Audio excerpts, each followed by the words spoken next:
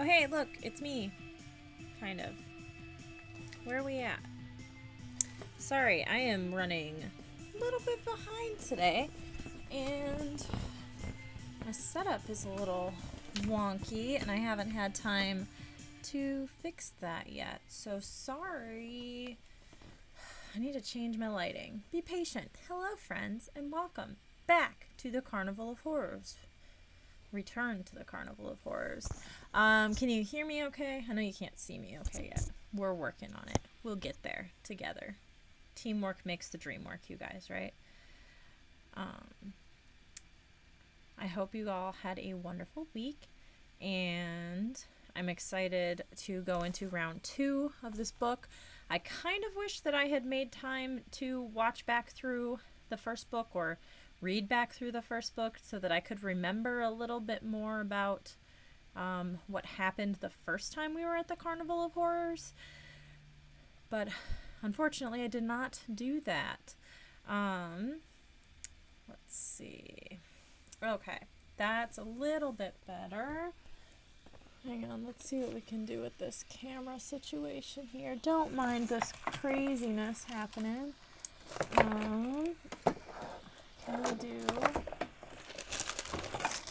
Don't mind the sound of all of the trash all over my desk as well. Is this higher? I mean, that's not higher, but...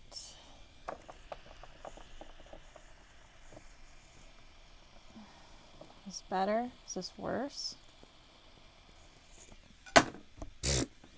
I'm going to go ahead and go with worse on that one. I think you all may agree. And...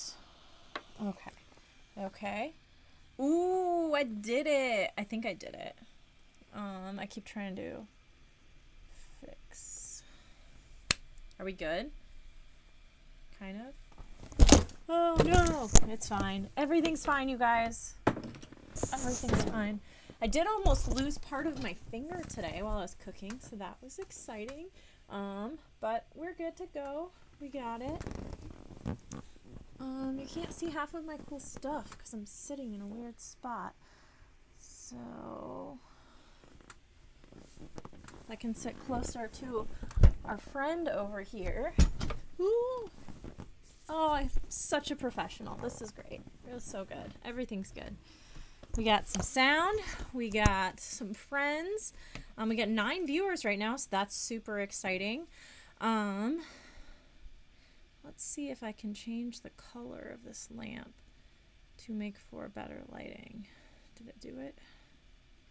Ooh. Any of these look good.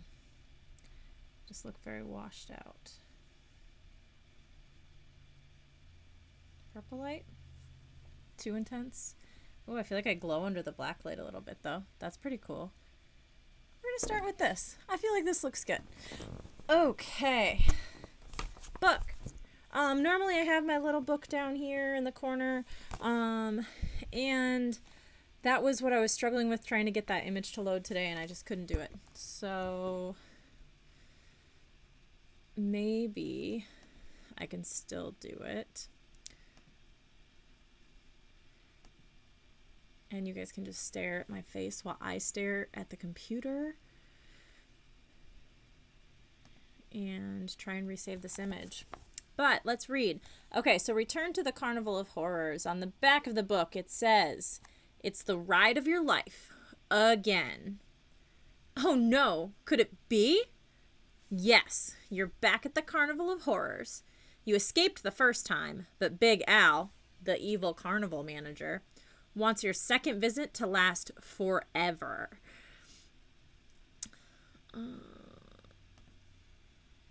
You've got to get out of there before midnight. If you win 3 midway games, you have a chance. But the games are horrifyingly hard, like Q Quest. If you pick the wrong number, the penalty will really blow you away. Maybe you should look for a way out on the rides. But watch out for the roller coaster. It's a steer yourself roller coaster filled with ghosts. The choice is yours in this scary Goosebumps adventure that's packed with over 20 super spooky endings. Okay, I resaved this image while I was reading. And maybe I can add it in. Okay, we're moving this guy closer. It's in the way. It's okay. I'm trying to balance like camera, computer, book, lighting, music, drinks. This drink tastes super weird, but it's okay. It's fine. Nobody minds. I lost one of my wrist cuffs on the way in from the porch or something. I'm not quite sure, but also look how poofy my hair is today. I'm like very excited about it. But I'm not taking like an hour to curl my hair every day, unfortunately. Ooh, what's this one got? This book has a little something hiding on the inside. And it is, I don't know. It's just a piece of paper that's taped in there with nothing. Not sure I can stay long. Yes, I know it's super late in the UK, but I appreciate you joining in and at least checking us out here. You can always view the replays too. But it is a little more fun to participate, at least at the beginning of the book, too, while you guys can. Okay, we're going to get started because it's 7:21 and I'm running very late, and I apologize again. But at least I didn't try and burn my house down this time like there was a quesadilla incident once. And It's not that bad this time, at least. So, let's redo. I felt like it was too hardcore for the beginning of the book. Okay, let's go. You scream. You sit straight up in bed. The room is pitch black, and your heart pounds in terror. You take a shaky breath. It was only a bad dream, you tell yourself. The same bad dream you always have, about the Carnival of Horrors. That terrifying carnival came to your town last summer, but instead of taking the usual rides and playing the same hokey games, you had to fight for your life. Somehow, you escaped. You sigh and lie back down. Your eyes begin to adjust to the darkness. Hey, wait. This isn't your room. Turn to page 2. You open your mouth to scream again, and then you realize where you are. You're in the bedroom of your aunt and uncle's farm. They invited you and a friend for a visit. Your door opens, and your friend Patty steps in the room. You woke me up, she complains. I don't know which is worse, you or that dopey, noisy rooster. She peers at your sweaty face and your rumpled sheets on your bed.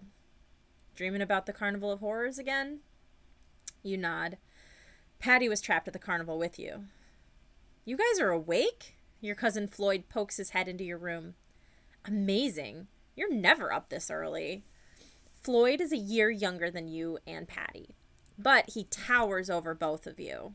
He's really skinny and wears thick glasses. He's a computer whiz, but also a total klutz.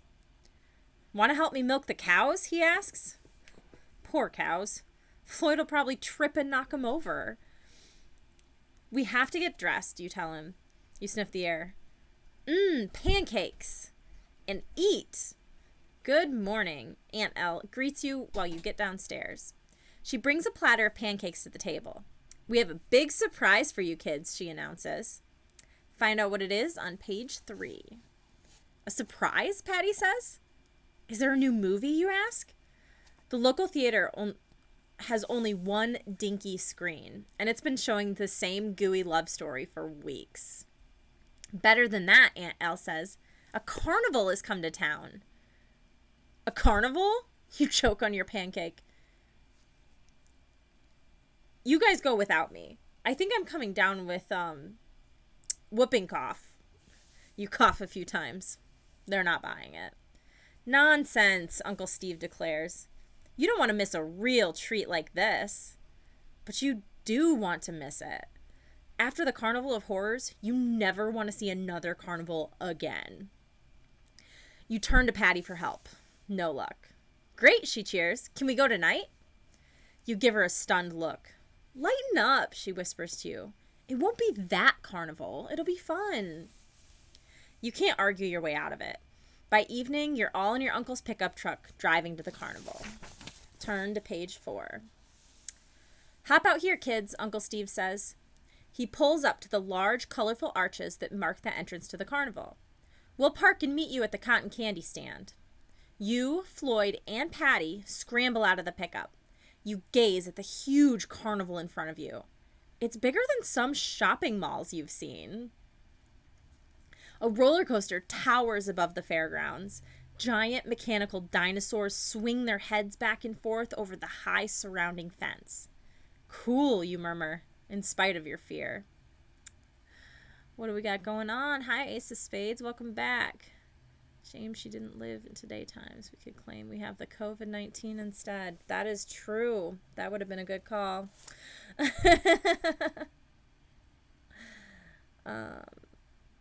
Come on, Patty cries. She and Floyd charge through the entrance. You follow more slowly, still feeling nervous. Relax, you tell yourself.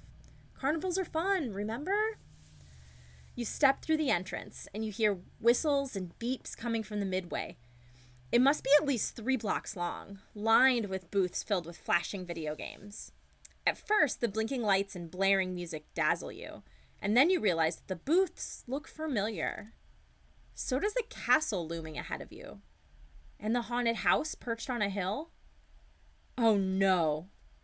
We've got to get out of here, you gasp. This is the Carnival of Horrors. It's back. Turn to page 5.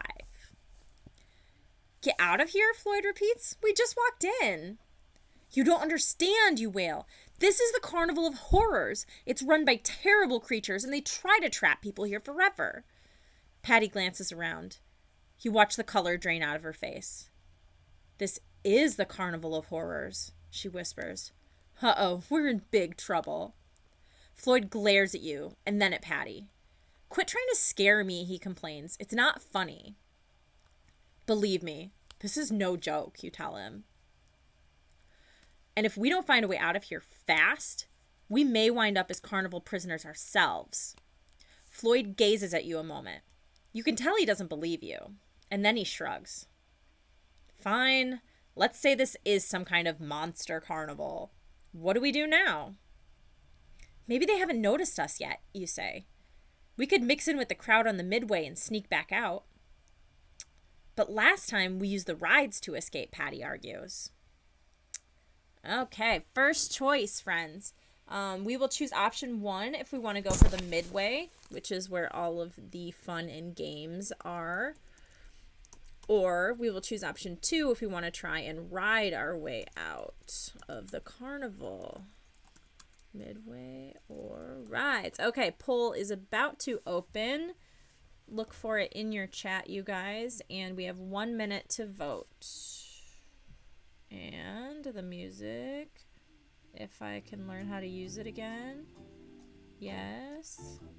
Yes. We did it! Congratulations, me! Okay, we still have about 45 seconds left to vote. Choose option 1 if you guys want to try going through the midway to get out, or choose option 2 if you want to try getting out through the rides. Oh, I can't get the regular vote to work, so it's not like the exclamation point. There's something you can click on in the chat, I think, for the poll. I'm not 100% sure what it looks like from your end.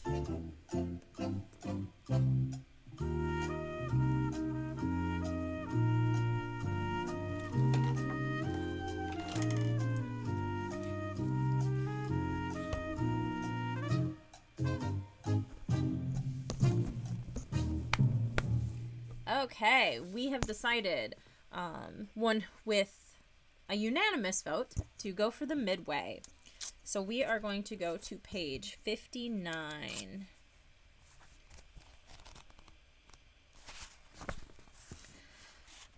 Forget the rides, you tell Patty. Let's get lost in the crowd on the midway and sneak out now. Hang on, one more quick adjustment. Okay. Patty and Floyd nod in agreement. Darting through the crowd, you hear the whoosh of the rides, blinks and bloops from the midway games. But why don't you hear happy yells from the kids? Or laughter from the parents? You peer at the people around you. They all wear strange clothes, as if they were from another time. They are from different times, you realize. You stare at a girl in a pilgrim outfit strolls by with a man in clanking armor. You shudder as you notice their deathly pale faces. Their dark eyes are blank. They look dead. Oh no, you recognize these people from your last visit to the carnival. They're the ghostly inhabitants of the Carnival of Horrors. A big man in a bright checkered jacket suddenly blocks your way. His coal black eyes glitter over a large, drooping mustache. You gasp in horror. It's Big Al, the manager of the carnival. Your enemy. Welcome back, he cackles. Turn to page 85. I bet you thought you were smart hiding on that farm, Big Al growls. But we tracked you down. Now you and your friends have a second chance to visit with us forever. You stare at Big Al. You're too terrified to respond. You remember the rules, don't you? He gives you a mean smile. You have until midnight to win your freedom. If you win 3 games or more, you get to challenge me in the grand finale. What happens if we lose a game? Patty asks. If you lose any games, Big Al laughs, well, if you survive losing, you'll enjoy eternity as one of us. Uh-oh. Turn to page 99. Before you can answer him, Big Al vanishes in a puff of smoke. This is for real? Floyd gulps. What do we do? Start playing games, Patty cried. We only have until midnight. But which games, you demand? You gaze around. The booths nearest you have old-fashioned games like a ring toss and a mechanical claw. Forget about the ring toss, you tell your friends. Those games are always rigged. You step up to the mechanical claw game. A big plastic claw dangles over a heap of tiny toy people. You recognize this game. If you can fish out one of the toy people with the claw, you get to keep it as your prize. Those toys, Patty marvels. They look so real. You shake your head. We shouldn't try this one either. No one ever wins this game. Maybe somebody here could tell us what to do, Floyd suggests, waving a hand at the weird, pale carnival people. But the choice is ours. If you want to try starting to play games, we will choose option 1. If you want to ask somebody for advice, we will choose option 2. Okay, and the poll is open. Go ahead and vote. We have 1 minute.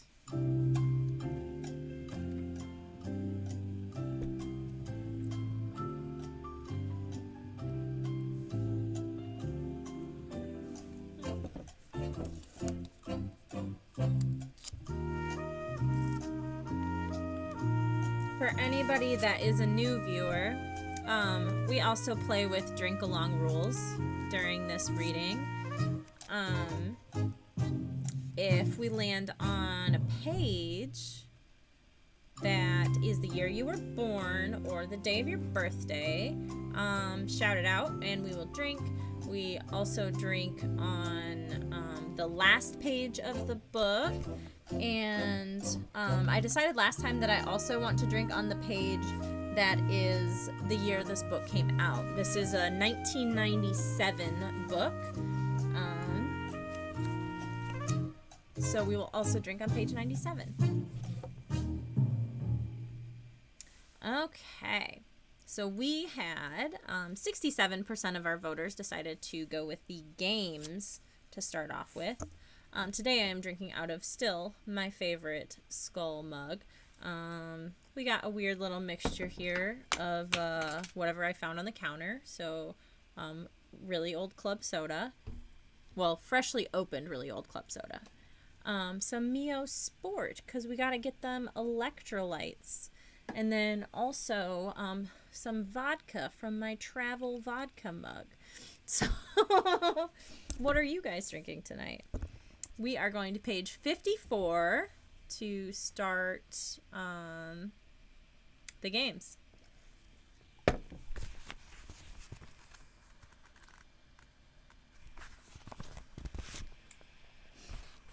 The sooner we start playing, the sooner we're out of here, you declare. Or the sooner we're doomed, Floyd moans. You wish he hadn't said that. A nearby booth lets out a piercing squawk. Let's check that one, you decide quickly. You, Floyd, and Patty scurry over to the booth. It has an enormous computer screen hanging across the back wall. What's the game? Patty asks. See for yourself, the man behind the counter replies. He almost looks normal, except for the brownish smoke coming out of his ears. The screen flashes. A sign appears. Let her go. Beat the maze by finding the message. You're pretty good at mazes and word puzzles. I think I'll try this one, you tell Patty and Floyd. Step right up and let her rip on page 108. Let's see what we got. Ooh, we got a puzzle. Okay. So, with these puzzles, I'm going to let you guys look at the puzzle and try and solve it here. So I am going to set up a poll for 2 minutes while you guys look at this. in a second. You step in front of the screen. Is the kid a winner? The game operator shouts. Watch and see. People gather behind you to watch you play. Colored lights appear on the screen and spin around. Whoa, they're making you dizzy. You clutch the counter. The screen goes foggy. It clears into a maze of letters. The shortest message is the quickest way out. Start finding it, starting now, the man cries. There is a Route 1 and a Route 2. So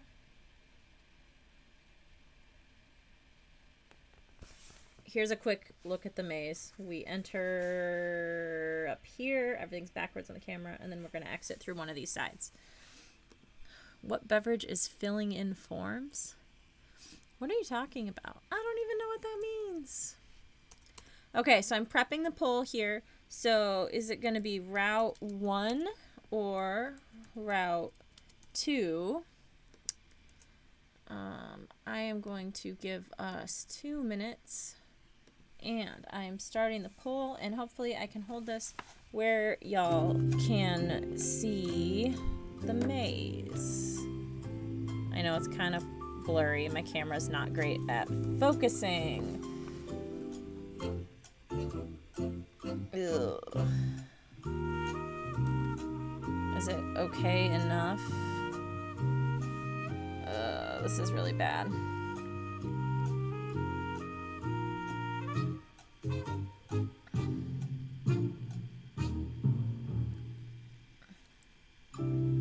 Oh, I get it. I missed your first comment, Ace of Spades, and I only saw Luda's, so...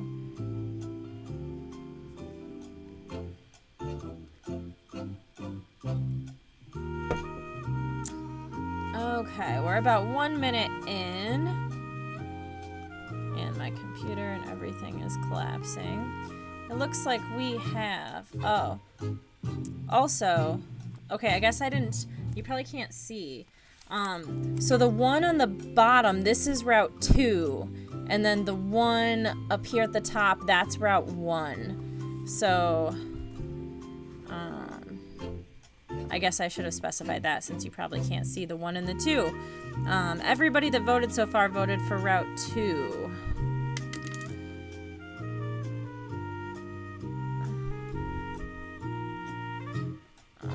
I'm sorry, it's so blurry. You still have time to vote or change your votes or whatever. I mean, I see one that says an easy way out is good, and the other one says an year is an sir.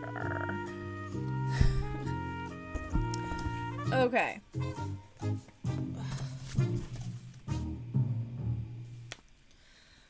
Yeah, so I think that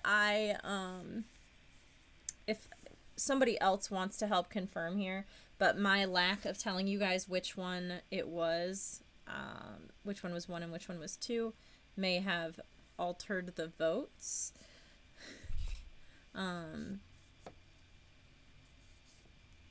Yes, no, maybe.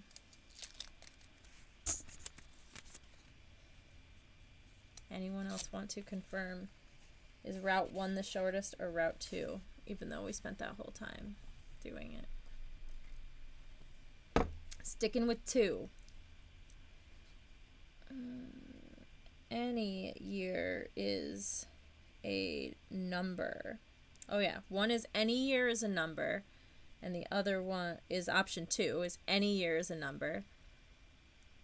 And then an easy way out is good is the other one. So, we will do them all eventually. Exactly. So, we're going to go with the Route 2 because that's the one everybody voted for. Turning to page 22. Ooh, there's like more cool puzzles. That's not for right now, but that's for later. Number 2 is the shorter message you answer, but it doesn't make much sense. You read the message aloud. Any year is a number. You turn to Patty and Floyd. What does that mean? Floyd raises his eyebrows and shrugs. Who cares what it means, Patty responds, as long as it's the right answer. All right, the man behind the counter grumbles. More smoke gushes out of his ears. The screen always gives good advice, he adds. He vanishes behind the booth's back curtain. Well, that's one game we've won, you declare. Let's keep going. Hey, Floyd exclaims. You won the game. Don't you get a prize? Good thinking, you say. Maybe the prize will be useful. You dash back to the booth to claim your prize. But the glittering lights, the computer screen, the man with the smoking ears, they are all gone. And an entirely different booth stands in its place. Scratch your head and go to page 61. So maybe this really was the shorter one. I didn't actually count, so I don't really know. The other one just seemed shorter. Okay. Where did... Patty cries in surprise. How? Cousin Floyd sputters. Easy, you reply. This is the Carnival of Horrors, where anything can happen, and usually does. You cautiously approach the new booth. Instead of flashing lights, there are just a couple of dim, dirty bulbs in each corner. Behind the counter stands a fat, bald man selling hot dogs. Hey, you call. What happened to the booth that was just here? This is the booth that was just here, the man declares. His eyes dart around as if he's afraid something may sneak up on him. What about Let Her Go? Floyd asks. The hot dog man stares at him. Let who go? That's the name of the game that was just here, you insist. The message maze. And I won. Don't I get a prize? Turn to page 28. Tim, is that your birthday? I'm pretty sure it's your birthday. I'm not 100% sure. But I'm pretty sure. I feel like we should drink because it's maybe Tim's birthday.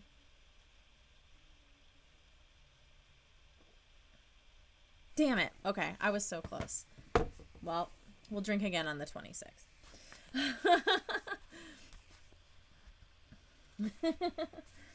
The hot dog man looks surprised. You actually won? He whispers. Yes, he won, Patty insists, and we're witnesses. So where's his prize? Floyd demands.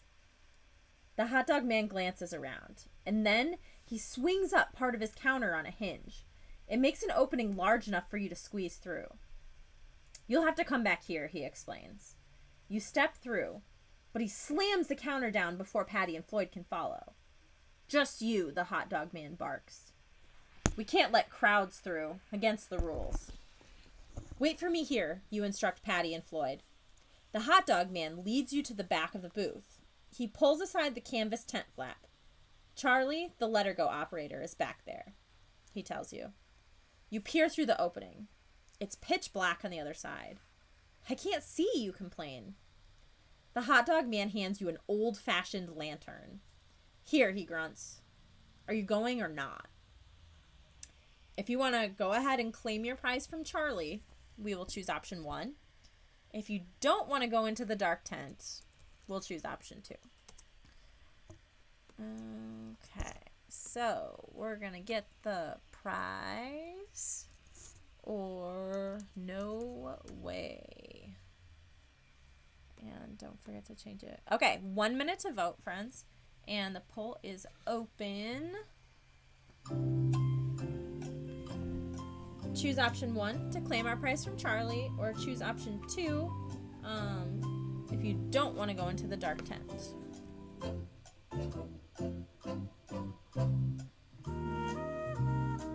And now I want to know whose birthday is on the 28th. It might be James. I think it's James. I'm going to try and find out.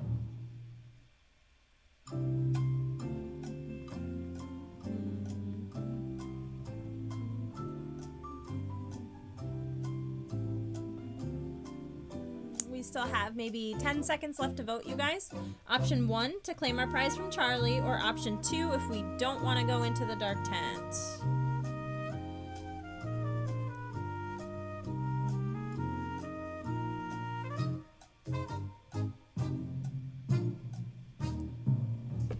Okay, looks like we got 80% of you voted for going for the prize. So we are going to go look for Charlie. If I can get my bookmarks in place.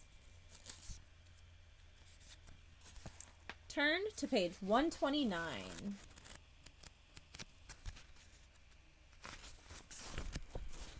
Holding the lantern in front of you, you squeeze through the flap. You find yourself in another tent. Piles of hot dogs and mounds of buns lie on the ground. This must be some kind of storeroom for the hot dog booth, you guess. Yuck, you mutter. And my mom thinks I'm messy. You hold your lantern higher, peering into the corners of the tent. No Charlie and no prizes. As you pass a pile of hot dogs, you step on one. Yip, it cries. Then, like a giant caterpillar, it crawls away from you.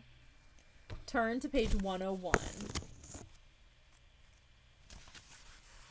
Whoa, you gasp. You're so astonished, you drop the lantern. You bend over, staring at the runaway hot dog. Youch, you cry. You feel a sharp pain just below the hem of your shorts. You peer down. One end of a hot dog sticks to your leg. Its body waves wildly. You reach down to yank it off. It leaves a bite mark the size of a dime on your leg. Holding up the attack wiener, you see that it has a little mouth and hundreds of little teeth. The mouth opens. It doesn't say yip. It says yum. Turn to page 83. These are like little lamprey hot dogs. Yip, yip, yip. You whirl around at the sound. The whole mound of hot dogs is moving now, and they're all squirming towards you. Your heart pounds with panic as you watch hundreds of tiny mouths flashing thousands of tiny teeth. Yip, yip, yip, they squeak. Gulp, they sound hungry. Where's that tent flap, you cry. You scratch and tear at the canvas with both hands.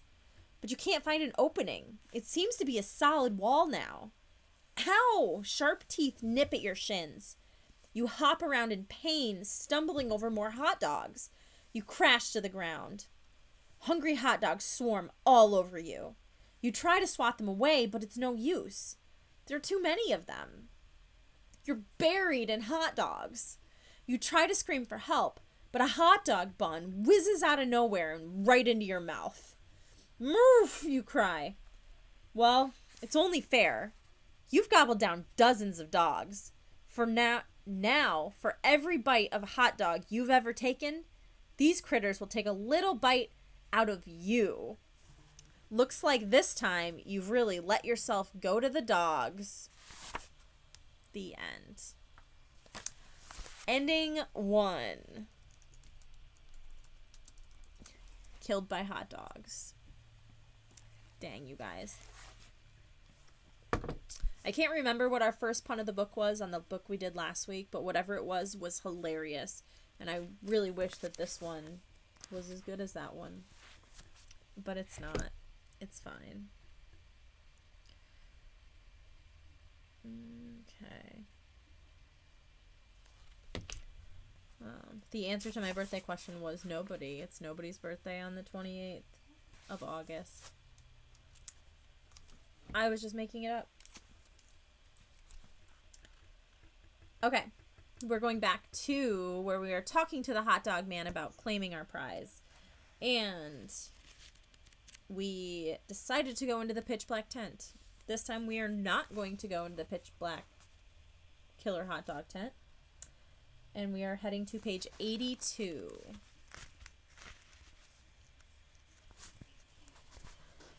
You back away from the dark opening. It's way too creepy in there. On second thought, who needs a prize, you say quickly. I'll just take a soda instead. Silently, the hot dog man scoops a can of soda out of the cooler and takes your money. He flips open the counter and you're out of there. Didn't you get your prize? Patty asks. I decided it wasn't worth the risk, you reply. You pop open the top of the soda can. Huh? Floyd exclaims, peering at the can in your hand. I've never heard of Ghoulie Cola before. You read the list of ingredients out loud. Eye of newt, toe of frog. Swallow hard and turn to page 55.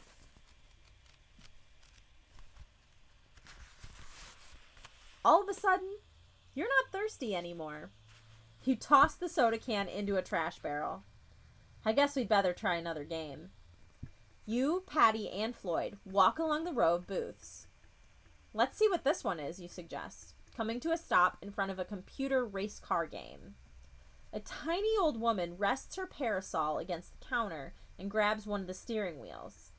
These newfangled contraptions, she complains as her car falls behind. We didn't even have horseless carriages in my day. She comes in last. Big letters appear on the computer screen. You lose. Your mouth drops open as a little tornado of blue light starts spinning over her head. The woman shrieks as the tornado grows larger, and soon it engulfs her entirely. When the light storm fades, the old woman is gone. Turn to page 93.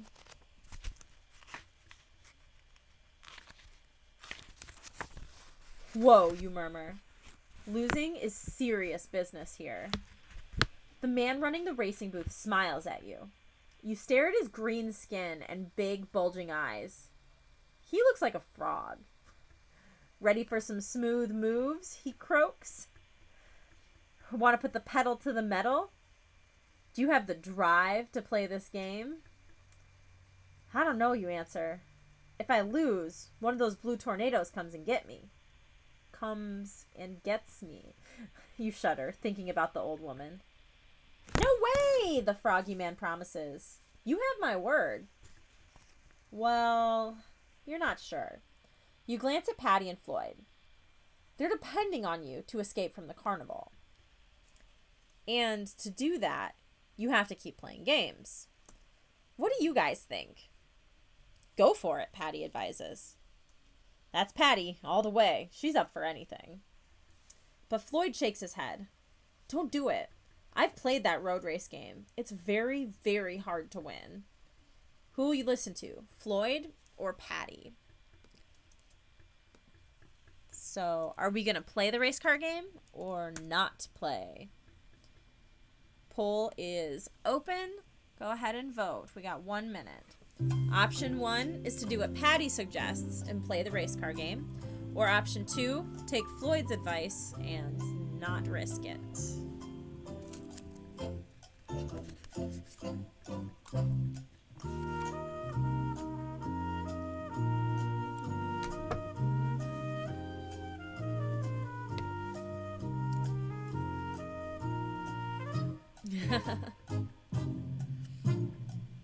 When they said, well, I was just thinking about how it's like a car game, and then the fact that that guy looks like a frog, I was like, is this like a Frogger thing? But it's not, I don't think. Well, I don't know what it is, I guess. We haven't played it yet. We still have about 15 seconds left to vote if you haven't voted yet. Option 1 is to do what Patty says and play the game. Option 2, Floyd says, do not play the game, it's too risky.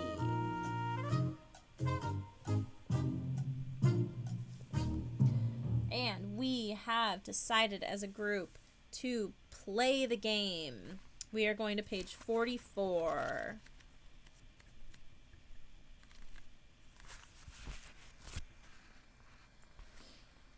You feel a little annoyed at Floyd. You feel a little annoyed at Floyd's warning. I can handle this game, you declare. You show Floyd that he's not the only one who's good at video and computer games. You take your place in front of the steering wheel, built into the counter. Let's go, you cry. The screen fills with cars. Vroom! They all take off. Except yours. The gas, Floyd yells. There's a pedal on the ground. But there are 2 pedals. You stomp on the left one. Oh no, it's the brake. By the time you get your car going, you're trailing far behind the others. You have got to catch up. You send your car screaming through turns. You pass a red car. Yes. Your car skids out as you careen around a blue car, but you regain control. Yes. The finish line appears on the screen. You fix your eyes on it, and you press hard on the gas. Can you win?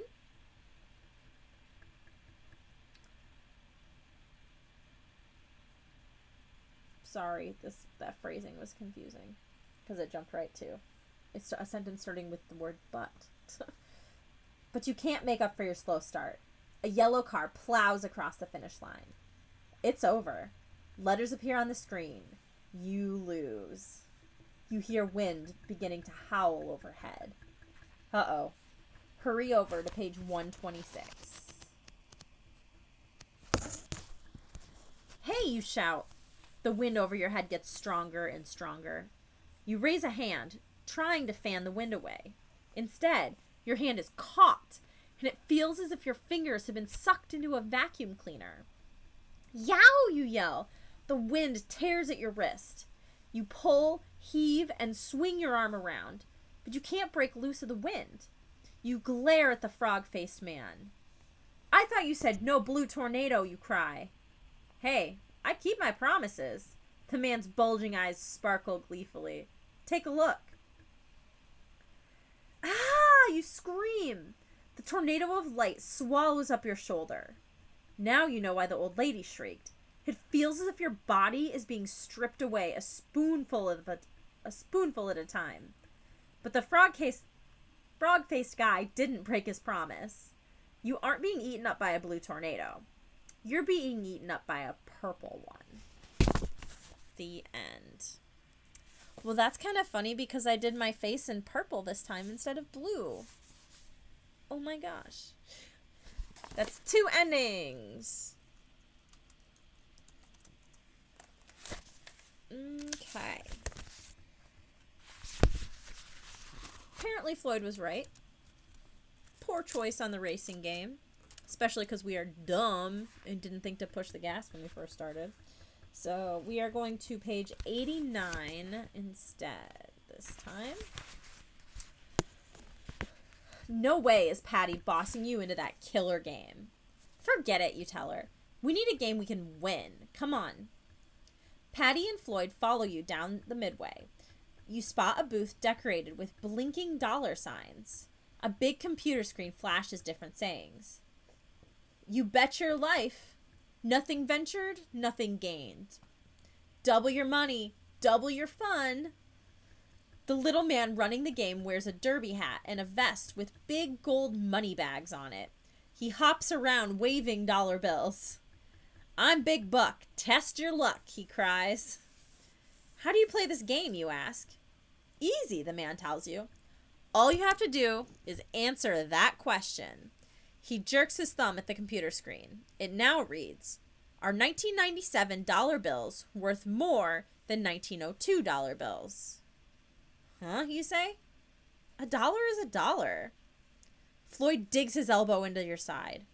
Play the game, he murmurs. You can beat this guy. Why is Floyd so certain? Find out on page 96. You gaze up at your cousin. How do you know we can win? You demand. I collect coins, Floyd explains. He bobs up and down with excitement. Money from 1902 is worth a lot more than modern money. You watch Big Buck stacking up the 2 big bundles of money. I don't know, you murmur. He looks really confident to me. You wonder if there's some kind of trick to this question. Trust me, Floyd sounds totally sure.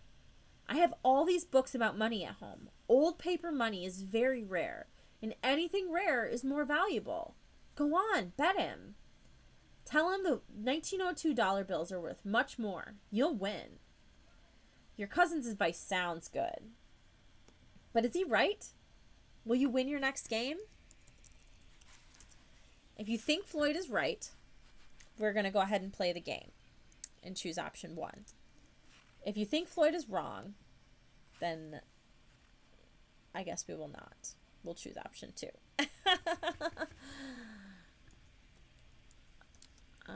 Okay, so Floyd is right or wrong. And the poll is open. Option 1 is if you think the 1902 dollar bill is worth much more than the 1997 dollar bill. Option 2, if you do not believe him.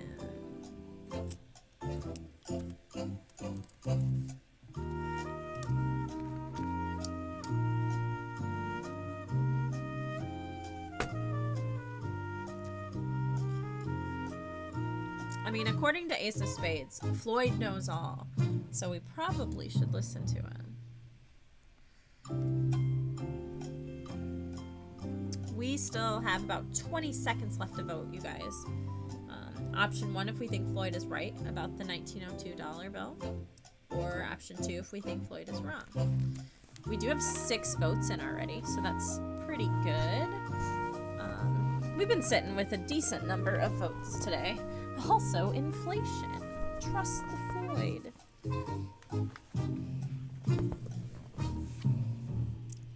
Okay, we have decided to trust Floyd. We are going to page 56.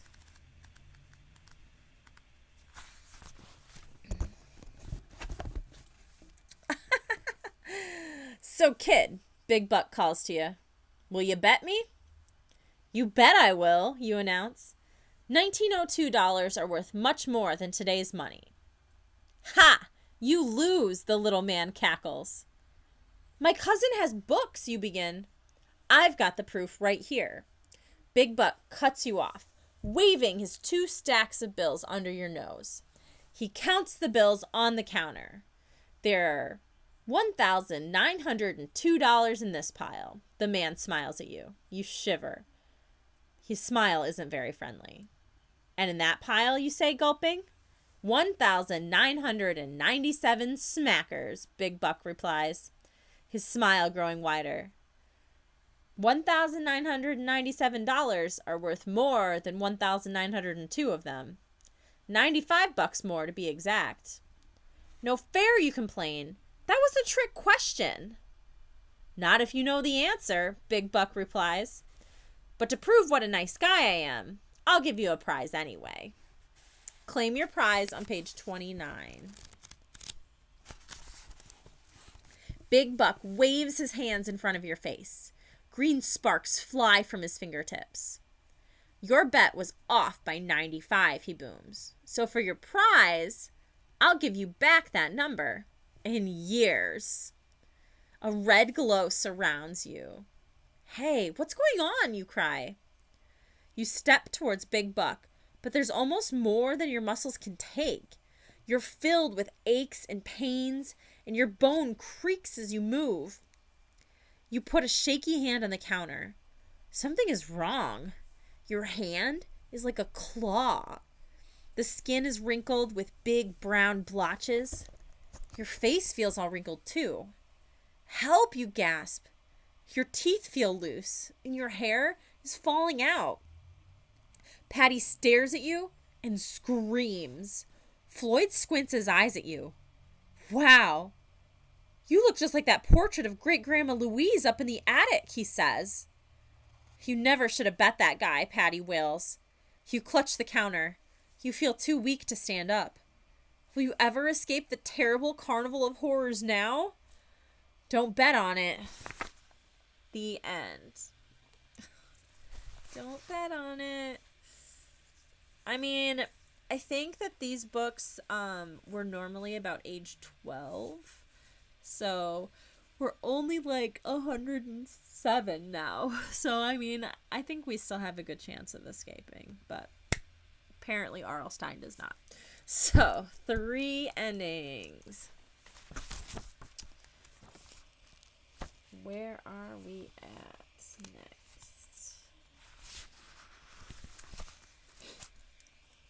With Floyd being wrong about the money, we instead are going to turn to page 13.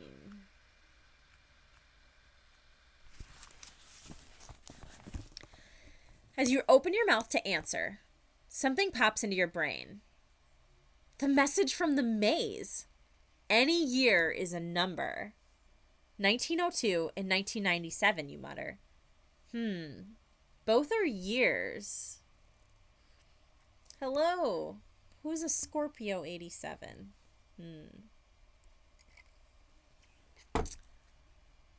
That sounds like most of my friends, because I constantly surround myself with Scorpios.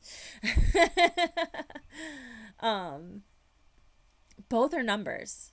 Hey, there is a catch to this money test.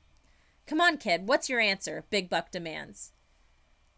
$1,997 bills are worth more than 1,902, you declare.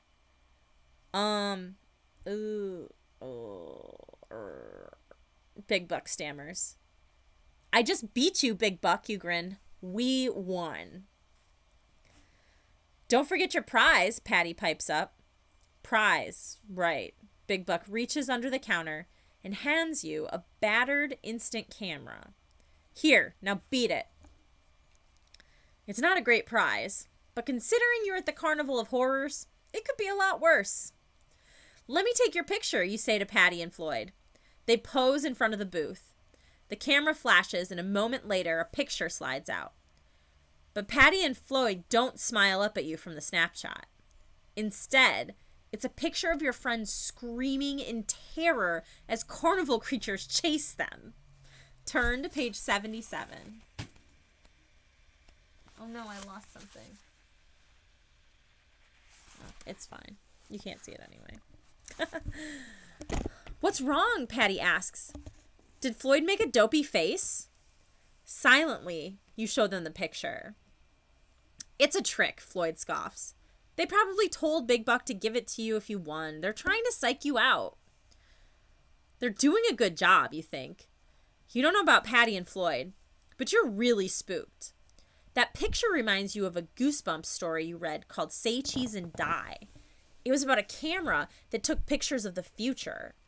Usually the pictures showed terrible things to come. Do you think you can keep winning games? Patty frets. How many have you won anyway? Enough to challenge Big Al? Didn't you use the rides to escape before? Floyd asks. You stare unhappily at the picture. Which choice will land your friends in trouble?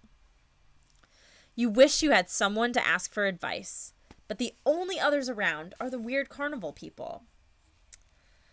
If you want to seek advice from the weird carnival people, remember, weird carnival people are like the souls of all the other people that were trapped there.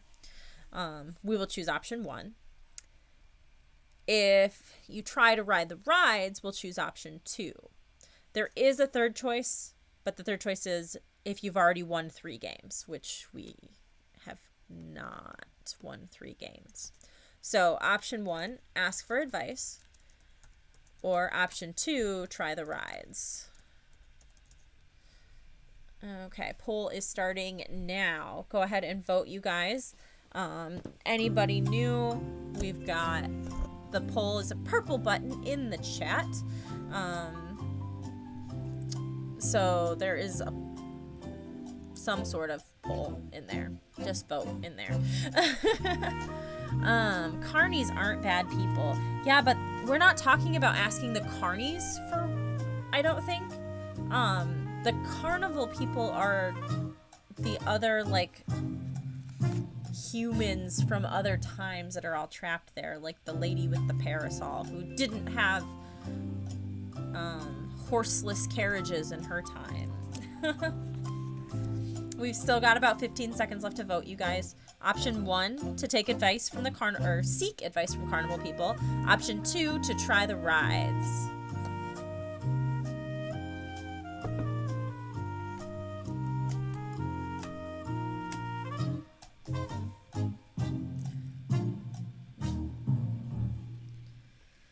Okay. We have chosen to seek advice with 57% of the votes. We are going to go to page 114. I think we need help, you say. You search the midway for a friendly face, but all you see are blank eyes and pale, waxy skin. A man wearing cowboy clothes bumps into you. His wide-brimmed hat falls to the ground. Excuse me, you stammer as you pick up his hat and hand it to him. Could you tell?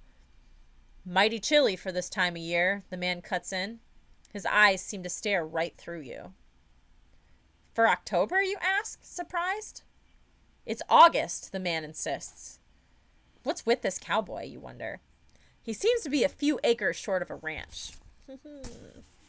You clear your throat. I'm sorry, mister, but it really is October. I know what day it is, the man snaps. I've been looking forward to this day for weeks. I circled it on my calendar. The day the carnival comes to town. August 3rd, 1872. You hear Patty and Floyd gasp behind you. What year did you say? You sputter. It's 1872, young'un. Don't you know anything? You stare at the cowboy. Has he really been a prisoner of the Carnival of Horrors for more than 100 years? Go to page 34.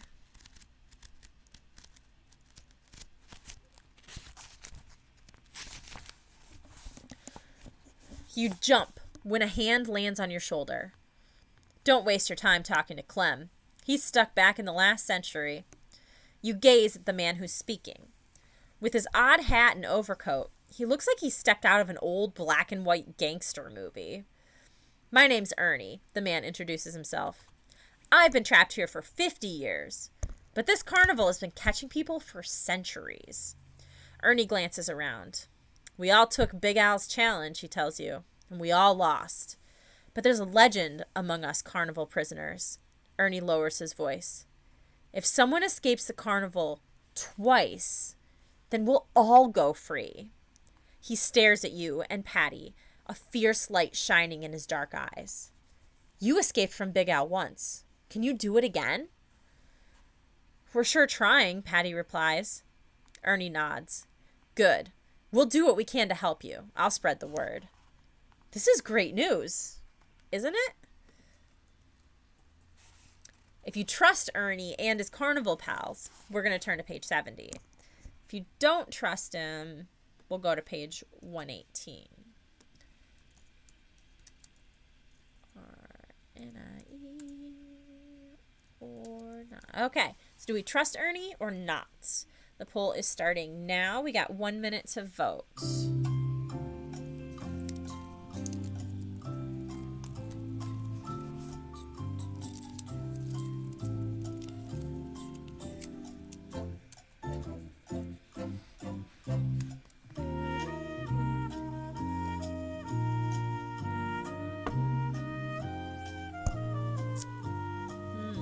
Okay, I'm going to take the next few seconds to try and adjust my chair again so that hopefully I can sit not with my face behind the chat feature. Always trust a Muppet. I was thinking the same thing. I'm like, how could we not trust him? His name is Ernie.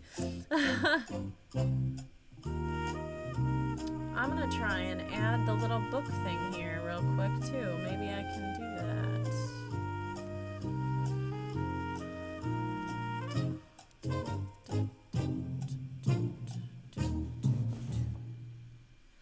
Apparently I could not do that. I wasn't fast enough. But I'll do it next time. They don't call him Ernest Ernie. Oh, that was a good one. Okay, we have decided 67% to trust Ernie. We are going to page 70.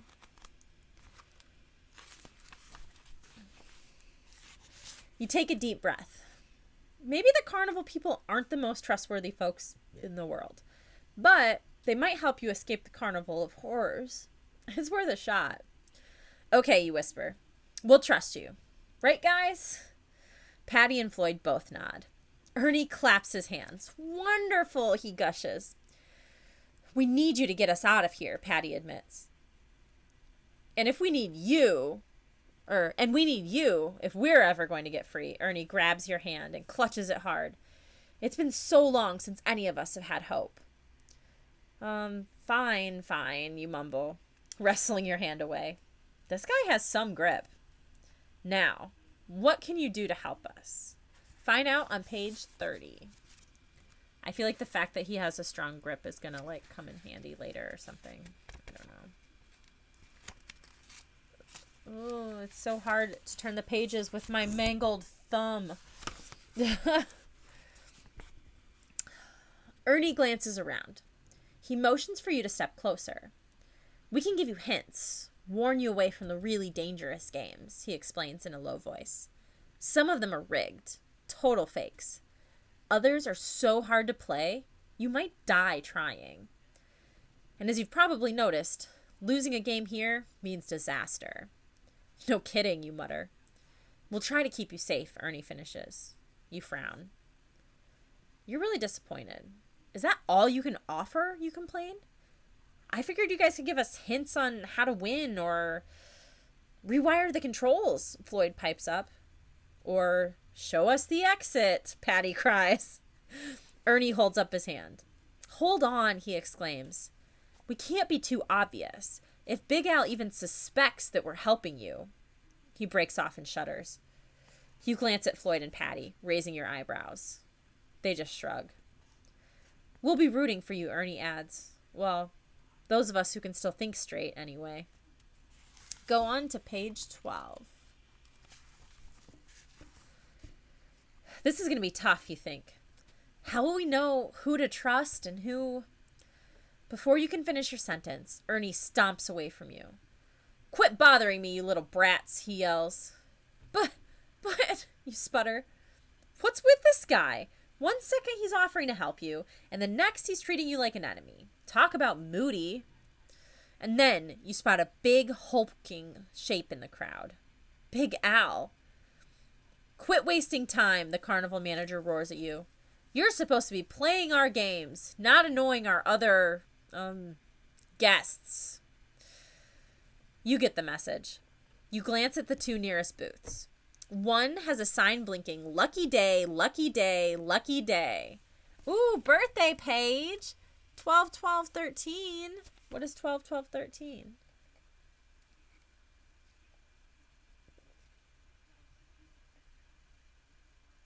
Is that like you and I? Are you and I go both the 12th? I think you said that before. And then Ashley is the 13th. Is that the words? No, Ashley's the 14th. I don't know what your numbers mean, but we're drinking anyway. Cheers to birthdays. Okay, so one has a game. Lucky day, lucky day, lucky day. The other has a glowing hand that turns into a fist, and then an eye. Small lights spell out hand-eye challenge. Which game, you wonder? And then you remember Ernie. It's time to put his offer to the test. Will he give you a hint?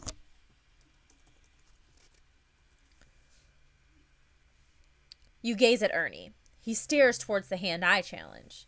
And then his right eye slowly closes. Was that your hint? Okay. I'm going to whine about this for a second first before I launch the poll. So, for those of you that have seen a lot of these readings, a lot of these books have, like, common tendencies. Like, he gets the same thing in his head over and over and over again. So we keep doing the same thing over and over again. So I just noticed with this one, the options on our page are to take Ernie's advice or to not trust him. And I feel like this is like the 8th time that we've been like, are we listening to this person or do we not trust them? Do we trust them? Do we not trust them? Do we trust them? Do we not trust them? And so I feel like this whole book is just like, do you trust this person or do you not trust this person? As opposed to actually giving us options of things to do. And that becomes irritating to me when they have those weird commonalities. But, you know, it's fine. We're still doing the same thing we do every week. Try to take over the world. But yes, so I'm going to go ahead and fill out the poll. So we're going to take Ernie's advice, which I also don't like that because he didn't really give us advice. We were like, is that a hint? If we take his advice, do we know that that's advice? I don't know. Or we don't trust him. So... option 1, take Ernie's advice. So I think that would be the hand-eye challenge. Or if we don't trust him, I assume that's going to be our lucky day, lucky day, lucky day option. So, poll is open. Go ahead and start your voting, friends. Yes, there's definitely a delay, and I apologize for that. But here we are. We can only do so much. I think that is because remember when I was like, the fact that his grip was really strong, I was like, I feel like that's gonna be like relevant. And he had a strong grip and then he winked at you, so I feel like that's relevant for the hand-eye thing. But I don't know for sure. We'll find out when you guys vote and we get it set. Keep the faith. Also, thank you for the makeup compliments. Because this is the return to the Carnival of Horrors, I actually just recreated my first look from the first time we did the Carnival of Horrors, but I did like a little different color scheme because we're doing it again, and also my hair's a little different this time. So, yes, that's what we did today. Okay, I'm going to try and load that book one more time. We chose this time not to trust him. So that's interesting here.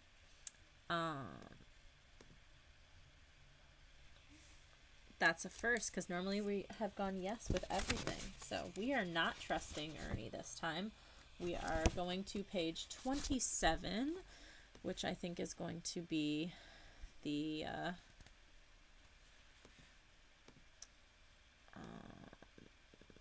oops, what did I destroyed everything. Oh no, is the chat gone now? Hopefully it comes back. Somebody say something. Don't mind me moving stuff around. I got the book screen to launch, so here's our little book here. Okay, we're going to page 27. Okay. Wait a minute, you think. What do I really know about Ernie? After all, he is one of the carnival people. His hint could be a trick. You glance at the flashing sign for Lucky Day. Everyone by that booth seems happy. They're all laughing. I'll go with Lucky Day, you say. The crowd around you parts as you head over to the booth. You glance back. Big Al is right behind you. And Ernie has vanished. Turn to page 102.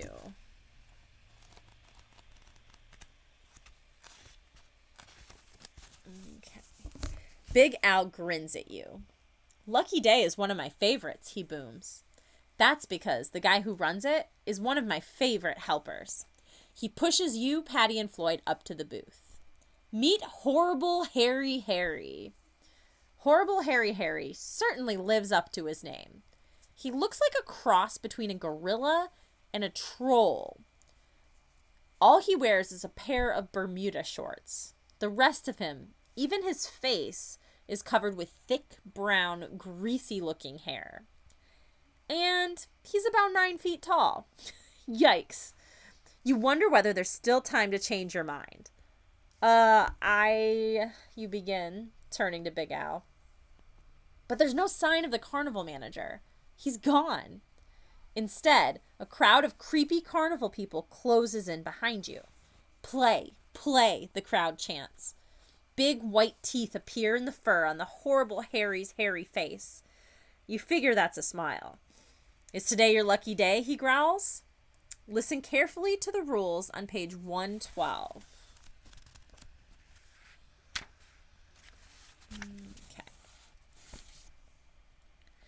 The game is easy, the huge hairy creature behind the counter promises. You don't have to do a thing. I'll take care of it all. Now you see, certain days are lucky and certain days are unlucky. It all has to do with birthdays. I've made a special study of them over the years. He should have studied hair care instead, Patty whispers to you. Horrible Harry Harry keeps talking. You tell me your birthday, and I'll tell you if today is your lucky day. It depends on whether your birthday is an odd or an even number. Horrible Harry Harry leans right over you to you. So which is it? Your heart beats faster as you tell Horrible Harry Harry your birthday. Okay. So, if your birth date is even, like February 18th, April 6th, or November 30th, we'll choose option 1. If your birth date is odd, like January 9th, June 13th, or October 31st, we'll choose option 2. So everybody vote. Is your birth date even or odd? Let's go. I feel like I should have done the Shania Twain thing. The like, let's go girls. Burn you. I don't actually know how that song goes, so I cannot accurately do that, but we'll just pretend. We'll just fill it in. If this wasn't live, we could do some After Effects, but...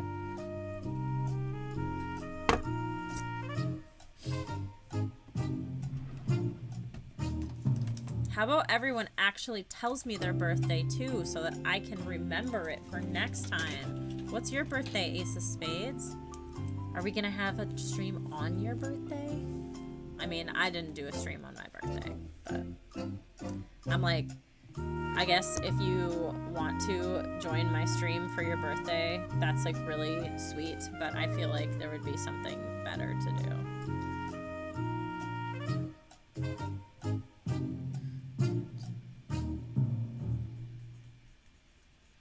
Okay, we have decided that we are odd. I also have an odd birthday. My birthday is the 21st.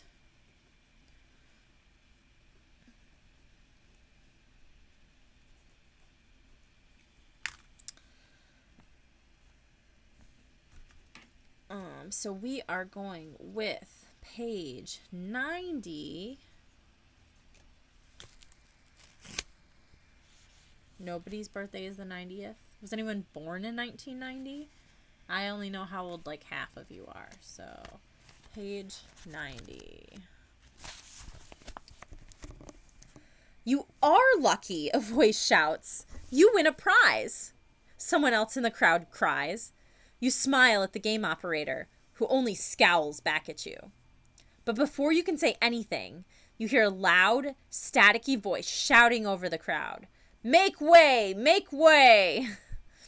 The mob parts, and a strange robot pushes through. Its legs seem almost like human limbs, except that they're made of metal. But the robot has no arms or head, and its body is a big electronic screen. It looks like a walking signboard. What's this? Floyd asks. I am your prize, the robot's voice bleeps. Patty snorts. It looks like a giant digital clock, she comments. Can you give the time? You ask the robot. This thing could make a great talking alarm clock. Preparing. The screen flashes brilliantly several times. Get the message on 106. A series of numbers appears on the robot's body. They look like this. They're like big long ones. I don't know. I can't get it to focus. It's like hours, minutes, seconds, nanoseconds, or something. It's like more than you would think there should be. And it starts with 3 seconds, 2, 1, whatever. Okay. The number in the far right column reels down incredibly quickly. You stare at the weird numbers, trying to make sense of them. Floyd points at the robot's screen.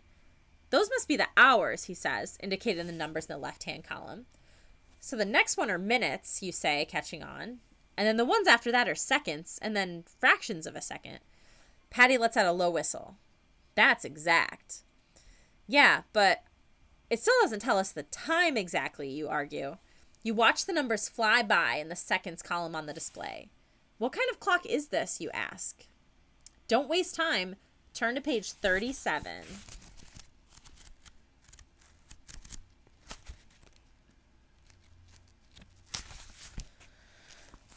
I thought you wanted to know the amount of time you had remaining, the robot responds. You stare at the display of numbers. Less than an hour till midnight, Patty gulps. Floyd, check his watch. Or Floyd checks his watch. That's right. And if we haven't escaped by then, you trail off. two ideas come to you. One is to figure out a way to use the robot to help you escape. The other is to forget about playing these creepy games, go straight to Big Al, and challenge him to the grand finale. Why keep wasting time? But you can't decide. You tell Floyd and Patty your ideas. Go for it. Straight to Big Al, Patty cries. Figures, you think.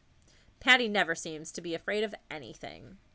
Your cousin, the computer whiz, smiles. I bet I could tap into that robot's memory banks and find a way out, Floyd declares. So which plan do you go with? Will you reroute the robot's circuits on option 1 or battle Big Al on option 2? Poll is open and go ahead and vote, you guys. I tried the sound and I just failed at it. It's fine.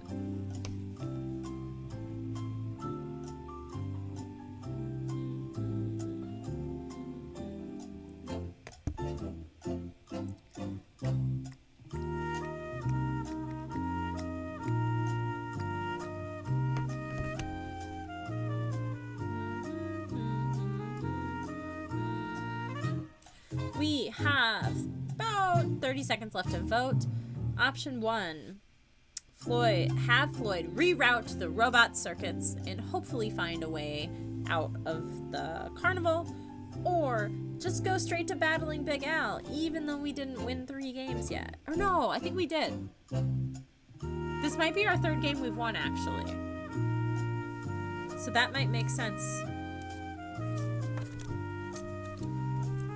Oh no, you guys! Who didn't vote?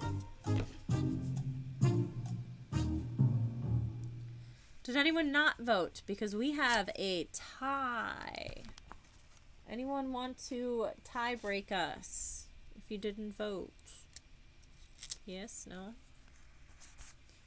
Stalemate. Well, we're done. I guess we're never finishing this book. You didn't vote. Why not? Which option are you going to vote for? We need a tiebreaker. Robots it is. We will reroute the robot circuits on page 18. Do your stuff, Floyd, you tell your cousin. Floyd pats his pockets and then pulls out a big multi-blade pocket knife. Using the screwdriver attachment, he removes the back of the signboard robot. Warning, do not tamper with this unit, the robot blares. Can you shut him up, you ask? That voice is so annoying. Floyd yanks a wire, and the voice cuts off. He mutters, fiddling inside the robot. You peer into the mass of wires. Something's wrong, Patty cries. The clock on the screen has changed. You race around to the front of the robot. Patty is right. Single digits flash on the screen now. 9, 8, 7... What did you do, Floyd? You demand. Nothing, Floyd insists. I just cut this wire which leads to the self-detect system. He peers closer. Wait, does that say self-detect? Oh no. What does it say, Floyd? You ask. Well, it says self-destruct, Floyd mumbles. Self-destruct? You stare at Patty and then at the screen. 3, 2, 1. The end. Kaboom! Well, we have been exploded by a robot because we tried tampering with it. I think that was only our 4th ending. I'm trying to scroll up. Yeah. That was our 4th ending. 4 endings. He's not a transformer. Oops. Okay, let's go back and see what happens trying to battle Big Al on page 60. You set off down the midway, searching for Big Al.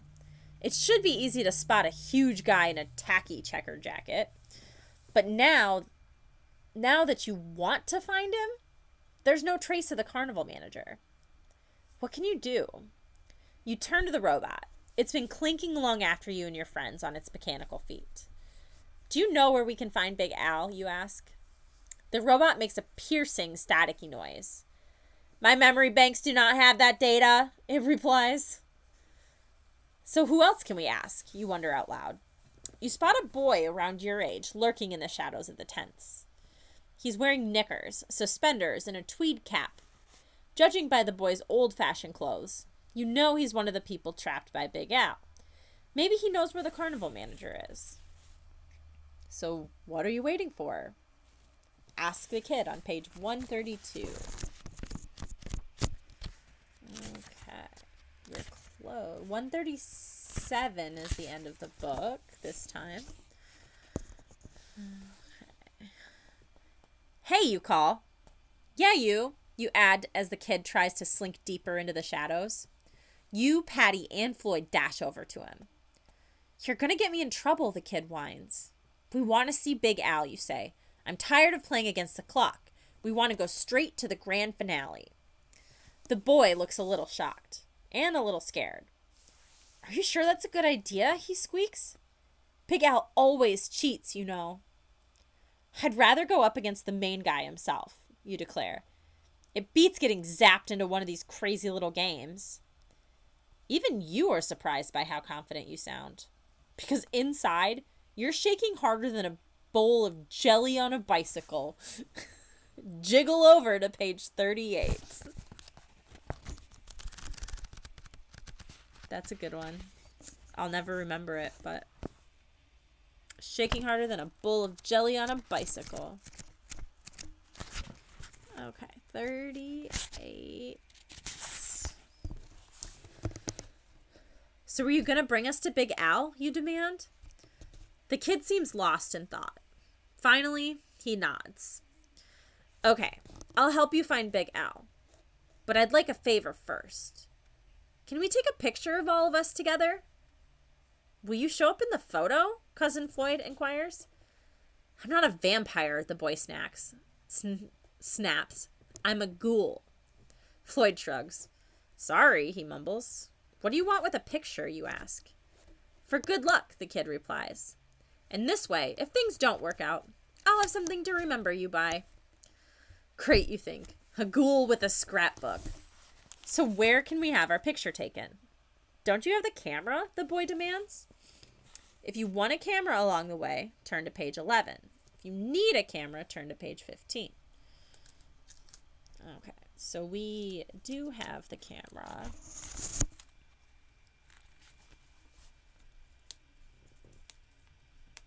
I'm kind of terrified of what is going to come out of this camera when we take our picture with the ghoul. But we're about to find out on page 11.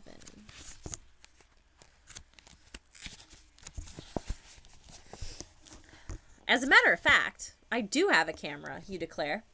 You pull out the instant camera you won earlier.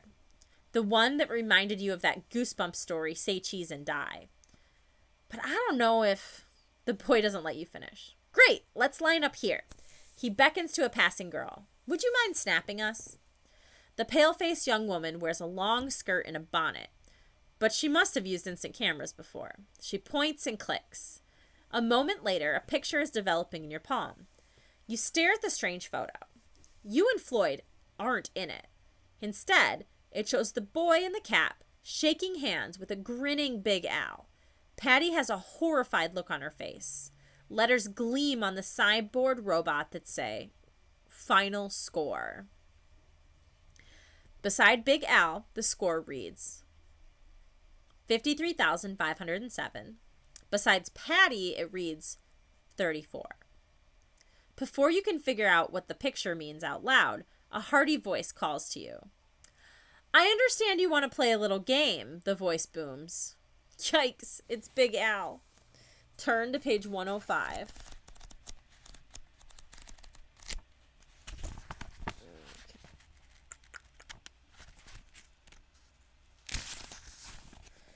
The signboard robot clinks over to stand by Big Al. What are we going to do? Patty asks, gazing at the photo in terror. Simple, you answer in a low voice. We make sure Big Al doesn't play against you. And then you call to the carnival manager. I'm ready for the final challenge. Fine, Big Al replies. I'll just pick the game. Why should you? You interrupt. I think I should choose. Oh no, the carnival manager disagrees. According to the rules on your ticket. What ticket, you demand? I never got a ticket. No? Big Al cries, shocked. Quick, print them a ticket, Igor. The signboard robot clicks and whirs.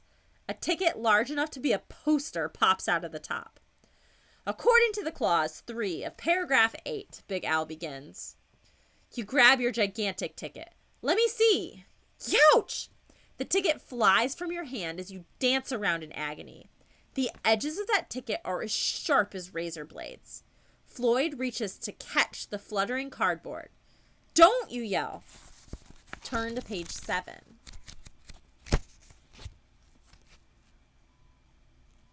Oh, I can do it. I can do it. I can do it. Okay. In spite of your warning, Floyd reaches for the ticket. He grabs it and yelps in pain. You and Floyd stare at each other as you both realize the awful truth. You've both injured your video game playing hands. What rotten luck, Big Al purrs. Well, there's still one member of your team who can play. And as it says right there, he points to the ticket on the ground, I get to choose the game. And I choose Super Fiend. I'm the carnival champ. You have no choice. Patty starts playing. She tries her best at the unfamiliar game. But, well, you know the score. Big Al's booming laughter sends shivers up your spine. Ha, he guffaws. If you can turn this lousy score into a win, I'll stand on my head and let everybody go. Well, I have a cat maybe with a hairball over there, unfortunately. Baby girl, come here. Don't puke on the furniture, please. Okay, sorry. The boy in the cap steps up. Excuse me. He plucks the photograph from your pocket. Furious. You snatch it back from him. You crumple the photo in your good hand. It curls around, showing Big Al standing on his head. You drop the picture on the ground as you desperately try to think some way to save you and your friends. If you want to argue with Big Al, we'll choose option 1. If something else occurs to you, then we'll choose option 2. So, argue or something else.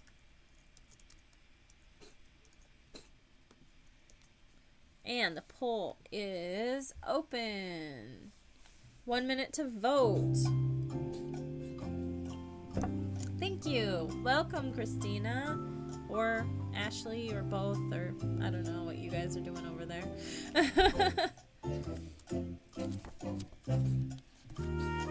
Hang on, I gotta check on my baby.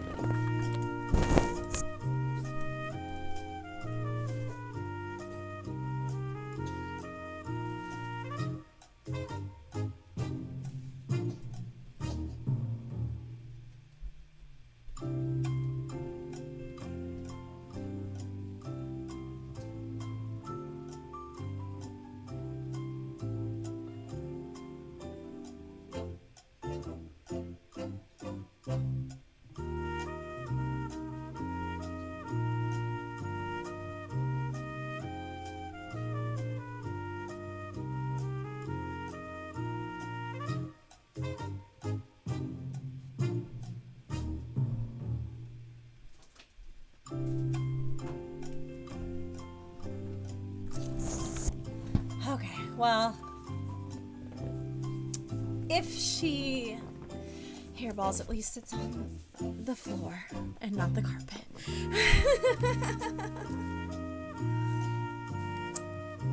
Oh, welcome, Ashley. Okay, sorry about that. Also, you're welcome for the invite. Okay, we have chosen to argue with Big Al, I guess. So we are going to go to page 71. We can just talk our way out of the carnival. Oh, I just hear cat puking, and it's not good. No fair, you yell at Big Al. You cheated with that ticket. You cheated with the game. And you lost, Big Al gloats. So now you'll be with the Carnival of Horrors full time. Come with me, Igor, he tells his robot. Help me think of a job for these kids. Cannot walk, Igor the robot crackles. Screw loose. You're always getting screws loose, Big Al complains. And then he snaps his fingers. I know the perfect job for you three. He passes a hand over the three of you. Glowing dust sprinkles down. No, you wail. You feel yourself shrinking. Your fingers are growing together, becoming hard and metallic. By the time the transformation is complete, you only come up to Igor's knees. And your hands, they've turned into screwdrivers. The same thing has happened to Patty and Floyd. Now get to work and don't screw up, Big Al says. He bends over. He's laughing so hard at his own dumb joke. Igor rolls over to you for repairs. You're only going to do this job because you're being forced to, you tell yourself. Anyone who'd do this willingly would have to have a screw loose. The end. Ending 5. 5 endings. I feel like it's taken a while to get through the endings today. Because, like, we normally can be about 10 endings in around 9 p.m. And we are not there yet. Okay. We still got a good amount of tabbies going. There's a lot of book here. Okay. We are not going to argue with Big Al. We are going to page 47 to see whatever the something else is that may occur to us.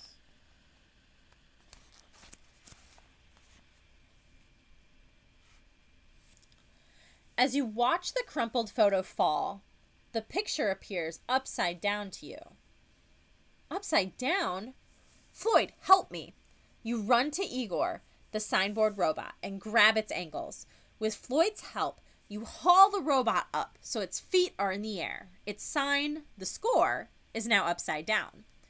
Instead of reading final score 53,507.34, it reads, you can kind of see, he loses. What do you think you're doing? Big Al roars. You said if there was any way we could turn this score into a win, you'd let everybody go, you shout. You played Patty, a girl. Look at the sign. It says he loses, so it must mean you. Picking up the photograph, you hold it under Big Al's nose, upside down. Here you are, standing on your head, and the sign says, he loses, Big Al loses. The muscles in Big Al's jaw knot, and you can hear his teeth grinding. He opens his mouth and lets out a huge, bellowing scream. The world starts to turn, to spin, to whirl. Turn, spin, whirl to page 78. The Carnival of Horrors whirls around you like a top gone out of control.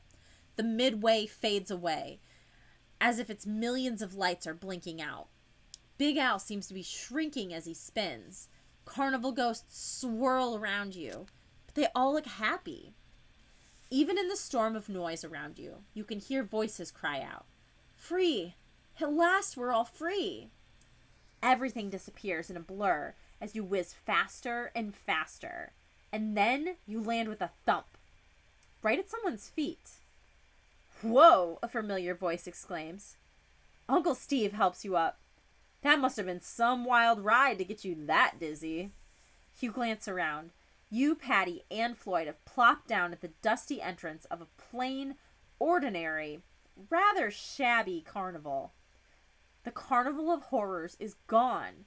Forever. I want to go whatever ride you were on, Aunt Elle laughs. After we all have some cotton candy. But we Cousin Floyd begins. You shush him. Cotton candy sounds great, you declare. I think we're gonna enjoy this carnival. The end. Oh, we did it, you guys. I'm so proud of us. We saved everybody in only 6 endings. So, that's not too bad. That's probably the one good ending in this whole book. Well, there might be more than one, maybe, but... Okay. We're gonna go back to...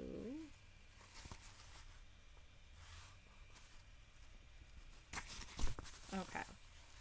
The last one is where it asks if we had won the camera or not, which we had. This one says if we need a camera, go to page 15. So, let's see. Sorry, but we don't have a camera with us, you explain. Well then, you need one, the pale-faced boy insists. He points to some game booths nearby. One of those games gives away cameras as a prize. You'll have to keep playing until you win a camera. But, you try to argue. The kid tugs on the brim of his cap and looks around, and then gives you a fierce look. The look of someone who's telling you something he shouldn't. You need a camera if you're going to beat Big Al, he whispers. Remember that. Now scoot. You heard the kid. Scoot over to page 54. The sooner we start playing, the sooner we're out of here, you declare. Or the sooner we're doomed, Floyd moans. It's a time loop. So that is our first time loop of the book. We are back to where the games were going. Okay.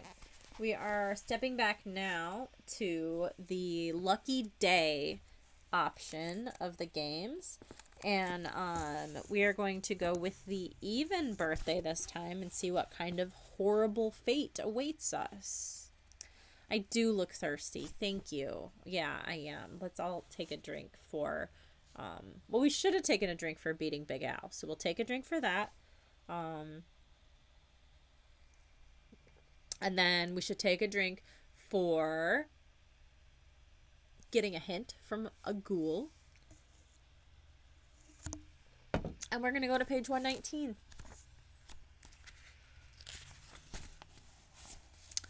Horrible Harry shakes his head. Oh, how sad, he mourns. Today is a very unlucky day for you. He's so upset, he starts crying. Oh, please, Patty exclaims. Just get it over with. What's going to happen to us? Your terrible luck means... Harry takes a deep breath.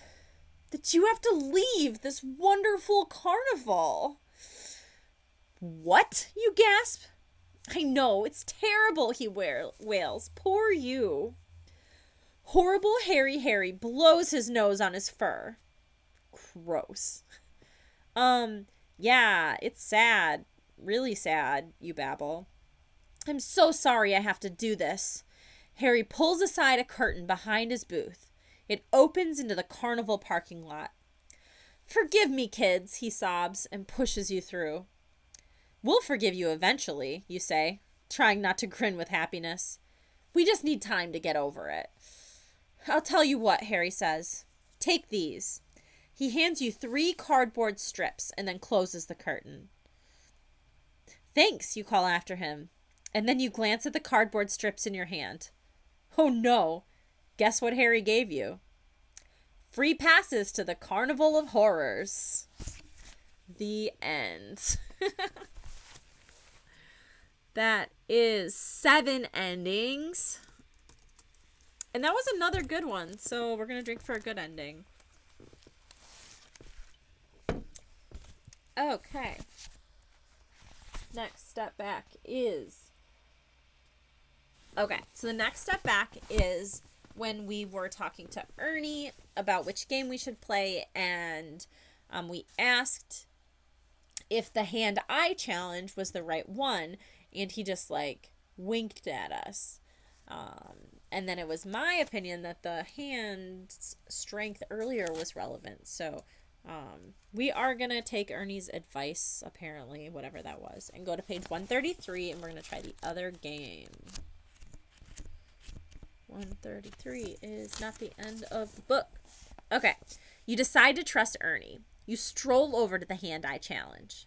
Big Al lets out a sinister laugh and disappears in a puff of brown smoke. This looks like a good game, you declare. You have good coordination. Maybe the game will be something like juggling. I don't know, Floyd says doubtfully. I never do well with that kind of stuff. That's why we're not asking you to play, Patty tells him, snickering. A pretty young woman sits behind the counter of the booth. A green silk eye patch covers her right eye. She seems almost normal. Friendly, even. And then the young woman smiles at you, revealing big, yellowish-brown fangs. You jump back, startled. As long as you're jumping, leap to page 26. Wait, 26. We said 26, right? Which means it's somebody's birthday. Timothy. Drink for Tim's birthday. Cheers, friends. Because it wasn't 28. You bump into Patty and Floyd, who are right behind you. They have no place to go. A huge crowd of strange carnival people surround you at the hand-eye challenge booth. You shiver. The carnival people stand watching silently. It gives you the drink. I'm reading Tim's drink. It gives you the drinks. It gives you the creeps. They seem very interested in the outcome of the game. You almost feel as if they're rooting for you. This is a test of hand-eye coordination, the young woman explains, smiling broadly. Her fangs glisten in the light of the game sign. You try to smile back, which isn't easy. Her breath smells as if she's been eating skunk casserole. These are for you, she says, holding out two long, thin daggers. Your eyes widen. Daggers? What sort of test is this anyway? Find out on page 68. I was like, in between that, I feel like I should like... Hang on, give me 2 seconds.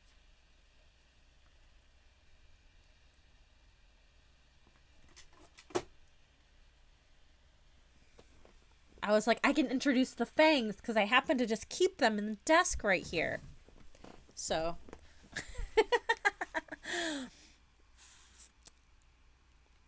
Okay, we are on 68. What do I need these for? You try to sound confident, but your voice cracks as you ask the question. The woman smiles, revealing her fangs again. This time you step back to avoid her stinky breath. All you have to do is hold the daggers out at arm's length and touch one point to the other, she explains. Whew, that seems pretty simple. Of course, the young woman goes on. You have to do it with one eye closed. I do need to make another drink, but that drink is not relevant to this particular game. Her hand goes to the scrap of green silk she wears. You can borrow my patch if you'd like. No thanks, you stammer. No way do you want to see what's under there. I can just close one eye. Okay, now take the test. Using long, sharp pencils instead of daggers, hold a pencil in each hand with the point aiming straight up. Stretch out your arms as far as they'll go to either side of you. Close one eye and then, bending your elbows, try to touch one pencil point to the other. It's harder than it sounds, so we'll give you 3 tries. If you manage to make the points touch, we choose option 1. If you missed all 3 times, choose option 2. So this sounds like a fun game, so I think we should all try it. So everybody find something that you can try this with. I'm going to read the instructions one more time before posting the poll, though, because I got confused about exactly. So it says use hold a pencil in each hand with the point aiming straight up. Stretch your arms as far as they'll go on either side of you. Close one eye and then bending your elbows. So I'm assuming it means just doing this. Like you're going to hold them both out and just tilt them together to touch them. Okay, and we get 3 tries. So, you ready for this? I really need like a DJ board or something, like a soundboard where I can just like impulse have some of these like sounds to play in the background that I can't just do out of nowhere. Okay, so success or failure. I'm going to give us 2 minutes for everybody to attempt this.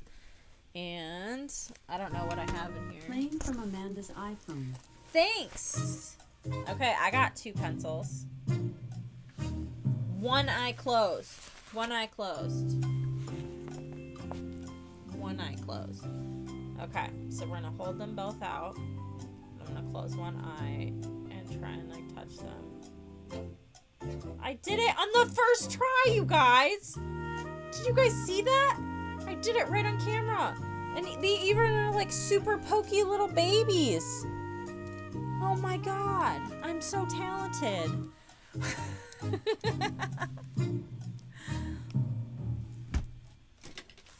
Okay, let me know how you guys are ending up here. I'm gonna mix myself another drink while you guys are attempting this great skill challenge. I didn't think I was gonna do it. As they started getting close, I was like pretty sure that one would be like way behind, and maybe this is a trickier challenge for people whose arms are 2 different lengths.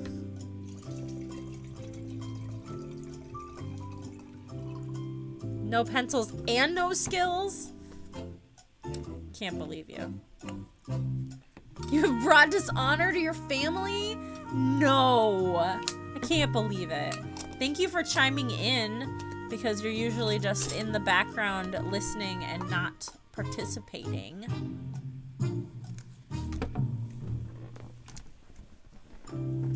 Okay. We're like halfway there. That's not what I meant. I meant we like are half success rate-ish, it looks like. Okay. So, I just love the way the poll pops up and just says failure. So, apparently most people... So, it's only the failure if you missed all 3 times, though. But, I'm just going to go with the results of the poll. So, we chose failure, so this is what we're going with. Sorry, gonna take these out, because it's a little difficult to talk with those babies in. And I like not slurring all of my words. Okay, we are going to page 130 because of our failure.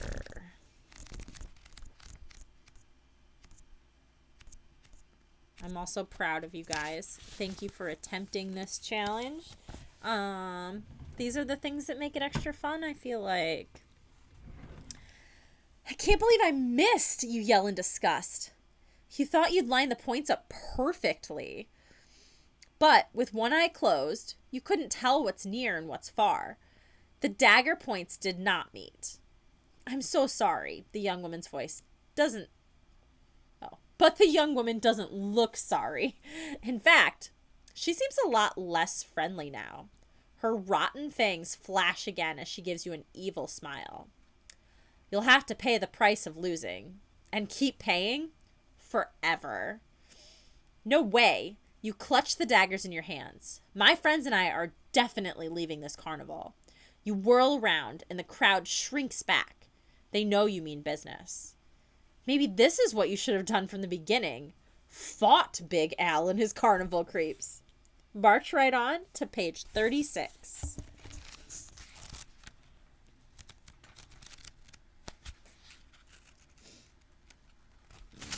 Come on. Oh my gosh. Page turning is way difficult today. Okay. You glare at the crowd, and then you hear the rumble of thunder.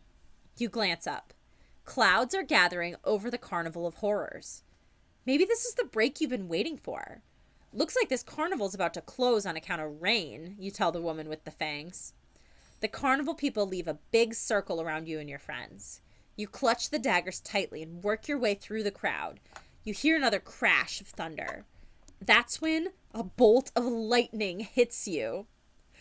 About 1,000,000,000 volts of electricity strike the knife in your left hand and go right through you.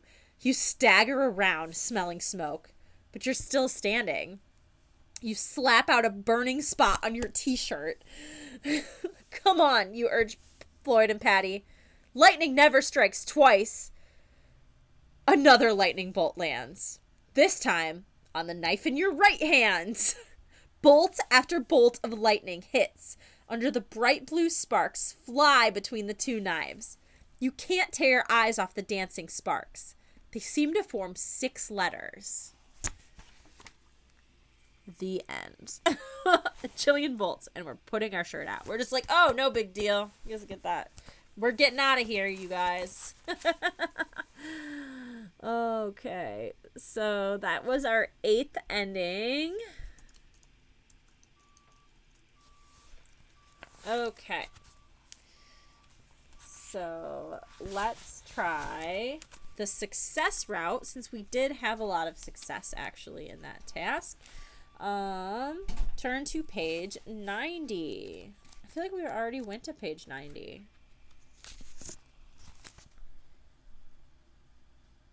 You are lucky, a voice shouts. You win a prize, someone else in the voice crowd shouts. Okay, so that is a time loop. We've got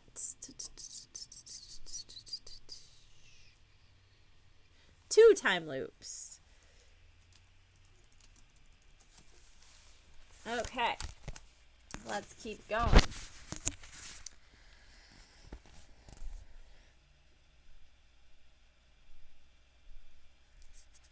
Okay, so now we are back to the point where we just got the camera and we had the advice or the option to seek advice from the carnival people, try the rides, or if you've already won 3 games, turn to page 127. So I'm gonna just go with the we've already won 3 games because that might take us to the same battle maybe. Because I know once we go to the rides, we're going to be on that whole other section. So let's try and finish this out first. Page 127.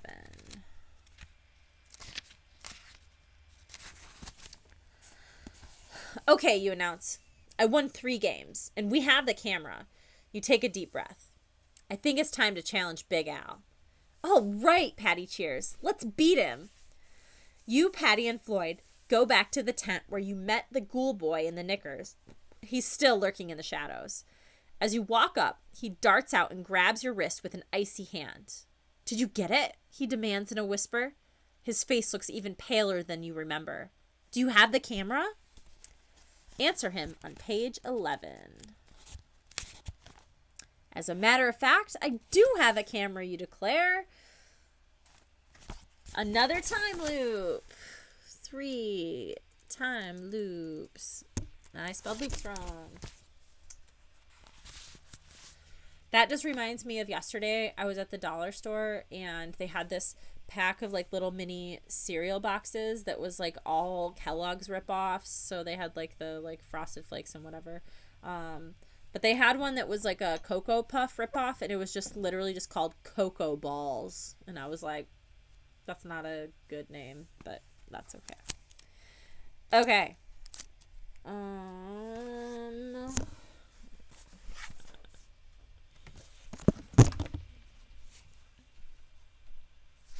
Okay, so our third choice on this page is to go to page 122 to try the rides, which is the exact same page that we would choose from the very first choice of the book to go to the midway or to the rides.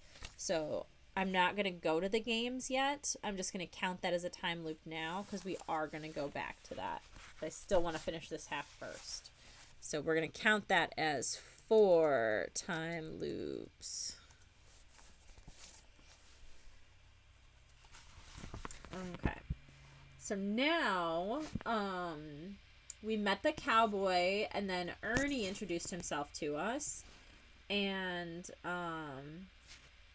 he agreed to help us, and we decided that we trusted him.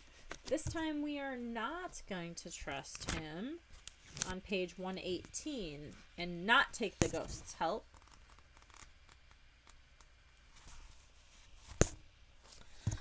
Hold on, you burst out. Do you think we're stupid? I remember the last time we were here. You and your creepy pals chased us all over the place. Why should I trust you now? Big Al ordered us to chase you, Ernie argues. We had no choice. Then he could make you trick us again, you reply. Yeah, Patty chimes in.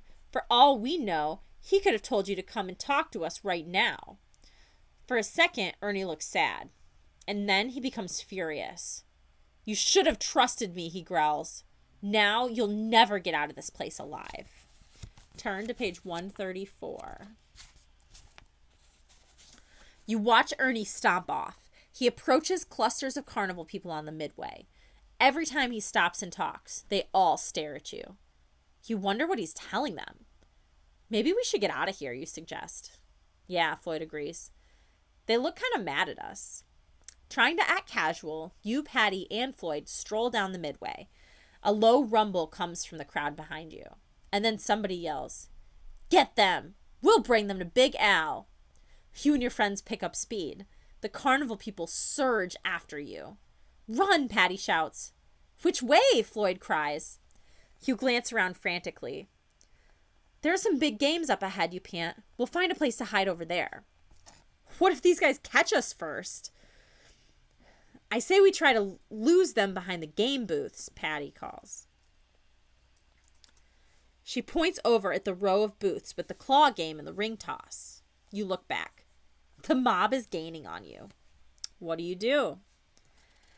If you want to run full speed ahead towards the big games that we can hide in up front, or that's option 1, or dash behind the booths is option 2.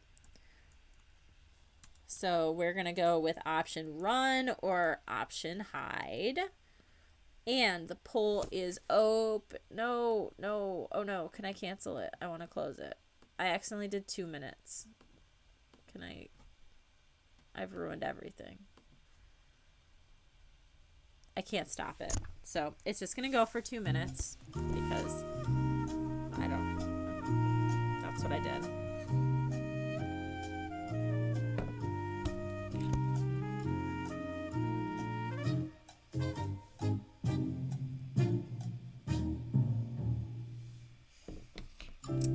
Okay, let's get some tabbies in here.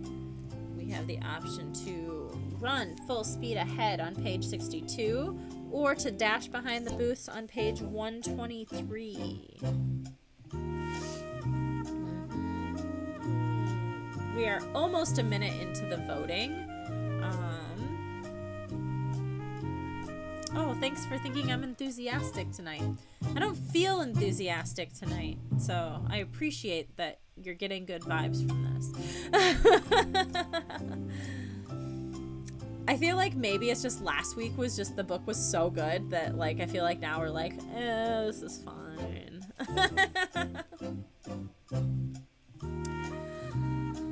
Okay, I'm going to go ahead and just call this vote and let that poll go on. We've got 5 votes for run, 1 vote for hide. So we're going to go ahead and just go with the run right now and not waste some time. We're going to page 62. You and your friends dash straight down the midway, but the crowd keeps chasing you. They're catching up, Floyd gasps. Desperately, you glance around for some place where you can lose the creatures. You notice some kind of golfing game on one side of the midway. Above it hangs a large sign that says, The Sand Trap. On the other side of the midway stands a huge, cheesy-looking fake rocket. There's a door cut into the bottom of it. It's the entrance to the booth with a sign, Guess Your Weight on Jupiter. You can break into the golf game and cut across the sand, or you can dart through the spaceship into the Jupiter game. Maybe you could hide in there. Which one will it be? So option 1 is the sand trap. Option 2 is the rocket. And voting begins now. You got... Dang it, I forgot to change it again. We're going to call it after 1 minute, even though it's 2 minutes long. I feel like part of my enthusiasm is also at this point I'm becoming a lot more confident in like the way I can present these books and the way I can interact with you guys. So I think I'm just getting better at streaming, honestly.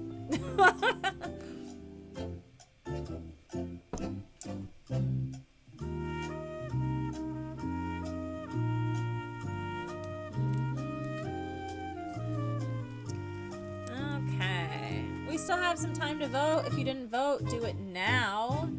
We have option 1 to cut through the sand trap, or option 2, try the booth with the rocket. Okay. Sometimes when you can't vote, you can refresh the page and that helps. Or you can just tell me what you wanted to vote for and we can include it. We've got 3 votes for the rocket and 1 for the sand trap so far. I only want to go to the sand trap if there is a sandworm in the sand trap. I don't think there will be, but that would be super cool. I'd be way into that. I'm really into the whole Beetlejuice, sandworm, etc. So much, in fact, that I have my sandworm costume right here on the floor next to me for no reason. So I could just be a sandworm if we choose the sandworm route. We're not gonna call it the sand trap anymore. We're gonna call it the sandworm. So we have chosen the rocket, you guys. So we are going to page 49. Oh, I just noticed also, you guys, that if we were to have chosen the sandworm route, that's on page 21, which happens to be a couple of our birthdays. But we're not doing that yet. We're going to 49. You dash through the tin spaceship into the Guess Your Weight on Jupiter booth. The booth's walls and roof are made of old-time computers with buttons and dials. A hairless alien with orange skin smiles at you from behind a control panel. Welcome, Earthlings, it says. Look at that awesome makeup, Floyd says to you and Patty. Or do you think it's a mask? I don't know, you stutter. Here at the Carnival of Horrors, it could easily be a real alien. You peer around Patty towards the entrance to the booth. At least none of the carnival people are following you. The alien recites what sounds like a memorized speech. Jupiter is the largest planet in our solar system. It has many moons. The computer screens lining the walls flash pictures of the planet Jupiter. Jupiter is much, much larger than the planet Earth, the alien continues. That means there is more than twice as much gravity. Turn to page 75. You remember a booth like this the last time you were trapped at the carnival, but then you had to guess your weight on Mars. Things are always changing at the Carnival of Horrors. Who will go first? The alien asks. I will, you volunteer. Good, the alien smiles, showing sharp purple teeth sprouting from bright green gums. That doesn't look like a mask to me, Patty whispers. Walk through to the weighing room. The alien points one of its 7 orange fingers towards a metal door between the blinking computers. You notice heavy locks on it. All of a sudden, you're not so eager to go. Hey, you pipe up. That wouldn't be some kind of spaceship to Jupiter, would it? You know how crazy this carnival can be. The alien makes a sound that might be a laugh. Oh no, it's not a spaceship at all. For all you know, the alien is lying through its purple teeth. But whatever is in that room can't be any worse than the mob that's looking for you in the midway. Taking a deep breath, you walk through the door. What's in the next room? Find out on page 128. Wow, you exclaim, stepping into the weighing room. It's huge, much bigger than the booth looked from the outside. The vast room is dark, except for the glowing silver disc set into the floor. You cross the enormous space and step on it. A faint mist rises all around you. A computer-like voice says, "Measured. Guess your weight." Okay, find out how much you weigh, down to the half ounce. Now multiply that by 2.19. This is figure A. Next, measure your height in centimeters and divide that by 3.6. This is figure B. Multiply figure B by figure A, carry the 6, add it to, divide by 2, and then multiply it by the number of jumping jacks you can do in 10 minutes. Hey, this is supposed to be a fun book. What's with the math lesson? There is a less technical method you could use. Guess. If you guess that you weigh about 2.5 times more on Jupiter than on Earth, then we choose option 1. If you guess that you weigh about 2.5 times less, that's option 2. Yes, I said that as if there was more words coming out, but then there were not more words coming out. Okay. Oh, my nose is so itchy. Because I have allergies. It's so great. I love it. Okay. So option 1 is to think we weigh more on Jupiter. Or option 2 is that we weigh less on Jupiter. And I will fix the vote. It's only 1 minute this time. I've got it. Go right ahead and vote, you guys. If you think we weigh 2.5 times more on Jupiter, that's option 1. Or if you think we weigh 2.5 times less, we choose option 2.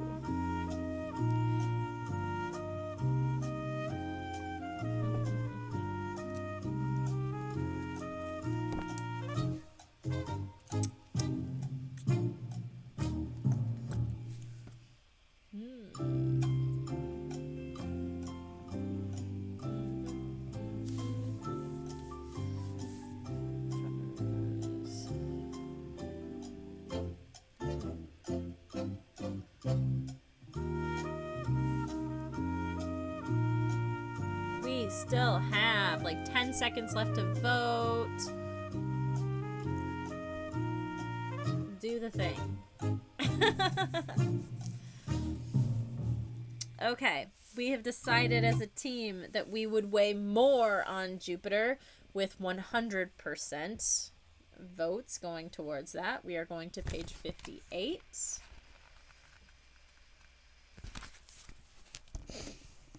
Close enough, Earthling, says a computer voice.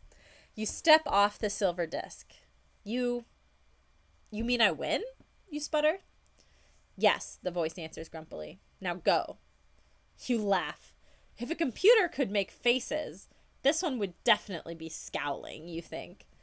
You leave the weighing room, feeling relieved. Patty and Floyd rush over to you. How did it go? Patty asks. I won, you tell him. Now let's get out of here. You peek between the fins of the fake rocket ship. More good news. The crowd is gone. We lost them, Patty exclaims. The three of you set off down the midway. You think. I've won all the games I played so far. How many more do I have to win to get us out of here? If you've won enough games to challenge Big Al, turn to 137. If not, keep playing by turning to page 53. I'm going to check these and see if these are time loops. Oh, 137 is the last page in the book. We have definitely not done that one. 53 would take us to... well, we haven't been to either of those. So I'm going to let you guys just vote on which way we want to go then. Because neither of these are time loops for us. So if we want to challenge Big Al, we'll choose option 1. Or if you want to keep playing games, we'll choose option 2. And the poll is on. 1 minute to vote.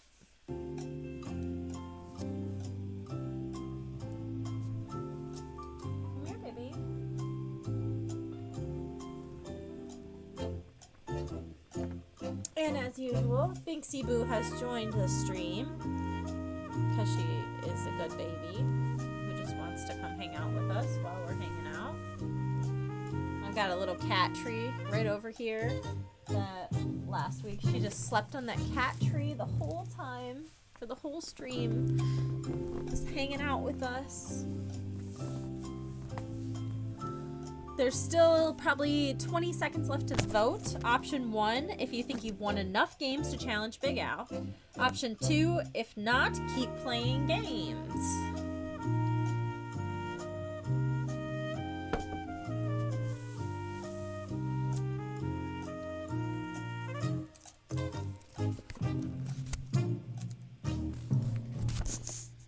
Okay, we decided to keep playing games. We are going to go to page 53.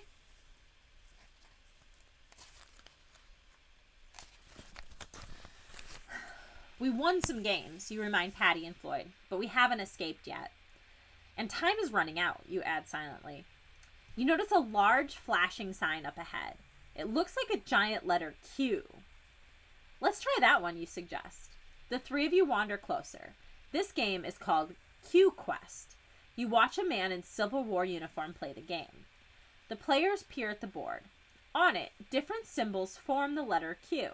A woman sits beside the board, blindfolded by a hood. Pick a number between 6 and 16, the woman instructs the soldier.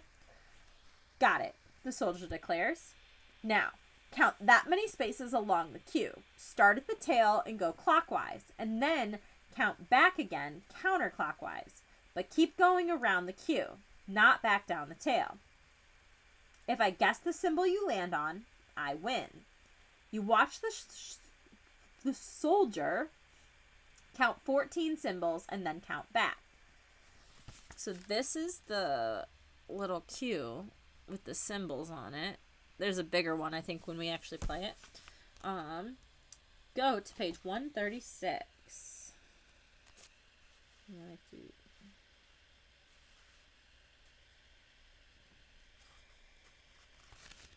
136. I will now point to the symbol you landed on. The blindfolded woman declares. She removes her hood. You gasp. She has 3 eyes. She reaches out her long, thin hand and taps a symbol. It's a bomb symbol. How did you know? The Civil War soldier demands. I know all, the woman answers, including the fact that you lose. Before the soldier can reply, he explodes. The smoke clears, the soldier has vanished, and the woman is now staring straight at you, with all 3 eyes. Would you like to play the game? She asks. Do you feel lucky? You glance at Patty and Floyd. They both shrug. Time is running out. So decide. Okay, if you want to play Q Quest, we choose option 1. Or if we decide to forget the games and head for the rides, we choose option 2. So, sorry friends, we're playing Q Quest. But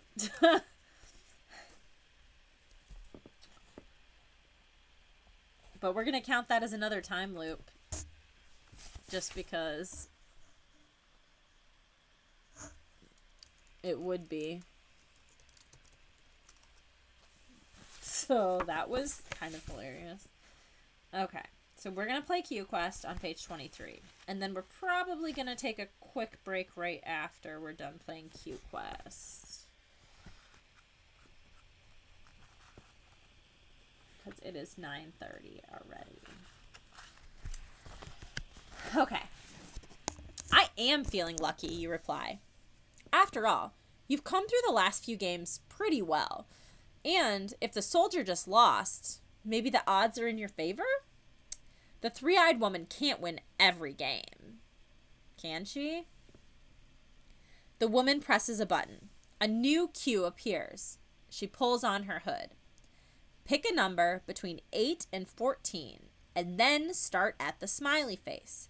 Count up the tail and clockwise around the Q, and then count backwards, counterclockwise around the circle, the way the soldier did, right before he blew up. Remember the symbol you landed on, and now it's your three-eyed opponent's turn on page 10. So we can pick any number between 8 and 14. So I guess let's start throwing some numbers out there, you guys. Let's pick some numbers.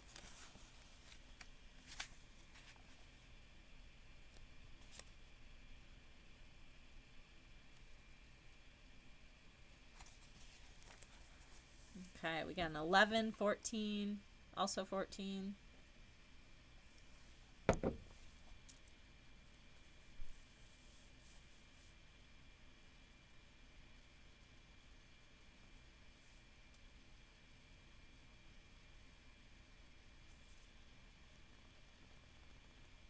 Well, okay, so this is kind of like...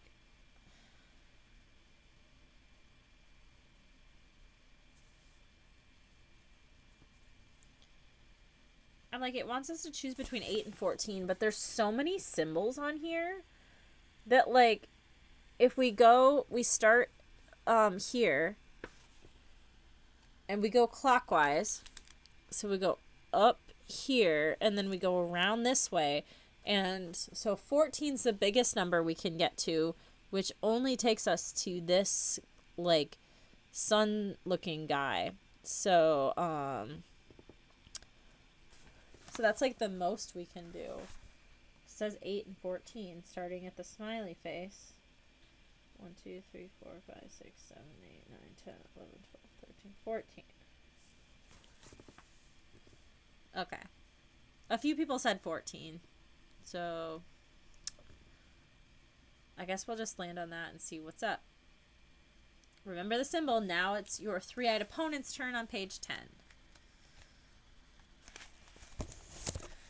The three-eyed woman removes her blindfold. You hold your breath. Will she guess the symbol you landed on? Her finger reaches out and touches.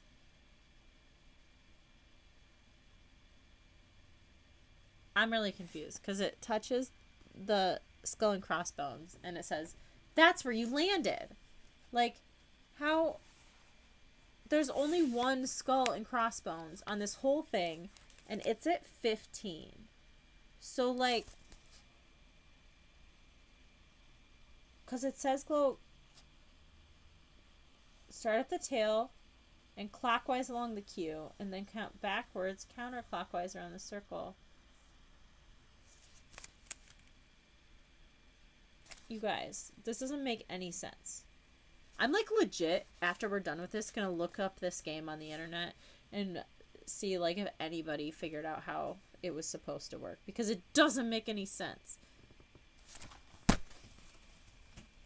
But it says, oh no, that's where we landed on. Apparently we landed on 15 when we had to choose between 8 and 14.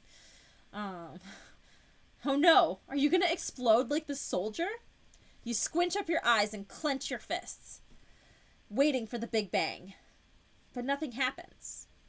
Except that suddenly you feel lighter and a little chilly. Guess they missed, you mutter. Patty opens her eyes and screams. What? Floyd peeks between his fingers and faints. What's wrong, you demand? You glance down at yourself. Your arms and legs, they're just bones. Your hands rush up to your face.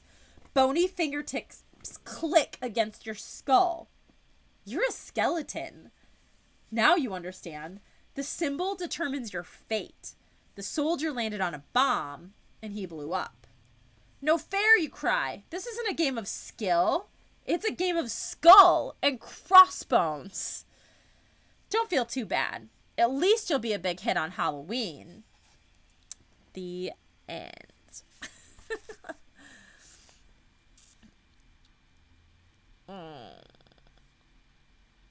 I'm still irritated about that. It's fine. Okay, so that was our 9th ending. 9 endings. Okay, so that was 9 endings in. It's 9:36. So I'm gonna go ahead and call. Let's do a 10-minute break right now. Potty break, snack break, drink break, smoke break, whatever that is that you gotta go do. Go do your thing. We'll be back at 10 minutes. It is 9:37. So at 9:47, we will resume the second half of the book. And music cued. BRB.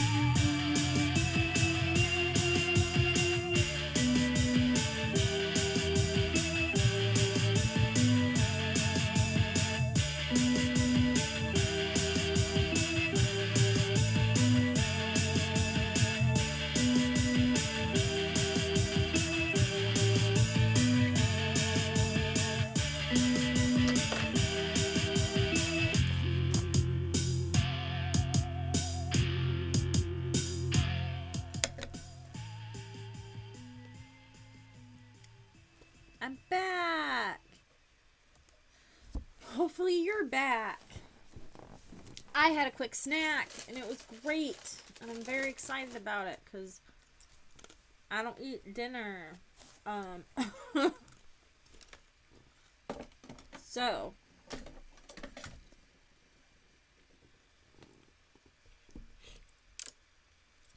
let's see. It is 9:48. We're only 1 minute late. Hopefully everybody is back. My lipstick is back. Everything is wonderful.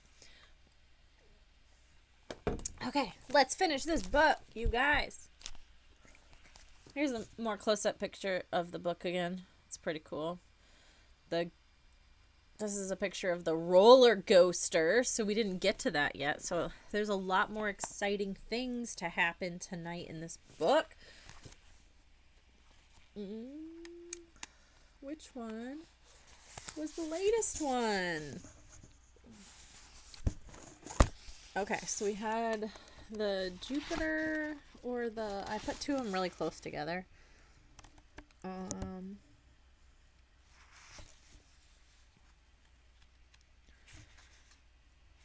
Okay, so this was the latest one. We had done if we won enough games to challenge Big Al. Okay, so we did the keep playing games, which took us to the Q game or whatever. So now we have won enough games theoretically to challenge Big Al. We're going to turn to page 137.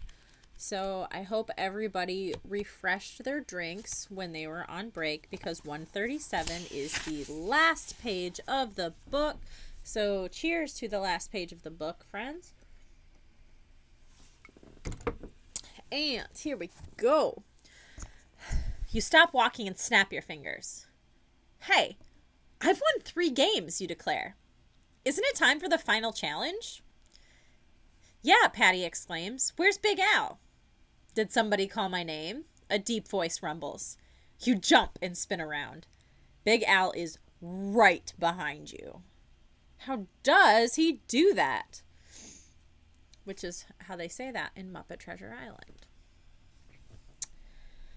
The carnival manager isn't wearing his checkered jacket. His black mustache is rolled up in 2 enormous curlers. Who wants me? I was about to take a nap, he growls. Squaring your shoulders, you step up to him. You said if I won 3 games, I could take the final challenge, you state. Well, I won 3 games. Big Al glares at you. Then his frown changes to a nasty smile. Did I say 3 games, he purrs. I meant 4. No fair, Floyd yells. You can't change the rules. Big Al throws back his head and laughs. Kid, you're a riot. Don't you know I can do anything I want? He points to a booth in the with a crowd around it. A neon sign over the front flashes, Lucky day, lucky day. If you want to take the final challenge, he declares, you'll have to try your luck first. Step up to that booth on page 102, which we have done before.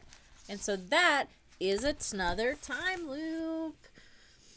And that puts us to 6 time loops.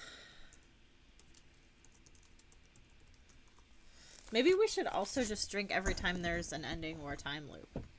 I mean, that makes sense. I really don't know why we haven't already been doing that. Okay. It's because nobody's helping me make these rules. I'm just here existing with you guys. Okay, so our next step backwards here is back to the Guess Your Weight on Jupiter game. And we chose that we would weigh more on Jupiter, but we're going to try the option of weighing less on page 43.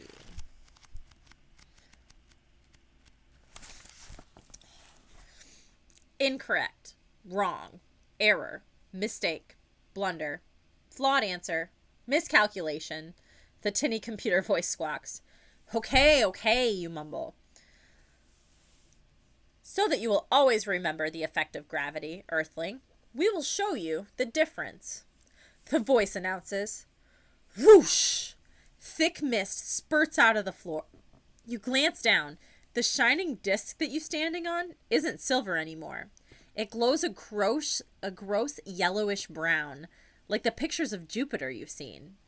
Suddenly, it feels as if someone is sitting on your shoulders.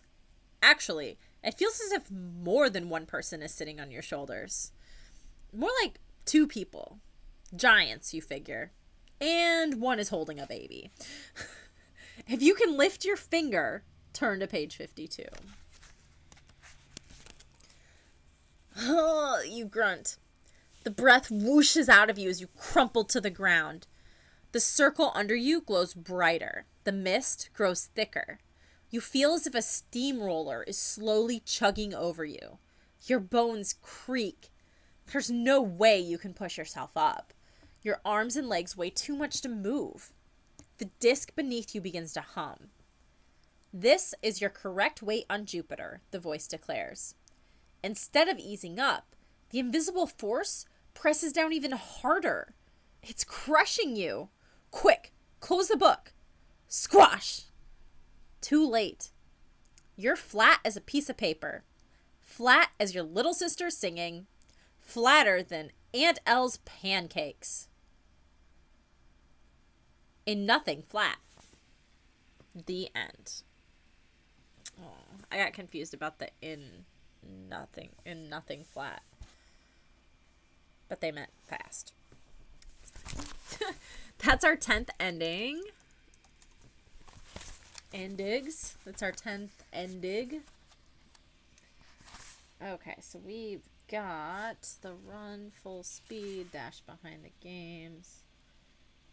Okay, so now we are going back to the point where we had to choose between the Guess Your Weight on Jupiter and the sandworm trap.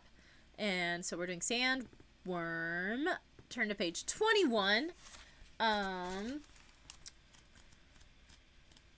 Which is my birthday day. So cheers to that. It's also our other friend Heslilad, or whatever his, however he's supposed to say that, or she, I guess, I don't know. It's also their birthday day, but they had to go to bed because it is 2:30 in the morning, and I don't blame them. So, second cheers for their birthday as well.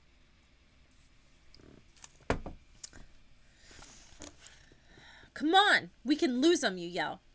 You head for the sand trap. Patty and Floyd follow right behind you. The sand trap looks like a golf driving range. A few people in old-fashioned clothes stand along a big red line. They're knocking golf balls towards targets sticking out of the glittering white sand. You, Patty, and Floyd dart past them, cutting across the sandy lot. Hey, don't go in there, one of them yells. You're ruining the game, another screams. It's dangerous, someone shouts. You ignore them. You figure you only have two dangers to worry about right now. Being caught by the mob chasing you, or getting conked on the head by a golf ball. Cutting across the lot isn't as easy as you thought it would be. Running through the sand is tough, and the farther out you go, the more sand you find yourself scuffing through. You sink deeper and deeper. The sand is up to your knees. In fact, it's past your knees. Brush the sand off this page and head over to page 24. We're sinking, you cry. No kidding, Patty snaps. Now what do we do? You can't go any farther. The sand is up to your waist. This makes no sense, Floyd exclaims. Quicksand is wet, but this stuff is dry. Nothing makes sense at this crazy carnival, you wail. The sand trap is living up to its name. You are definitely trapped in the sand. If only you had noticed the sinking golf balls, then you might have made a different choice. Listen, you're such a nice kid. You're going to get a second chance. But you have to keep it quiet. This time, pay attention. Sneak back to page 62.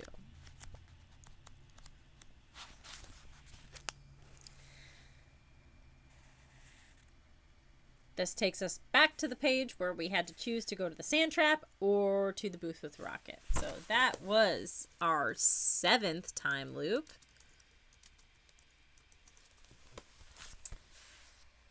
we now are moving back to where the crowd is chasing us, and we decided to run ahead up towards those other games. This time we are going to dash behind the booths that we've already seen with like the ring toss and the claw game. On page 123.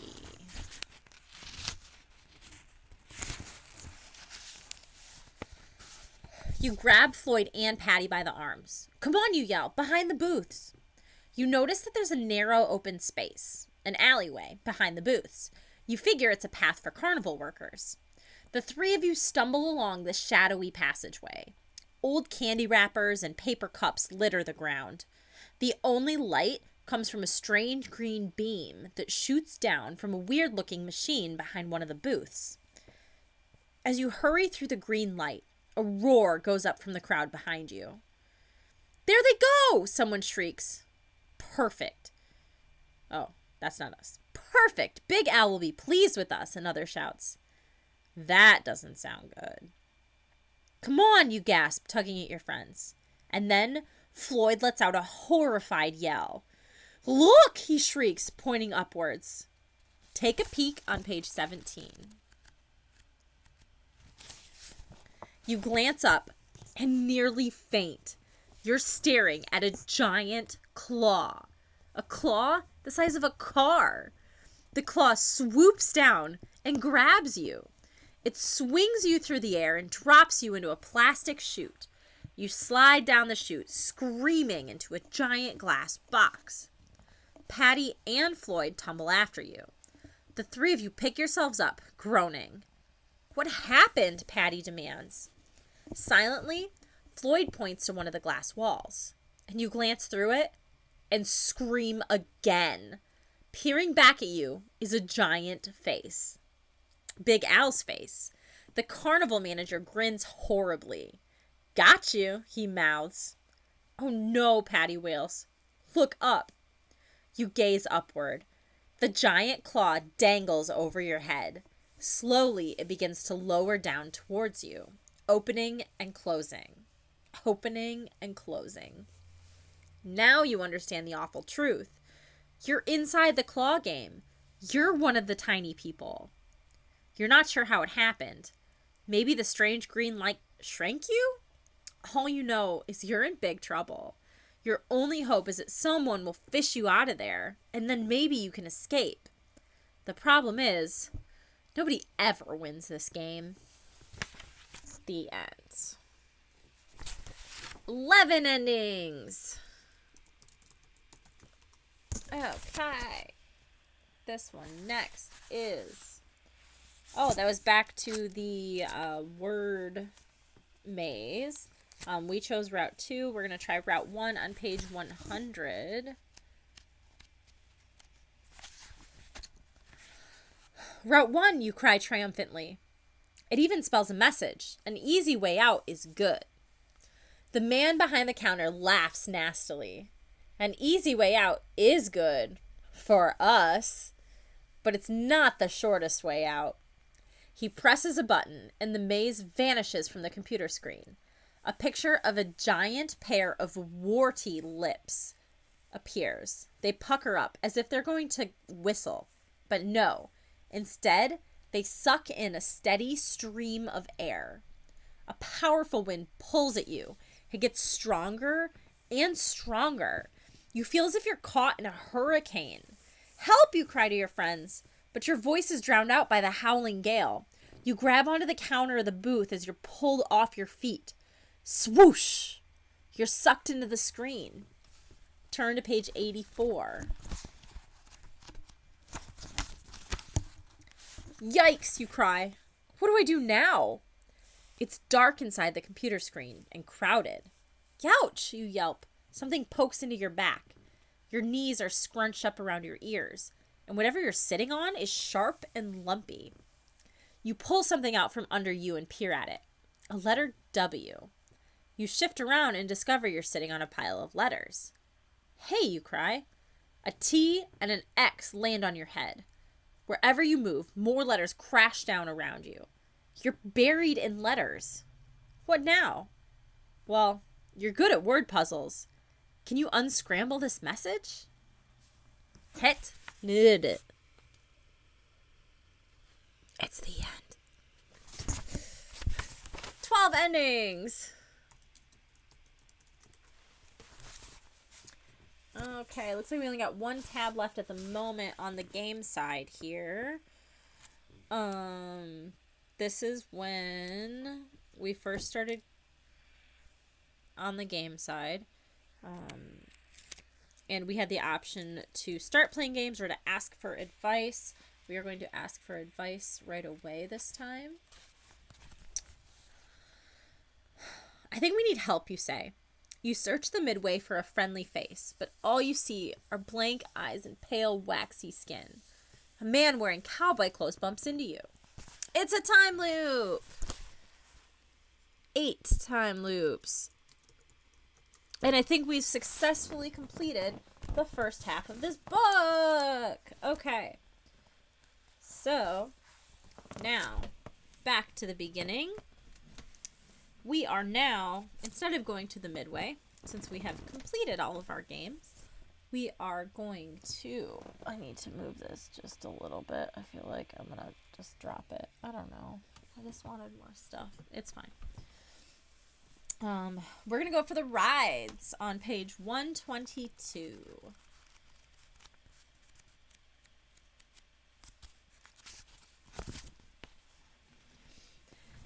Let's head for the rides, you decide.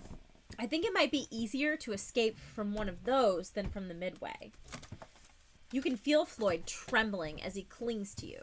He walks so close, you trip over his big feet. Patty takes the lead, as usual.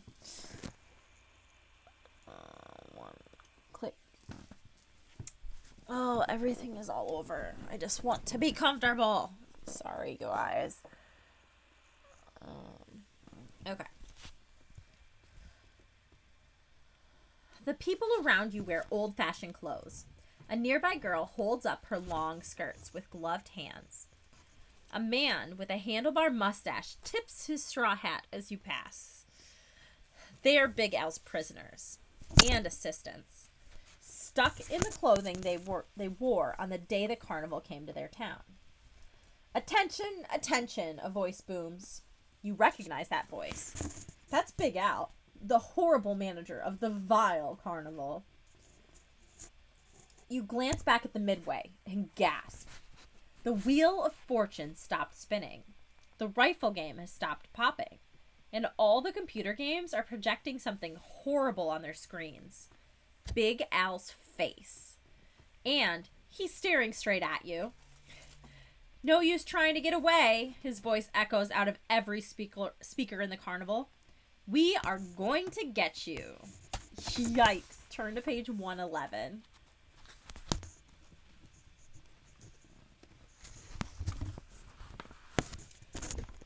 You duck your head down. Come on, you whisper. Just try to blend in. You take a few steps, but the others aren't following. You turn back to Floyd. His eyes are wide and his mouth hangs open. Snap out of it, you whisper. We've got to move fast if we're going to keep Big Al from finding us. Look! Your cousin's voice trembles as he nods toward the midway. You glance in the direction he's staring, and you freeze too. Now you know why Floyd was so freaked out. Big Al has disappeared from the screens. Now, every single monitor shows you, Patty, and Floyd. The people in old-fashioned clothing begin to mutter and murmur around you. Some stare at you, some point. Others step away, as if they don't want to be anywhere near you, just in case. Just in case what, you wonder? You shake your head. Don't even think about it, you tell yourself. Just get out of here. Fast. Hurry to page 73. You gaze around, searching for a way to escape the glare of all those unfriendly eyes. You spot the first of the rides. A kiddie choo-choo train. Wasn't that train a way out of the carnival last time? You race towards it. Yes. You glance at the letters on the front of the train. Hop aboard, you cry. This is the Right Way Railroad. It's how we escaped before. It leads out of here. You, Patty, and Floyd jump on board. With a lurch, the train starts forward. Only a few minutes, you assure your friends, and this carnival is history. There's a tunnel up ahead. But something is weird. The train is moving too slowly, and the people stroll by in quick, jerky movements. It's like watching a video on fast forward. Glancing at your watch, you notice the hands whizzing around. Huh? How can time be speeding up? You lean over and peer at the name painted on the side of the train. Oh no, this isn't the right way railroad. It's the right away railroad. I get it, you groan. Riding the train makes time move more quickly. With a midnight deadline to escape, you don't have any time to lose. Chug over to page 65.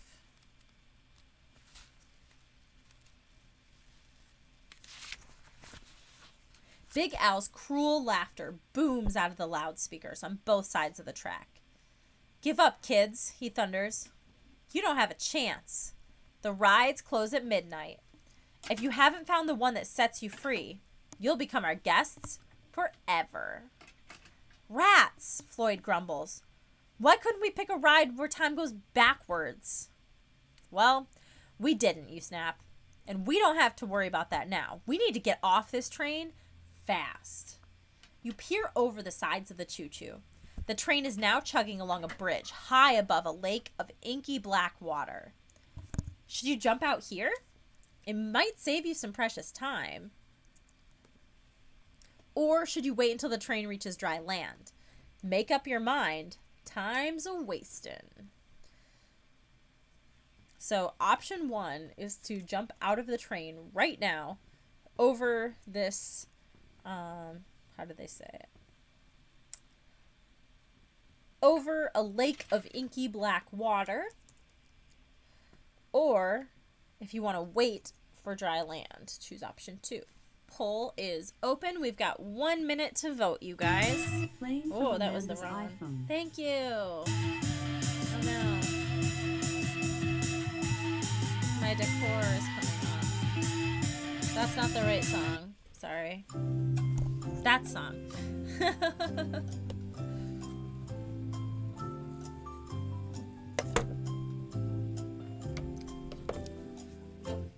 We still have about 30 seconds left to vote.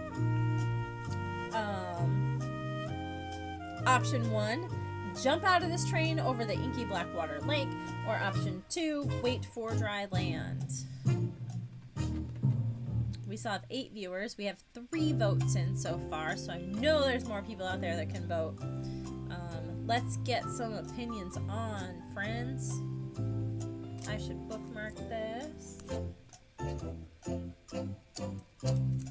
We have decided to jump out of the train onto page 67. Jump! Now, you scream. You have less than an hour before midnight, and with the right-of-way railroad speeding up time, who knows what the clock will say once you get across the river? Patty and Floyd leap from their seats. You follow them over the side. Splash! You hit the black lake. Cold water goes up your nose. You burst to the surface, sputtering for air. Which way to shore? A bright searchlight stabs out of the darkness. What are you doing in the water? A man demands from behind the light. Don't you know it's dangerous? You tread water as you watch a small boat approach. You're relieved that help has come so quickly. You, Patty, and Floyd clamber aboard.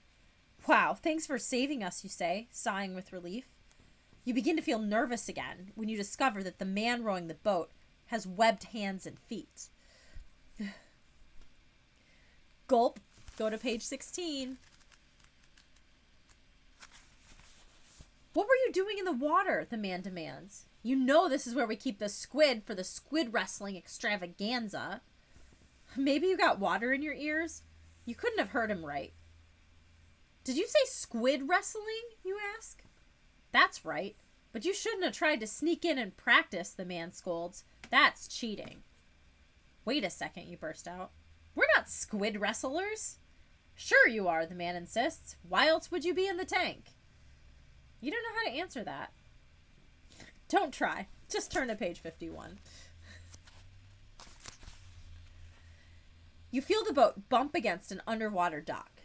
Here we are, the man announces cheerfully. You, Floyd, and Patty scramble out of the boat and splash down into water up to your armpits. Hey, couldn't you take us closer to shore, you ask? Oh no, I might scratch the bottom of the boat. Besides, this is the best place for the next wrestling match. Who'd be crazy enough to wrestle a squid, Patty wonders. Why, you three, replies the rapidly retreating man. Which kind do you want, small or jumbo? Hey, wait, don't leave us here, Floyd begs. You web-footed goofball, Patty hollers. Your mouth hangs open as you stare after the rowboat, trying to figure out what to do. If you want to try to convince the man that you're not squid wrestlers, then we'll choose option 1. If you want to give up and just ask for a small size opponent, then choose option 2. So, not wrestlers is option 1. Or small squid is, that's cute. There's a U in squid. Squid is option 2. The poll is now open. You got 1 minute to vote. I'll start this song over. If you want to try to convince the man you're not squid wrestlers, turn to page 113. Jumbo squid is not an option for us, unfortunately. If you give up and ask for a small size opponent, turn to page 39.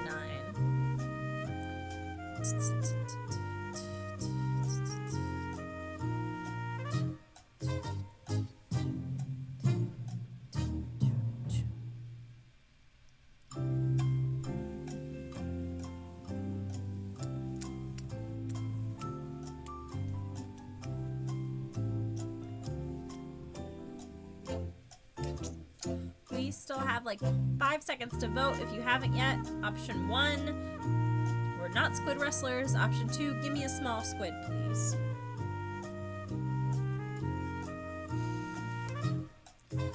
And everyone unanimously decided to wrestle a small-sized squid. We're going to page 39.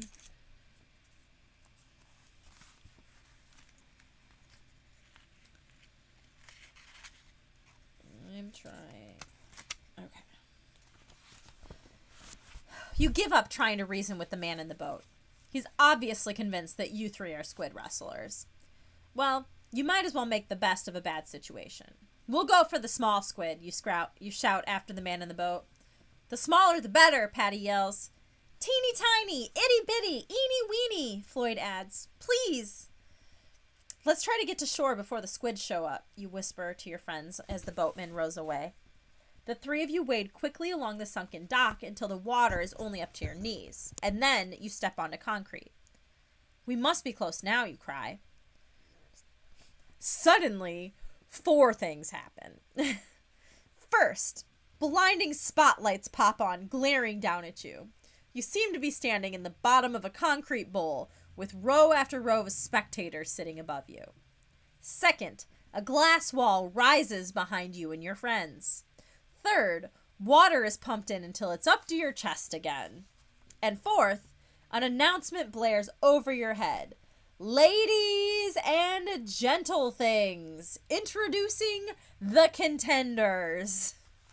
Go to page 104.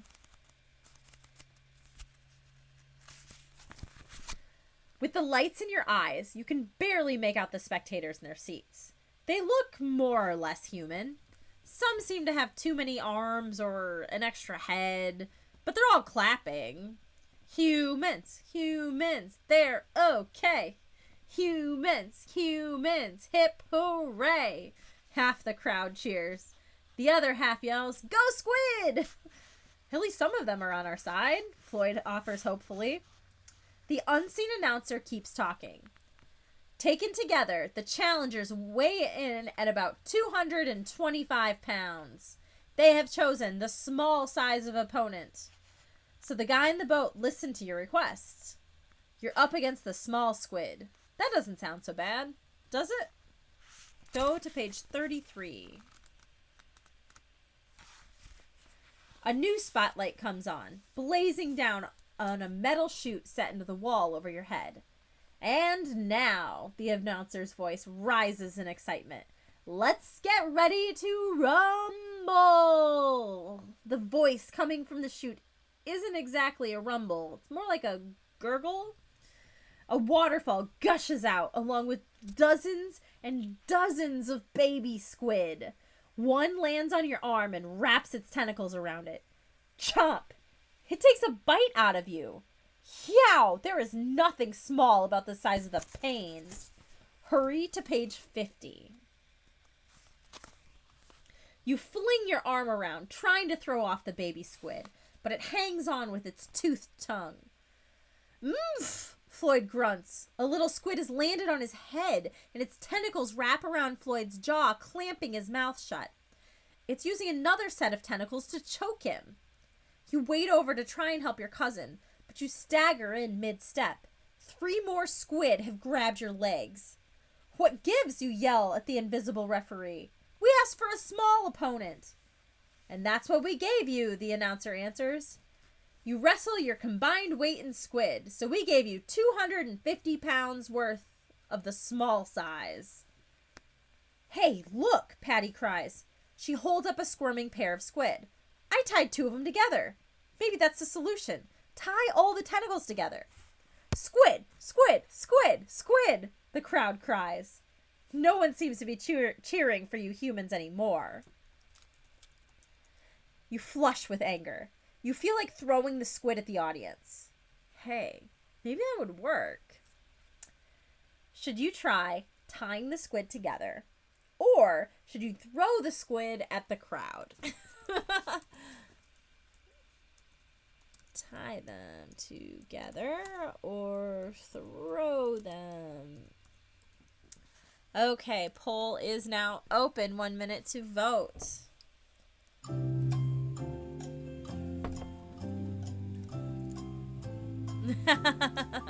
Just hearing me yelling squid, and he's over there like...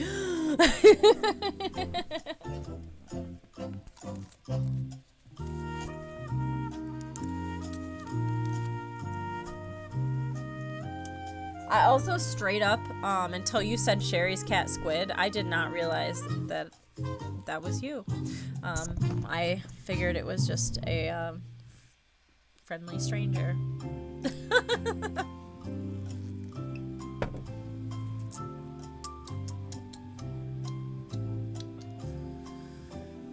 We still have about 10 seconds left to vote. Throwing the squid at the crowd or tying them together. What do we get? The answer is throwing the squid. We had a 60% vote towards throwing them at the crowd. We are turning to page 42. We also drink on page 42 because, as everyone should obviously know, that's the answer to life, the universe, and everything. So, cheers. Disaster. But I didn't read it as disaster. I read it as Amadi Zaster, and I didn't understand. So, 42. Squid, squid, squid, the crowd screams. Fine, you think. If they love the squid so much, why not give them some? 4 of the cold-blooded babies crawl over to you. When a 5th comes along, you grab it by the tentacles, swing it over your head, and hurl it into the stands. Patty and Floyd follow your example. Soon, the chanting turns into yells and screams at the spectators begin fighting with the hungry squidlets. Oh, I love the word squidlets. It's so cute. You're breaking the rules, the invisible announcer scolds. What do you mean? They asked for squid, so I gave them squid, you yell. It's the polite thing to do. Peeling the last squid baby off your leg, you hurl it into the stands. And then you jump up and hook an arm over the railing in front of the first row of seats. You're out of there. Go to page 110.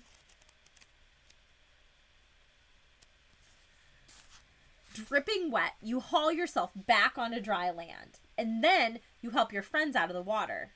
This is my favorite white t-shirt, Patty complains. Now it's got squid ink all over it. Patty, I think we have bigger things to worry about, you scold.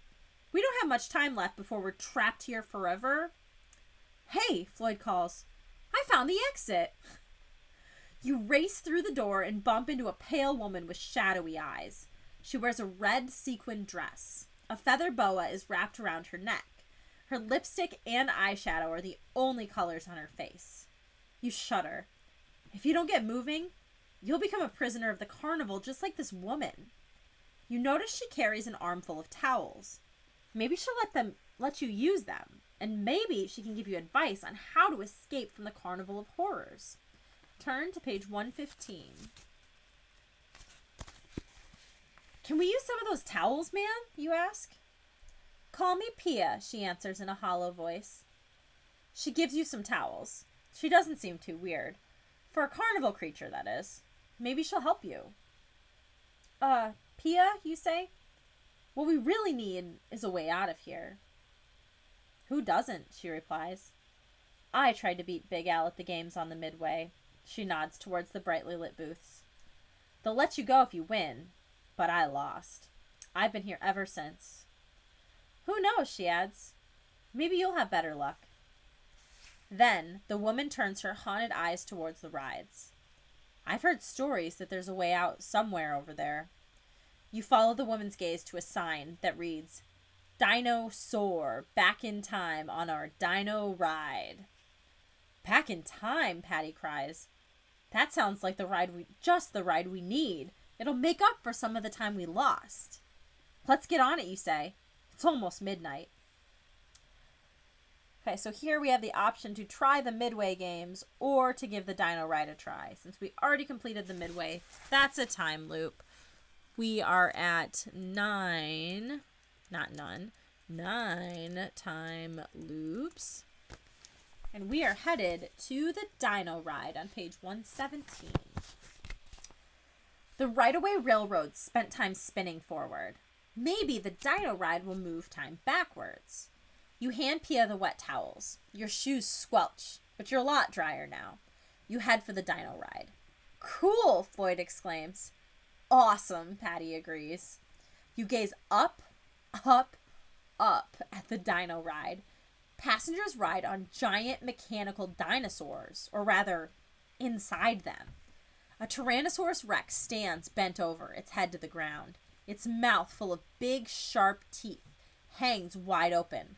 Where a tongue ought to be, there are 4 padded seats with safety belts. This will be a fun ride, even if it doesn't help us escape, Floyd declares. You climb over the fangs and settle into a seat. We need to win back some of our time, you worry.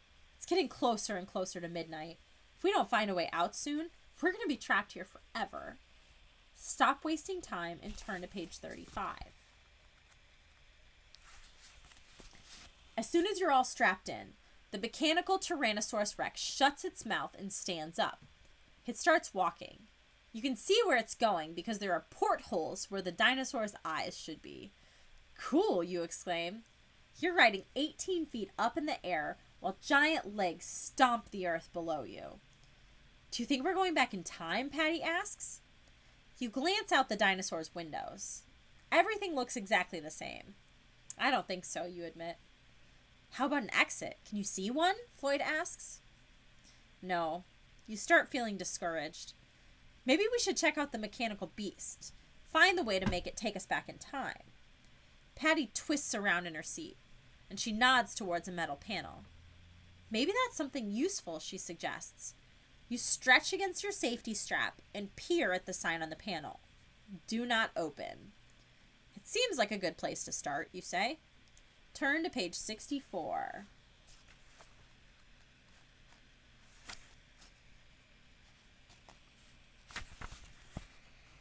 Patty strains against her belt. She can just reach the panel. It's a struggle to get it open, but she succeeds. There's some machinery, she reports, and a switch. It says forward and back. Set it to back and see what happens, you say. That's got to be the way for us to make up some time.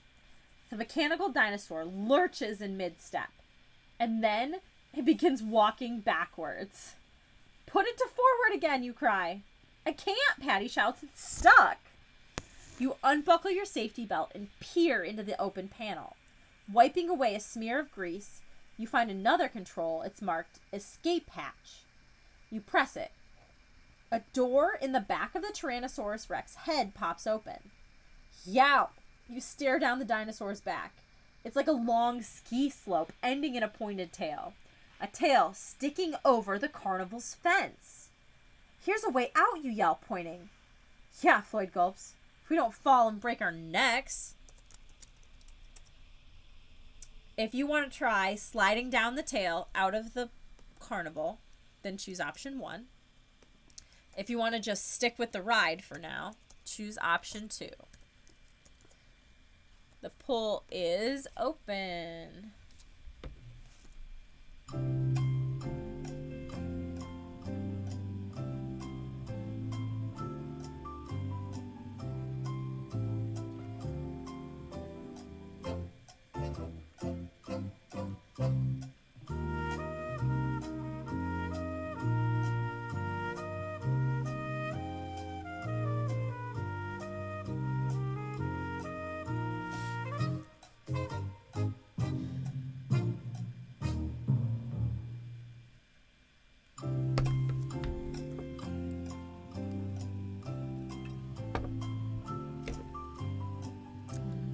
We still have about 15 seconds left to vote.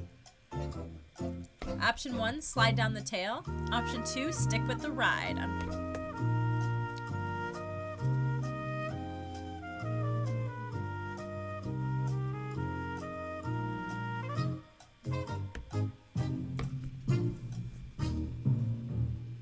You guys, we have 10 viewers, and we only had 2 votes on that round. 2 votes out of 10 people. Come on. We can get some more participation than that. Okay. So we decided to stick with the ride this time. So we are going to page 79.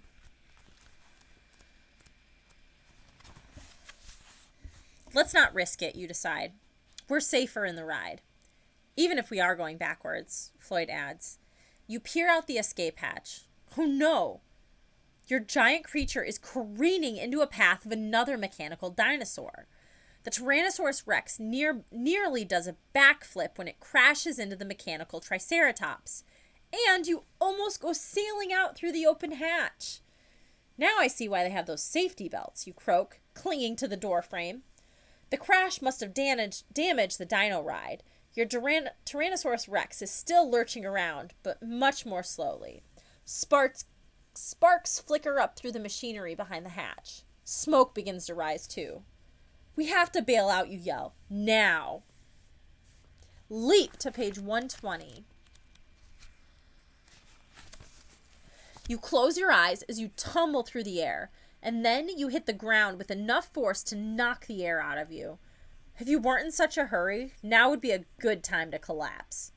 But it's almost midnight, and you still have to find a ride that will help you escape the Carnival of Horrors. We're closest to the log zoom and the roller coaster. You turn to Floyd. Do either of those sound like time traveler rides? Floyd shrugs.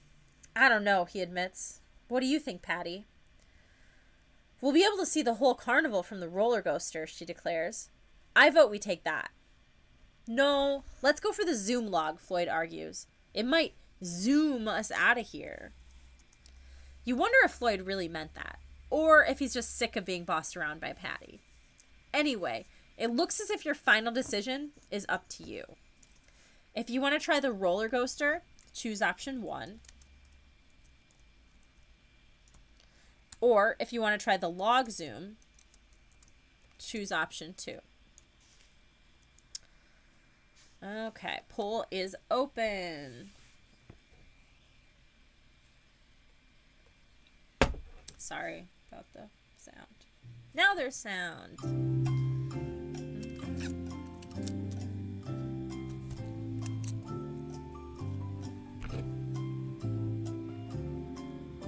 You don't like the ghost? You don't want to do the ghoster?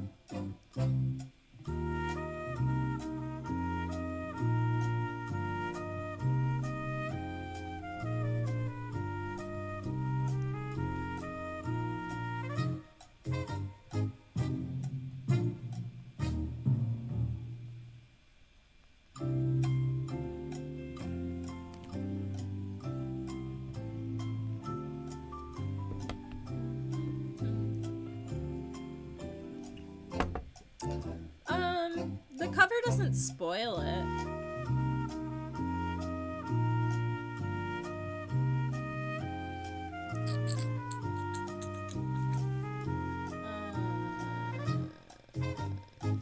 It's a steer yourself coaster filled with ghosts. I don't know. The back cover did warn us of the roller coaster, but it also warned us of the Q quest.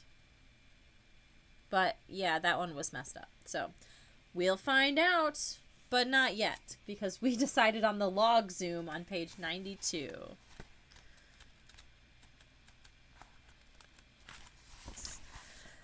The log zoom is nearby. Maybe it'll be the way out, or maybe not. The three of you hurry to the ride entrance. It's decorated to look like a lumber camp, with a 3-foot-tall man dressed as a lumberjack giving you a big smile. Wouldn't you like to ride? He asks. Boy, you're a real cut-up, you joke back. Cut up? Cut up? Hoo, I like your sense of humor, kid. The little lumberjack slaps his knee. Hop in, he waves at the nearest log boat. You, Patty, and Floyd scramble into the boat. Floyd almost tips over the boat climbing in. Finally, all three of you are settled, and you strap yourselves in. You also check to see where the life preservers are stored. After all, this is the Carnival of Horrors. You grope around under your seat and feel a life preserver there. This might be fun, you say to Patty and Floyd. Your log starts bobbing as a fresh rush of water fills the ready area. Here you go, down the waterfall. Zoom over to page 66.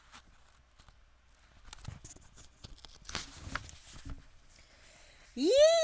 Screams. Spray gets in your eyes, but you can feel the wind in your face as your logboat whizzes downwards. It hits the water at the bottom like a cannonball, sending up jets of water all around. After its splashdown, the log bobs to the surface like a cork. Cool, Patty cries. The log is pulled along by the current, heading for a large shed that looks like a sawmill. That must be where you get off the ride. Or maybe not, you think. The log is speeding up. It wouldn't do that if you were about to park.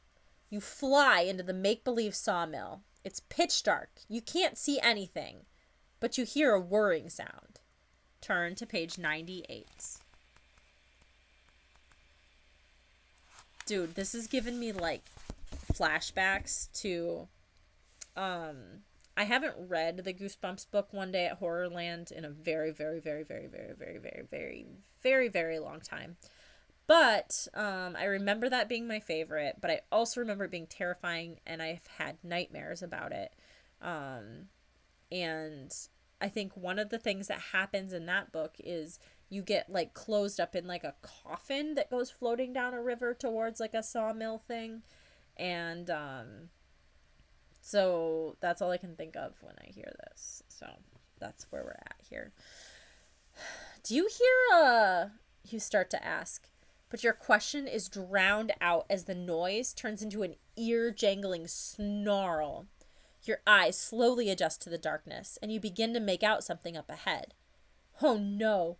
A huge buzzsaw hangs in the middle of the shed, and the awful noise is the sound it makes as it carves its way through the empty log boat ahead of you. We've got to get out of here, you cry. Which is the best way? Should you hop out of the boat immediately? Or should you try to stop the boat before it reaches the buzzsaw? If you jump out of the boat, we're going to choose option 1. Or if you want to try and stop the boat, choose option 2.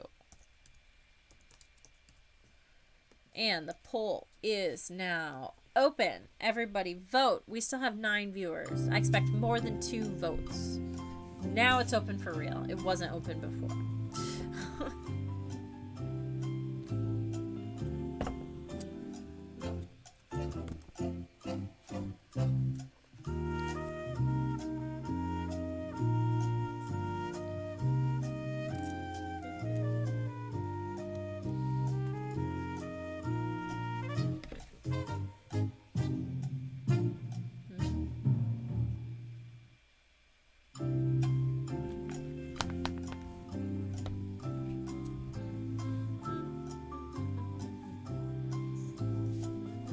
What do you guys think?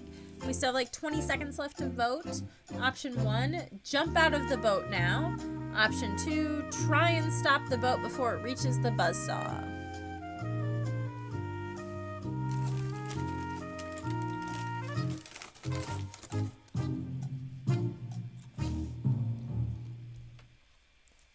And it was a tie! Did anybody not vote? I'll give you a few seconds to claim your non-vote, or I will just have to tie break it, I guess.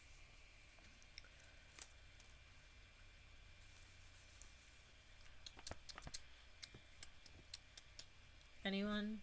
Tiebreaker?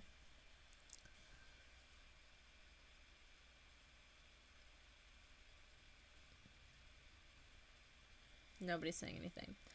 I'm going to go ahead and go with the try to stop the boat because I'm not sure how we would do that.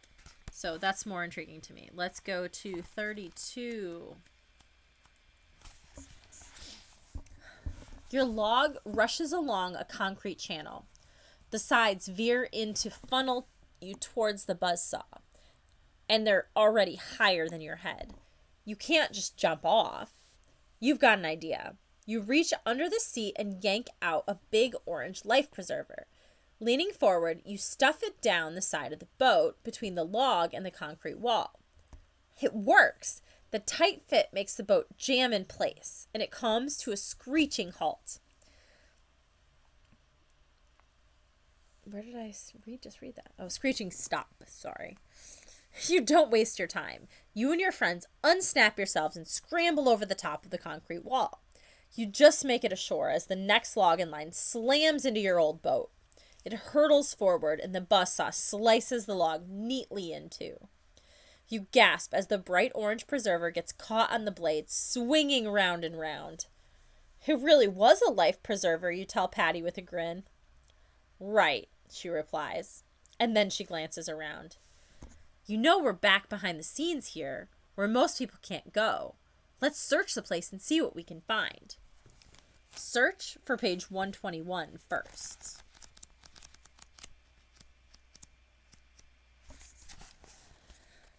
It's dark and shadowy inside the sawmill. Ow, you mutter after you bang your shins on a large piece of metal. The sawmill seems to be a junk warehouse for the Carnival of Horrors. Hey! Patty's excited voice echoes across the room. You trip and stumble over to where she's standing. I found a door, she reports. Groping in the dark, you feel the doorknob. There's some kind of sign attached to the door, Patty explains. You can feel it. Floyd trips his way to you, too. Too bad we can't read it. Wait, Patty cries, digging into her pocket. I have one of those keychains with a built-in flashlight. I hope the battery isn't dead. She pulls out a keychain and gives the tiny flashlight a pinch. A dim beam of light shoots out. The sign on the door reads, Way Out. Oh, right, you cheer. We're history. Take the Way Out on page 103. Why do I have the distinct feeling that there's just like the word no on top of it that's covered in dirt or something? Oh, I can't do these pages. Okay. The little flashlight flickers out. You grope around and grab the knob on the door that's marked Way Out. We haven't had much luck on the rides, you declare. I'll give this a try. You twist the knob and heave the door open. Uh-oh. It's just as dark on the other side. And Patty's flashlight is all used up. You take a tiny step forward. A strange force whirls you right through the doorway. You shiver in the freezing cold surrounding you. You're floating in darkness, surrounded by diamond bright pinpoints of light that look like stars. In fact, they are stars. And isn't that a meteor whizzing by? And off in the distance, gulp, Earth? The door was a way out of the Carnival of Horrors, all right. Way, way out. To the ends of the solar system. And way out of this adventure. The end. Ooh, that was kind of cool, actually. I'm into the space thing. That was a good ending. That was gonna be... That's 13 endings we're on, you guys. So there's at least 7 more endings. I don't know if I just take more time to read them now, or if they...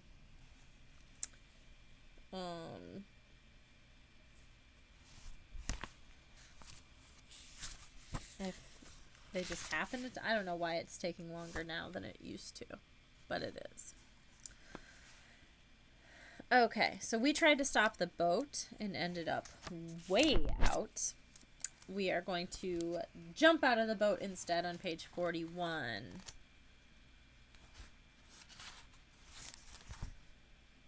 I mean, this one is only number 22, though. So, like, in all of the books, so, like, even if we look at, like, so, Escape from the Carnival of Horrors is actually the very first book in the series.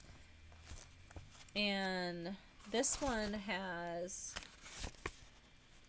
also 135 pages. So, like, the pages are approximately the same through the whole series. It's all, like, mid 130s. So, I don't know. It just takes longer. Maybe I think I'm just talking more, too, maybe. I don't know. Out! Quick! Or we're sliced and diced, you scream. Patty and Cousin Floyd unsnap their seatbelts and leap to their feet. The logboat begins to rock wildly. Just before you jump out of the boat, you remember something. The life preservers. You reach under the seat, you grab a couple of life preservers, and then you scramble over the side. You hold the life preservers and push one in Floyd's direction. Here! You gasp as you tread water. You're having trouble keeping your head above water. Quick, doggy paddle over to page 6. You kick hard, trying desperately to keep from going under. This is so weird, you think. I'm usually a good swimmer. And what's with this life preserver, you wonder? It feels very heavy. Instead of helping you float, the life preserver seems to be dragging you down. You bring it up to your face. You peer closely at it.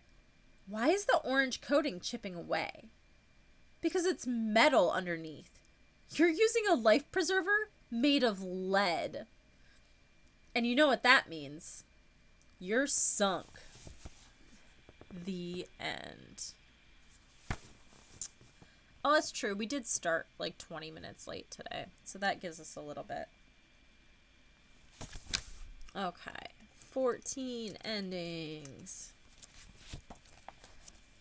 Okay. So, we have exhausted our log zoom options now, and we are back to the point where it is time for that roller coaster.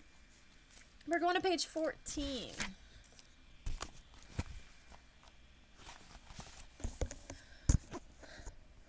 I'm with Patty, you announce. Let's ride the roller coaster.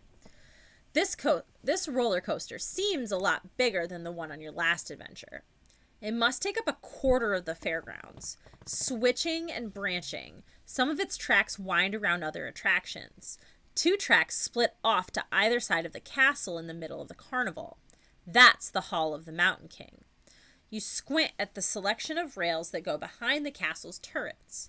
Is it your imagination, or is there a gap in the track over there?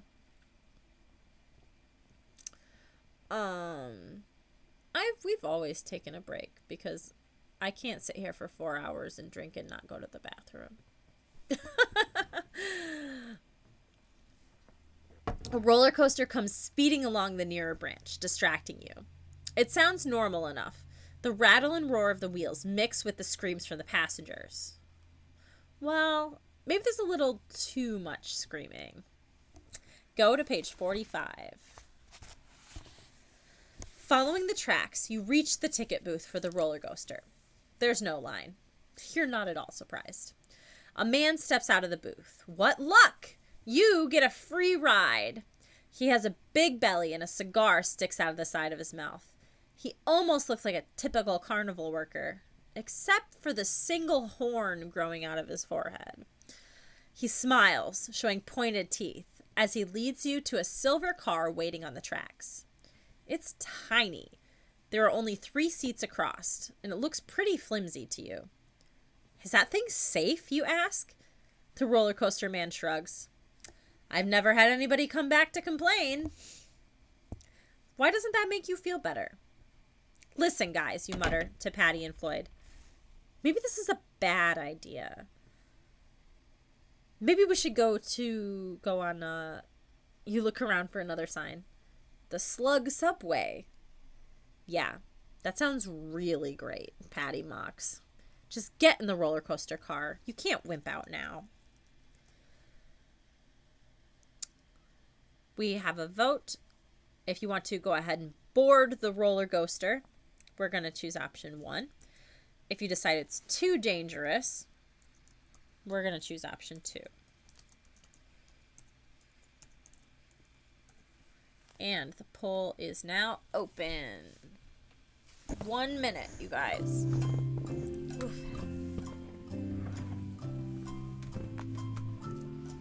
Slug Subway.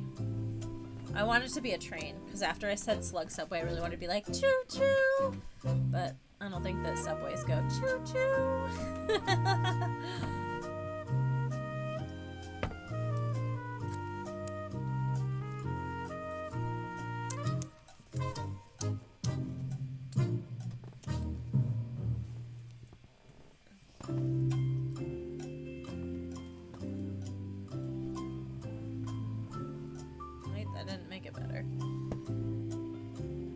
We can pretend the subway goes choo-choo.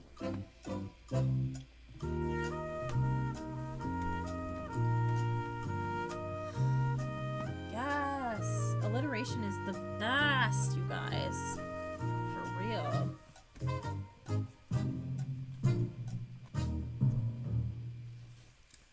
Okay, we have chosen to board the roller coaster on page 86. Was anybody born in 86? Tim, are you a year older than me? I don't know. The roller coaster seems like the best idea. You'll be able to see the whole carnival from up there, and maybe you'll spot a way out.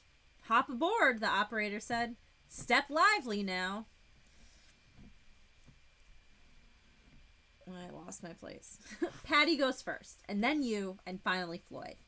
The man with the cigar clamps down on the safety bar, and you notice something you don't usually see on a roller coaster. Oh, Tim says drink. He was born in 86.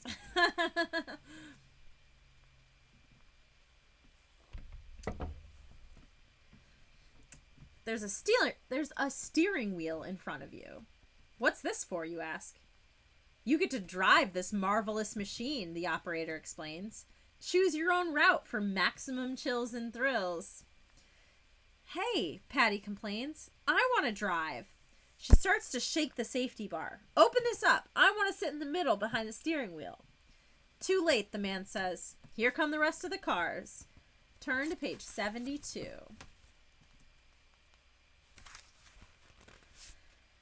The other roller coaster cars rumble into place behind you. Ka-chunk! They line up with your car, and then all of the cars lurch forward.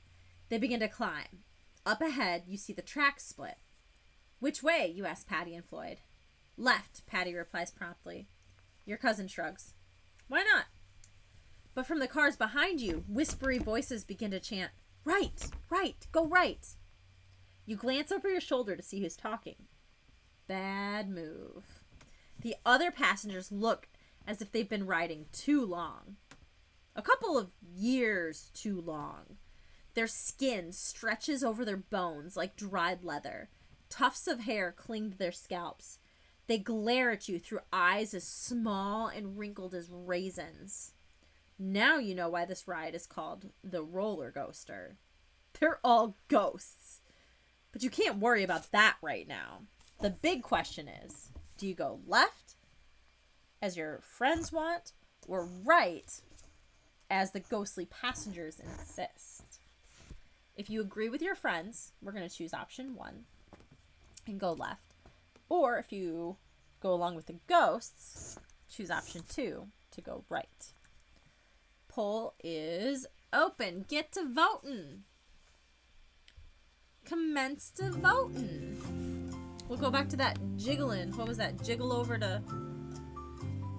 You jiggled more than a jello on a bicycle. that wasn't quite right.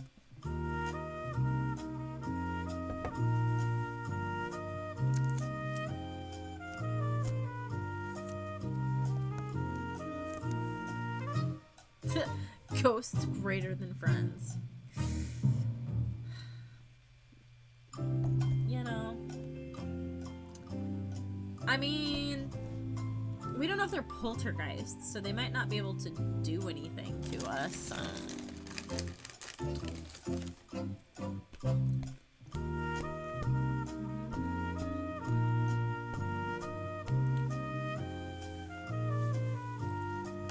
That's true. If the ghosts have been riding it for years, they should know which way to go. Okay, it looks like we have decided to go along with the ghosts on page 76. Or they're trying to trap us. That's also a good point. You turn the steering wheel to the right. The roller coaster rumbles as it switches lines to the right-hand branch. What are you doing? Patty wails. If you take advice from those dead guys in the back, we'll end up just like them. Maybe, you agree. And then again, maybe not. You know that this branch veers towards the Hall of the Mountain King, the castle with its towers that's the only thing that rises higher than the roller coaster's tracks.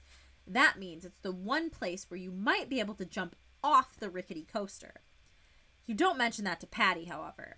If the ghostly passengers in the rest of the cars hear your plan, they might try to stop you. Keep quiet and turn to page 8. I don't know how we're going to jump out of it because Patty couldn't even get the lap bar up to try and switch spots with me, but it's fine. It's fine. Wind howls in your face as the roller coaster goes through some hair-raising curves and down a steep hill. Patty and Floyd are screaming. But all the time, you peer ahead at the Hall of the Mountain King. You have to calculate the exact second to put your plan into action. The roller coaster climbs very high and then roars along a slope that seems to point straight down. You want to cover your eyes, but you can't. You've got to keep looking for your chance. Now the tracks rise higher and higher, heading into a curve to the left. Oh no! There's a 20-foot gap between one section of the curved track and the rest. Dead Man's Curve, a ghostly voice croons behind you. Our favorite part of the ride. Turn to page 107.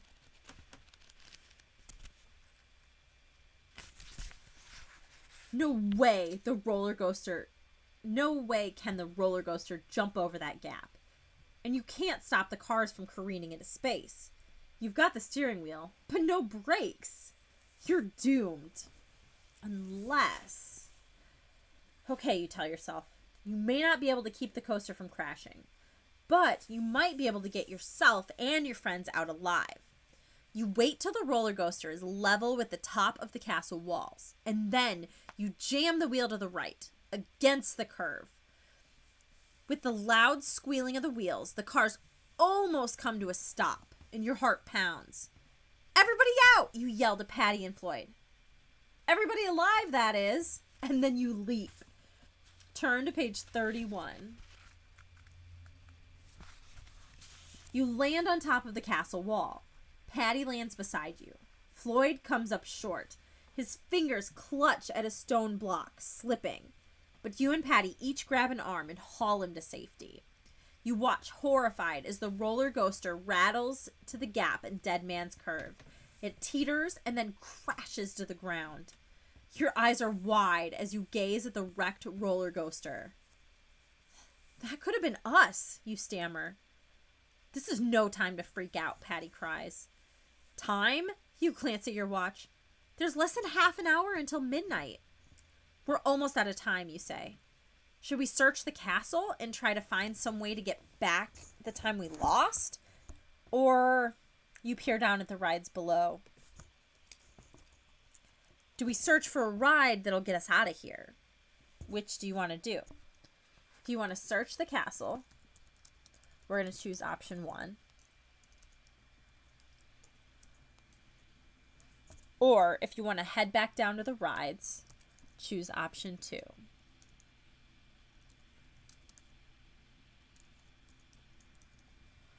Okay, the poll is almost open. I forgot to put a question mark in. Now the poll is open. And vote, vote, vote. Option 1 to search the castle. Option 2 to head back down to the rides.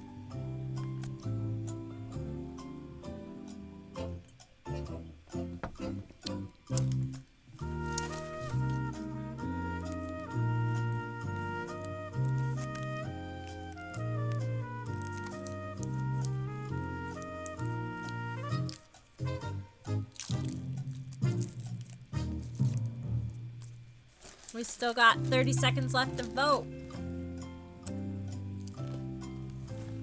I'm just gonna keep snacking until we're done.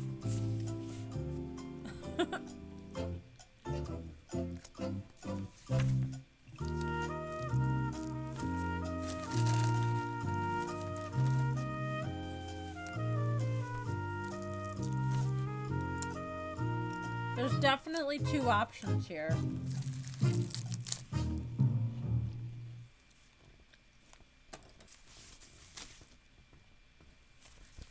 I mean, I don't think we'll find a way back in time inside the castle, but there's probably going to be stuff in there to explore. We chose to search the castle on page 125.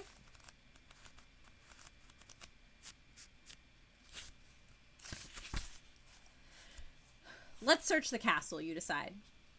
Okay, but where should we start? Patty asks. You gaze up at the castle towering above you. Let's go to that tower and then climb to the top, you decide. We can work our way down.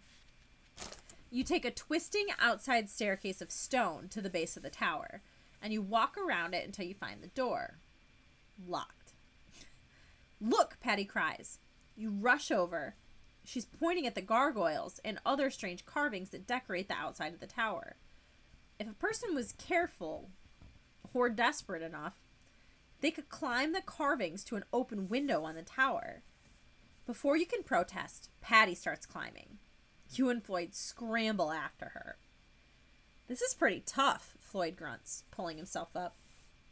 Yeah, Patty agrees, clinging to a gargoyle's nose.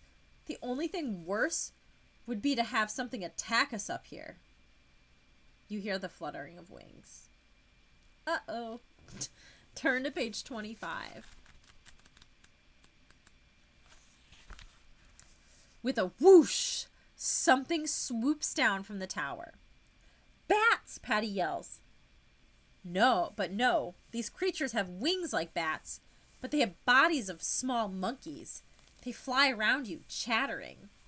Patty cries out as one nips her on the finger. Get out of here, you stupid monkey. I'm no monkey, the flying creature retorts. I'm an imp. What are you doing? Another imp asks as it lands on your head. Trying to stay on this wall, you snap, brushing it away with your hand. Temper, the imp scolds. It yanks your ear. Ow, cut that out. You swat at the imp, and then pull yourself up another few feet. You hear Floyd laughing. What's so funny, you demand. Nothing, he screams. They're tickling me. Hang on, keep climbing, you cry. Finally, in spite of the imps, you reach the tower window. You, Patty, and Floyd climb through. No fair. We're not allowed in, an imp whines. Good, you mutter. You check your watch. 11:46. If we're going to find anything, we better find it fast. Time is running out. Turn to page 48. You head for the top floor of the tower, and you find Big Al's office and dash through the door. Luckily, Big Al isn't inside. His desk is covered with screens, buttons, and dials. You read the labels aloud. Ride controls, game controls, space/time door controls. Wow, you turn to Floyd. Can you figure this out? Those space and time controls might help us. I can try, Floyd says. He sits at the desk and begins pressing buttons. A humming sound fills the room, and then a glowing dot appears in the air. It grows into a large rectangle. A doorknob appears on the right side of the rectangle. Patty stares, astonished. It's a door. Uh-oh, you hear footsteps. Can you hurry? You gulp. I don't think we have much time. Floyd plays with the space and time dials. I'm not sure I've got the numbers right for the door thingy, he murmurs. The heavy footsteps get closer. It has to be Big Al. Come on, you beg. 10 more seconds, Floyd mutters. We don't have 10 seconds, you screech. If you want to leap through the space/time door now, we'll choose option 1. If you want to wait as your cousin asks, then we're going to choose option 2.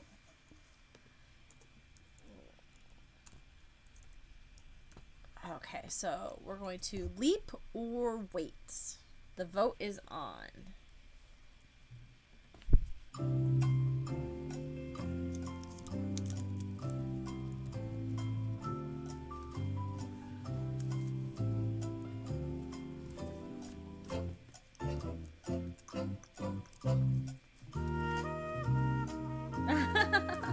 I'm surprised you came back. It's so late over there. Our current vote is Floyd has opened a door through space-time, but he doesn't think he has the calculations right. And we can jump through, or we can wait like he requested, but Big Al might burst in at any second. So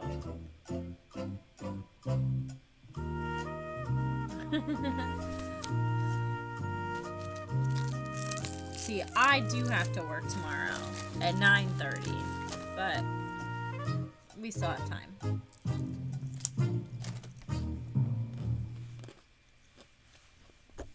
Okay. 83% of you chose to leap through the door on page 94.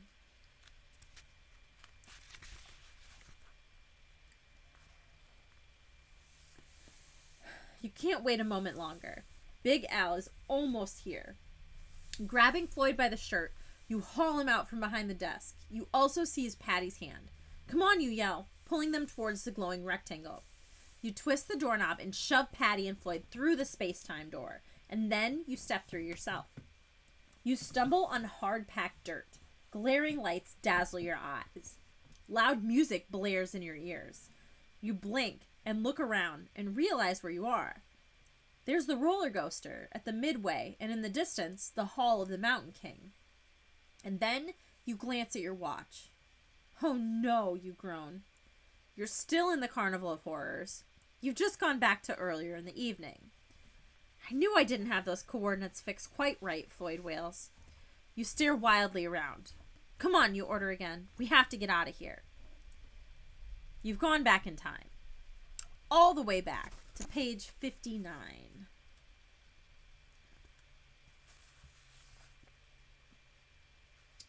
Which takes us back to forget the rides, you tell Patty. Let's get lost in the crowd on the midway and sneak out now. So, back to the beginning. So, that's a time loop. So, that is...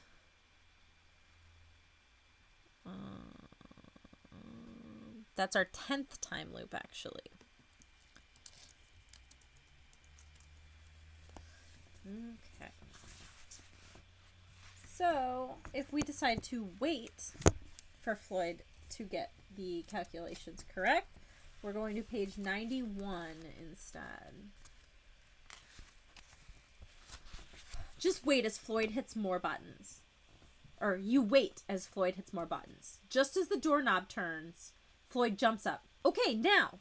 You all leap for the glowing space-time door hanging in the air. You tumble through and land in Big Al's office. You peer around. Big Al isn't here. Whew. That didn't get us very far, you grumble.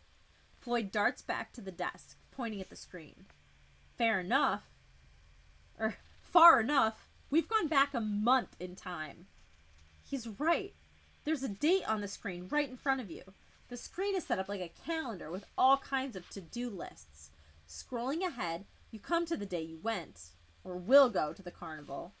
Between do laundry and start diet is the entry get, hey, that's your name in there. Running back through the computer calendar, you see all of Big Al's plans to take the Carnival of Horrors to Floyd's hometown. Can you erase all of this, you ask? Even better, Floyd assures you. I can fiddle with these plans so the carnival goes anywhere we want. A smile creeps across your face. How about Antarctica? Floyd hits some keys. Done, he announces. Whoop! Everything goes black. Turn to page 74. Ah, you yell, sitting up in bed. What a nightmare! You dreamed you were back at the Carnival of Horrors. Floyd and Patty appear in the doorway. We're home. We escaped from that carnival. You gaze around. Yes! You're in your bedroom at Aunt Al and Uncle Steve's. It wasn't a dream. You really were at the Carnival of Horrors. But Floyd rigged it so that when you went back in time, and now you're safe on the farm. You jump out of bed and get dressed. You rush downstairs with Patty and Floyd on your heels. Aunt Elle is making pancakes at the stove. Morning, Aunt Elle. Anything special going on today, you ask? You hold your breath, waiting for her reply. Patty and Floyd fidget next to you. Not really, your aunt answers. No, surprises? Floyd says. Aunt Elle shakes her head. Nothing, she answers. I'm afraid it will be just another ordinary day. You grin broadly at Patty and Floyd. Perfect, you cry. That's just the way we like it. The end. Oh man, that's our third good ending of the book today. So that's cool. That was ending 15. 15 endings. Okay. Next one is when we jumped off of the roller coaster, we had the option to search the castle or to head back down to the rides. So we are going to try the ride option on page 57.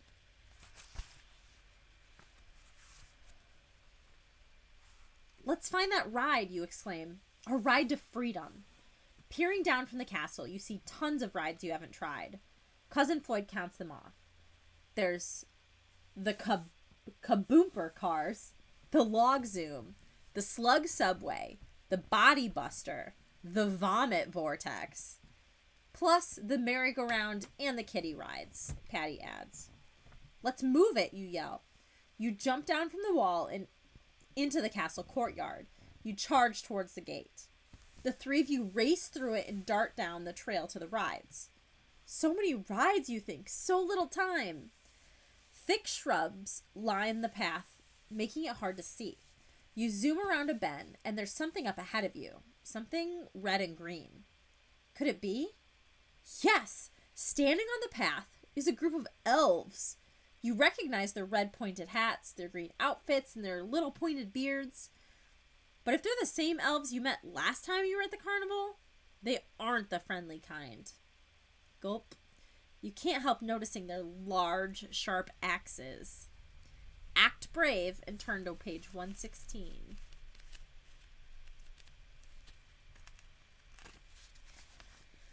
You slap a hand to your forehead. How could you have forgotten the elves? They were part of the ride to the Hall of the Mountain King. The terrifying part? Last summer, you thought the ride would be fun. Everyone climbed into cute little wooden donkey carts to ride up to the castle. but the elves spoiled the fun by using their axes to chop up the carts. And then they chopped off people's heads. Now the elves are marching towards you, swinging their sharp, shiny axes. Run, you scream to Patty and Floyd. You dash back up the trail to the castle. The elves follow. Heads, they cry. Chop off their heads. Hurry, you pant, hurry. You dart around the bend and race towards the castle. Oh no, the castle gate. It's closed. And enormous chains are padlocked across the front. There's no way in. You turn to face the elves. Bad idea. They may be little guys, but they're also a pain in the neck. The end. Oh, 16 endings. Okay.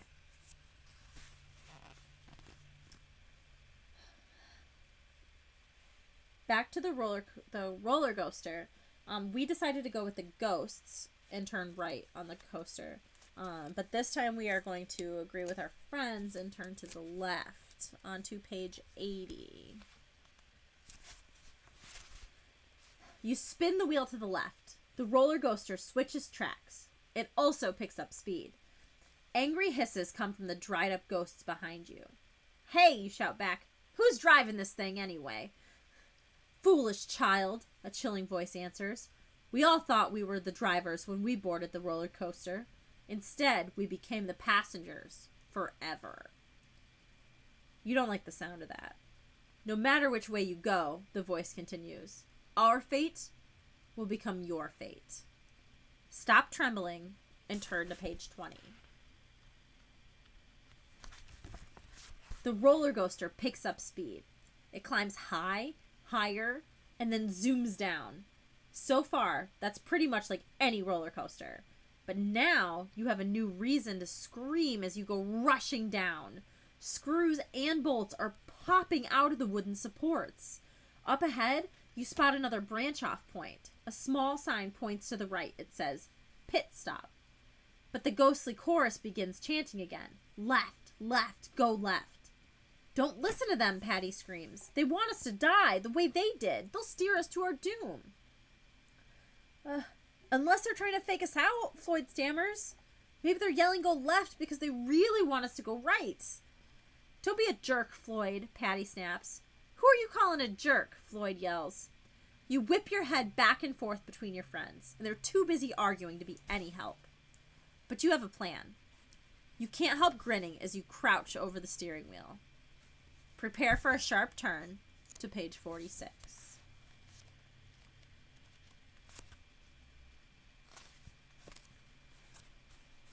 You shouldn't have grinned. I know what you're up to, one of the ghostly passenger bellows. You will not turn right. I'll make sure of it. Glancing back, you see the ghost pluck his head right off his neck. You're trying not to gag. And then he throws it at you. You manage to duck, but the head hovers right in front of your face. Drive and die, it whispers. Your hands shake so hard. You can barely grip the wheel. But you have to make the right turn. It won't be easy. Not with that ghostly face scowling at you. In fact, when it comes down to luck... it comes down to luck. So, think back to when you put on your shoes this morning. Which went on first, the left shoe or the right? If you put your right shoe on first, veer to the right. If you put your left shoe on first, veer to the left. That's a good question. I haven't thought about it before. I'm pretty sure I know my personal answer. But I've never thought about it or considered it. But I probably do it the same every time. Well, I can't tell you to go put your shoes on now. Because you're gonna like think about it. And you're gonna just choose which one to put on first. Anyone that has put on shoes recently and can remember which one you put on first, you can vote.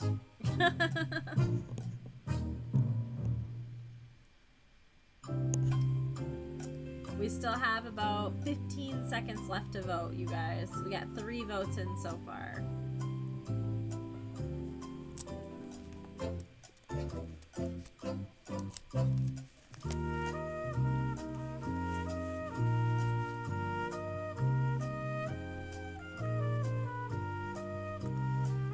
Okay. Our poll is up, and we had 2 votes for right and 1 vote for left. I'm like 90% sure I put my right shoe on first. I think. I don't know.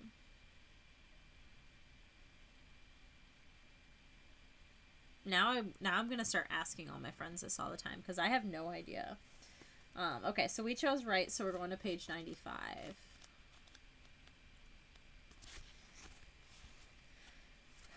Okay, who voted left, and are you left-handed?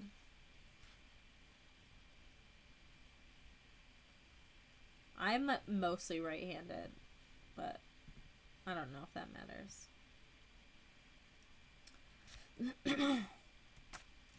Okay, you twist the wheel to the right. With a shriek of the wheels of the rails, the roller coaster lurches and makes the turn. You shudder at the grisly face hanging in front of you. You won't stop me, you shout. The dead face continues to float in front of you. You glare at it. You won. So why is this ghost smiling? With a series of jerks, the roller coaster slows down. We must be coming to the pit stop, you tell Patty and Floyd. The moment we stop, get ready to jump out. You're barely chugging along. The ghost's face is still laughing into yours, so you can't see what's ahead. But Patty and Floyd can. Look out, they scream. The tracks just end, Patty shrieks.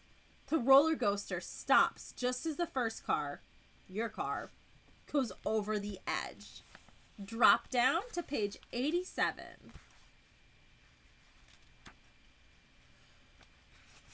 Woo. 87. It's the year I was born, so cheers to anybody with a drink left. You and your friends land with a thump in the dark hole. Everybody okay, you ask? Yup, Floyd responds. Okay enough, Patty answers. At least we got off that revolting roller coaster, you say. Now all we have to do is climb out of here. You stop when you hear a strange noise. A soft, slithering sound. Let's get out of here, you cry. You reach for a thick rope hanging in the shadows. But before you can grab it, the rope grabs you. It's not a rope at all, you realize with horror. It's a 20-foot python, and it's wrapping itself around you. A rattlesnake strikes out to bite Floyd, while a cobra attacks Patty. But there's nothing you can do. The python squeezes so tight, you can barely breathe. Spots dance before your eyes as you think back to the sign you saw. Was part of it broken off? It must have been, because you wound up in a snake pit stop. The end. Oh.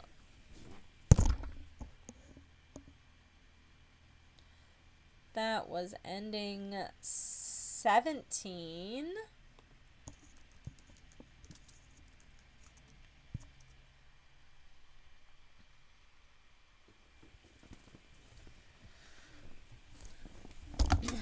Oh, thanks, Hazel. Welcome to the chat.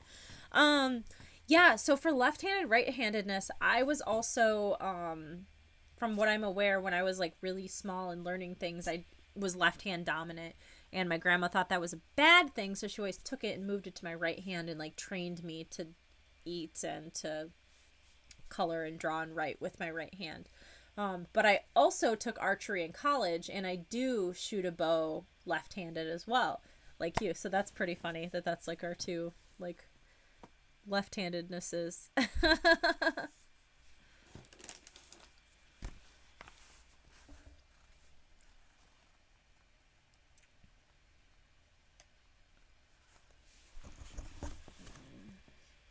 Okay, so we still got some tabby doos left here. Oh no, we're witches. I don't know. I'm just like a in-between. ethereal creature or something. I was gonna say forest creature, but I'm definitely not a forest creature. It's not gonna be it. Okay, so we're gonna go back and see what happens if we put our left shoe on first on page 40. The ghostly head dives at your left hand with its teeth bared. Ah, you yell. It's gonna bite you. You jerk your hand down out of the way, and the wheel spins left. Oh no, that wasn't what you planned to do. The hideous head roars with laughter. Got you, it howls. The roller coaster hurls on, and it starts to slow down, and then it stops completely. A recorded announcement blares over the loudspeakers. Due to mechanical difficulties, the roller coaster will be out of service for a few minutes. Please remain seated. Keep your hands inside the ride at all times. Now's our chance, you whisper. You and your friends fling back the safety bar and begin climbing down. The ghostly riders shout and hiss at you, but no heads come flying your way. You all have scrapes and splinters by the time you reach the ground, but you made it. Well, Floyd says, now we can go on to the log zoom. Turn to page 92. The log zoom is nearby. Maybe it'll be the way out. And that's a time loop because we already did the log zoom. And that is going to be time loop. I really need to just write these down so I don't have to scroll back up every single time I try and do this. 11 time loops.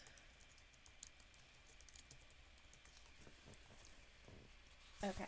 This one is once we got to the roller coaster, we had the choice to board or to decide it was too dangerous, so we boarded. We're going to say never mind on page 19.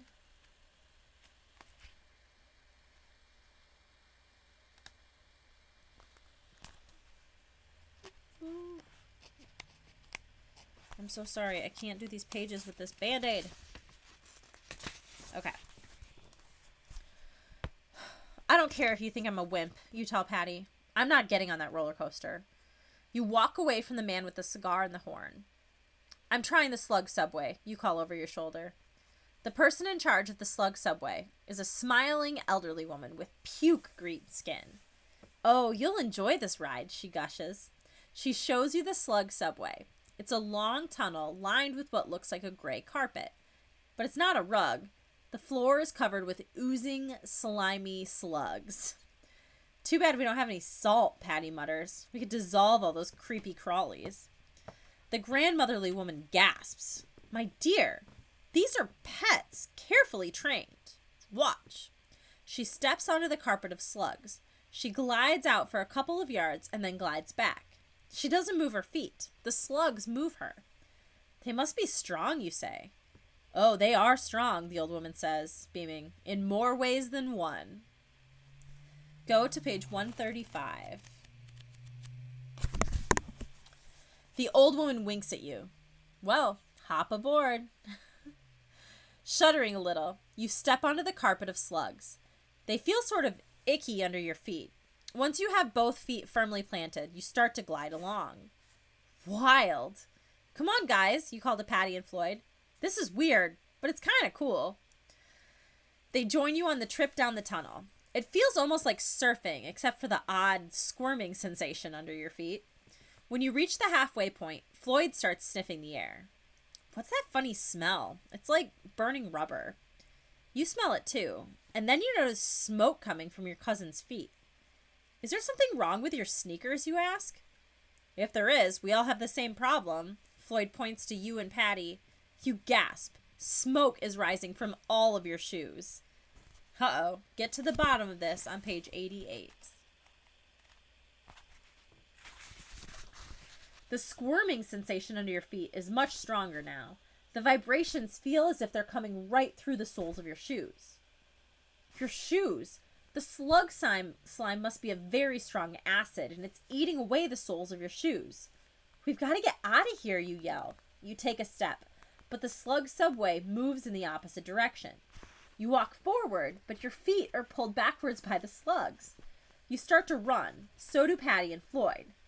Yeah, you howl. Your feet.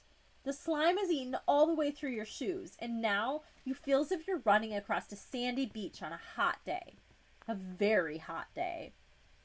You try running even faster, but you slip on the slimy slugs and you fall. Yeah, it's like landing in a red-hot frying pan. The slug slime coats your skin, burning it away. You, Patty, and Floyd scream for help, but no one comes to the tunnel.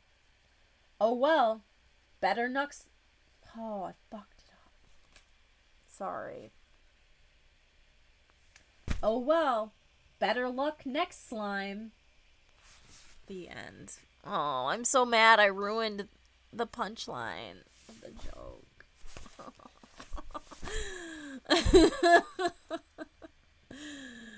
Oh, that was 18 endings.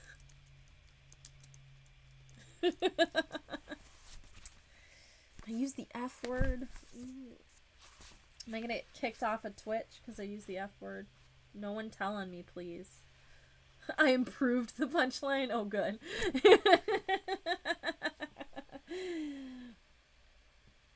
Okay. Our next step back takes us back to the dino ride. And when we opened up like the escape hatch, we decided to just stay on the ride. This time we're going to try and slide down the tail onto page 97. Oh, you guys, 97. That's the year this book came out. So cheers to that, too. Have a drink, everybody. I'm going to try it, you shout, leaping out the escape hatch. You bend your knees and hold your arms out for balance. Wee-haw! You whoop. Fake lizard scales zoom beneath your feet. It's like the world's coolest, scariest skateboard run. Swooping to the end of the dinosaur's tail, you zip over the fence surrounding the Carnival of Horrors. Ha ha ha! You laugh in delight. We did it! We escaped! You thump to the ground. A second later, there's another thump, and then a whoa as a crash from Cousin Floyd. At first, you can't see your friends. A heavy fog steams up from the ground. The air feels a lot warmer than when you arrived at the carnival. You find Patty and then Floyd. He's examining a bush and seems very excited. This is an amazing scientific find, he cries. Everyone thinks this plant has been extinct for 1,000,000 years. Before you can answer, the earth starts to tremble and you hear the sound of a huge, heavy, stomping feet. And they're heading your way. Turn to page 109. Uh-oh. Maybe it's the mechanical Tyrannosaurus Rex from the carnival, Patty suggests. Her voice shakes. Right. It probably broke through the fence, Floyd agrees. You notice beads of sweat on his face. You strain your ears. The footsteps seem to come faster than the speed of the dino ride. And they sound like they're coming from another direction. I have a feeling we did go back in time, you say. But not just a night or two. A head bursts out of the fog, and you scream. It's a Tyrannosaurus Rex. But it's not the one from the carnival. The colors are all different. And this creature's eyes aren't portholes. They peer down at you with a greedy, hungry expression. Run, you yell. But before you can move, the Tyrannosaurus Rex bends down, gripping you with its teeth. Wow, you really did go back in time. Millions and millions of years back. This sure does beat watching a dinosaur movie. Except for one small problem. You're the snack. The end. 19 endings. Okay, next one is... Ooh, we're back to the squid. Okay, so the squid fighting. We had the option to try and tie the squids together or to throw them at the crowd. And we are going to tie them together this time on 124. Do what Patty did, you yelled to Floyd. Tie their tentacles together. Your cousin's face is blue and his eyes bulge, but he tries to follow your advice. You grab a tentacle from one squid on your leg and try to tie it to the tentacle from one on your arm. The stringy, boneless tentacles squirm, trying to break loose as you knot them together. You yank hard and pop! The creature on your arm comes off. Turn to page 9.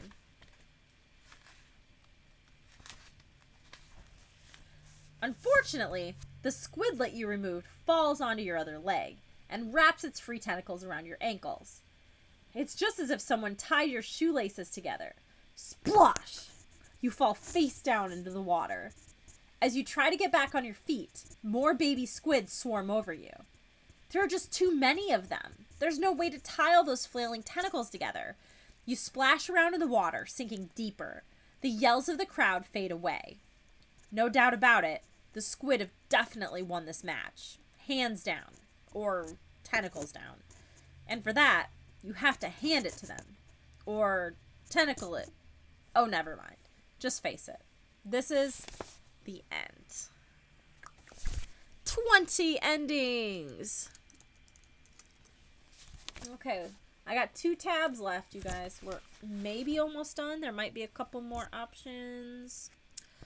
So our option here was to try and convince the man you're not squid wrestlers, or to ask for small size opponents. So we are going to try to convince him that we are not squid wrestlers on 113.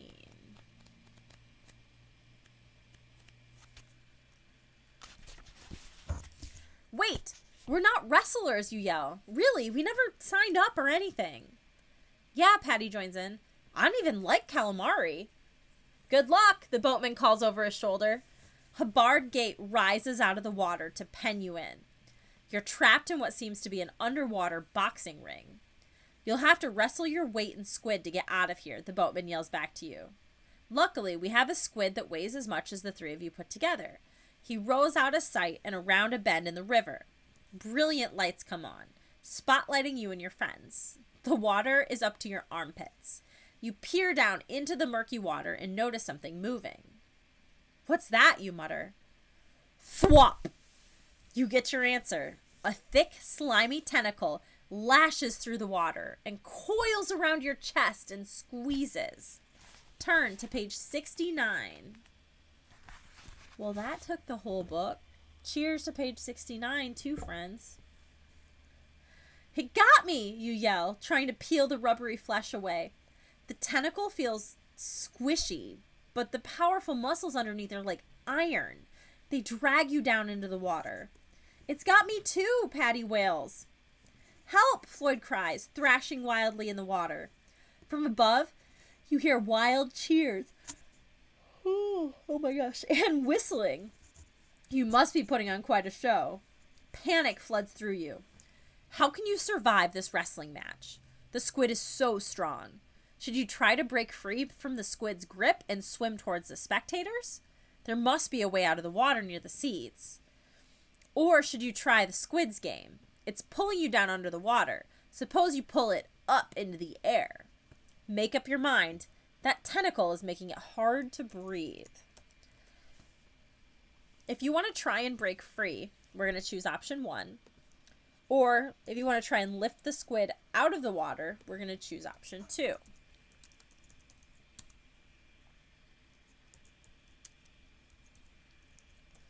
And the poll is open. Playing from Amanda's iPhone. Thank you.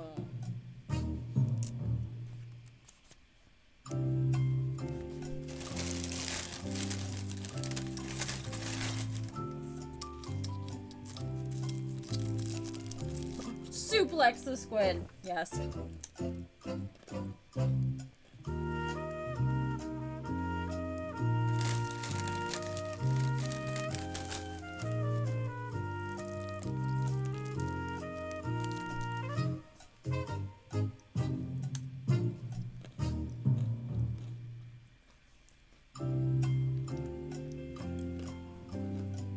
We got 6 votes. There's still like 10 seconds left to vote too if you haven't voted yet.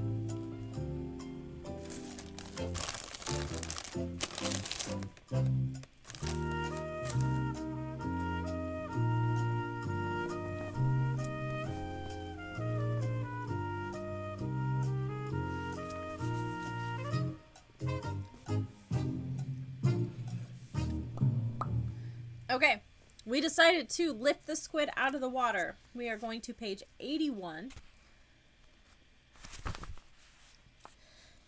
Grab hold of a tentacle, you command Floyd and Patty. Why? Floyd asks. I've already got a tentacle grabbing a hold of me. Just get a good grip and heave, you yell. You feel as if you're playing a watery game of tug of war, but your steady pressure finally wins. The body of the squid rises out of the water. It looks squishy, like a sack of grayish-green jelly with big black eyes.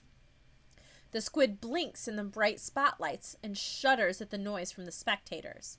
The terrified creature yanks its tentacles loose and retreats deep into the water. Once more it attacks, grabbing Floyd by the leg and trying to drag him under. Do it again, you shout. You and Patty pounce on the squid, hauling it back out of the water. This time, when it breaks free, it disappears in a cloud of ink. You win! Turn to page 110 to celebrate. Dripping wet, you haul yourself back onto dry land. When you help your friends out of the water... This is my favorite white t-shirt, Patty complains. Now it's got squid ink all over it. Patty, I think we have bigger things to worry about, you scold. And this is a time loop, apparently. Oh, nice. So, that is 12 time loops.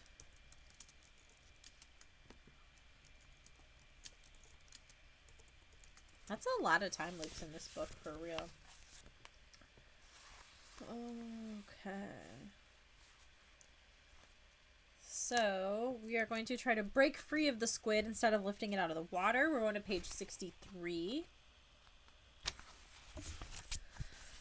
Don't give up! We've got to get free, you yell to Patty and Floyd. The three of you struggle even harder.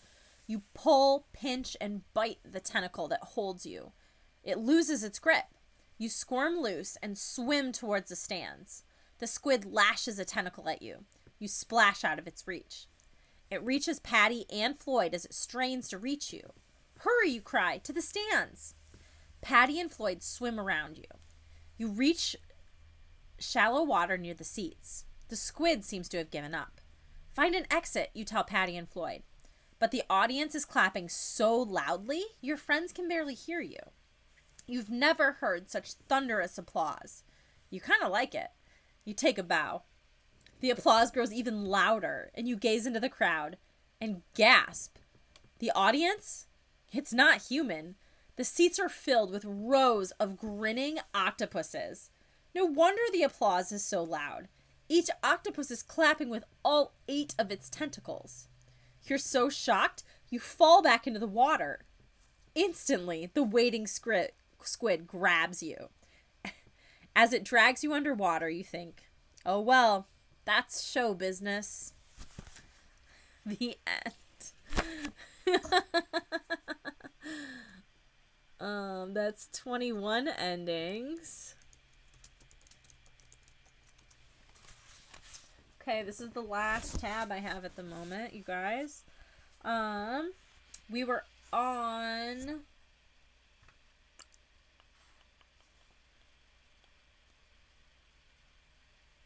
Oh, we were on the choo-choo train that was sending us into the future.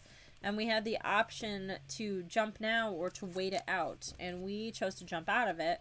That's how we ended up with the squid. So we are going to instead go to page 131 and wait until we're not in a water landing situation.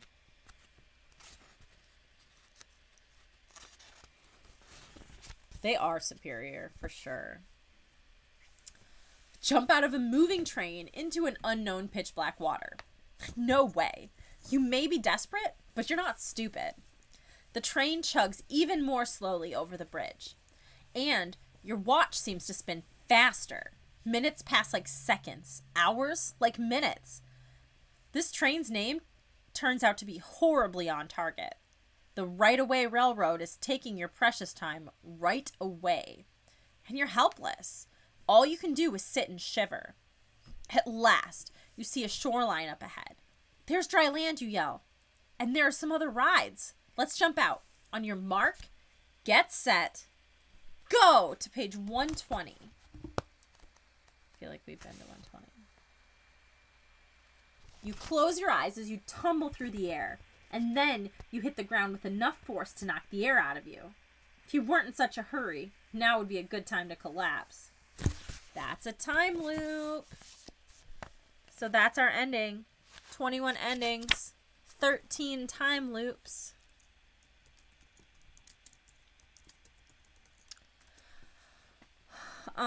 It only took, we started about 20 minutes late, so 4 hours and 10 minutes, not including the break. A little bit of a long one. It was an okay book. The one last week was way better. I have not, this is the only one I've received so far. I think I ordered 7 new books last week, so we do have plenty more coming. We are going to keep going. But I cannot tell you what book is going to be next. So it definitely depends on what book arrives next in the mail, since this was the only one that came in so far. I will post on my Instagram and on my Facebook and all of that fun stuff whenever the next book arrives. Whatever, I'm like going to go in order of like whatever comes next. And then once they all arrive, then we can do our voting and stuff again. But, yeah, because there are 50 books in the collection.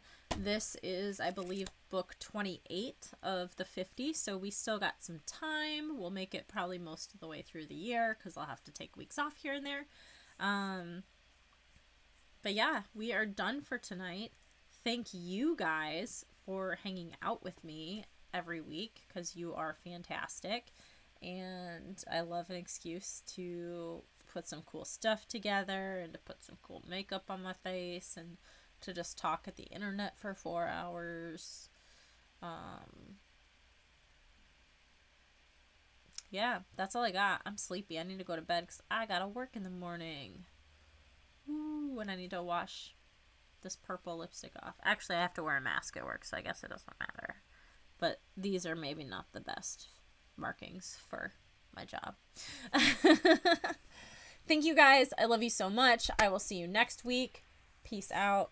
There's no reason why next week won't work. Yep, next week is good. I will see you then.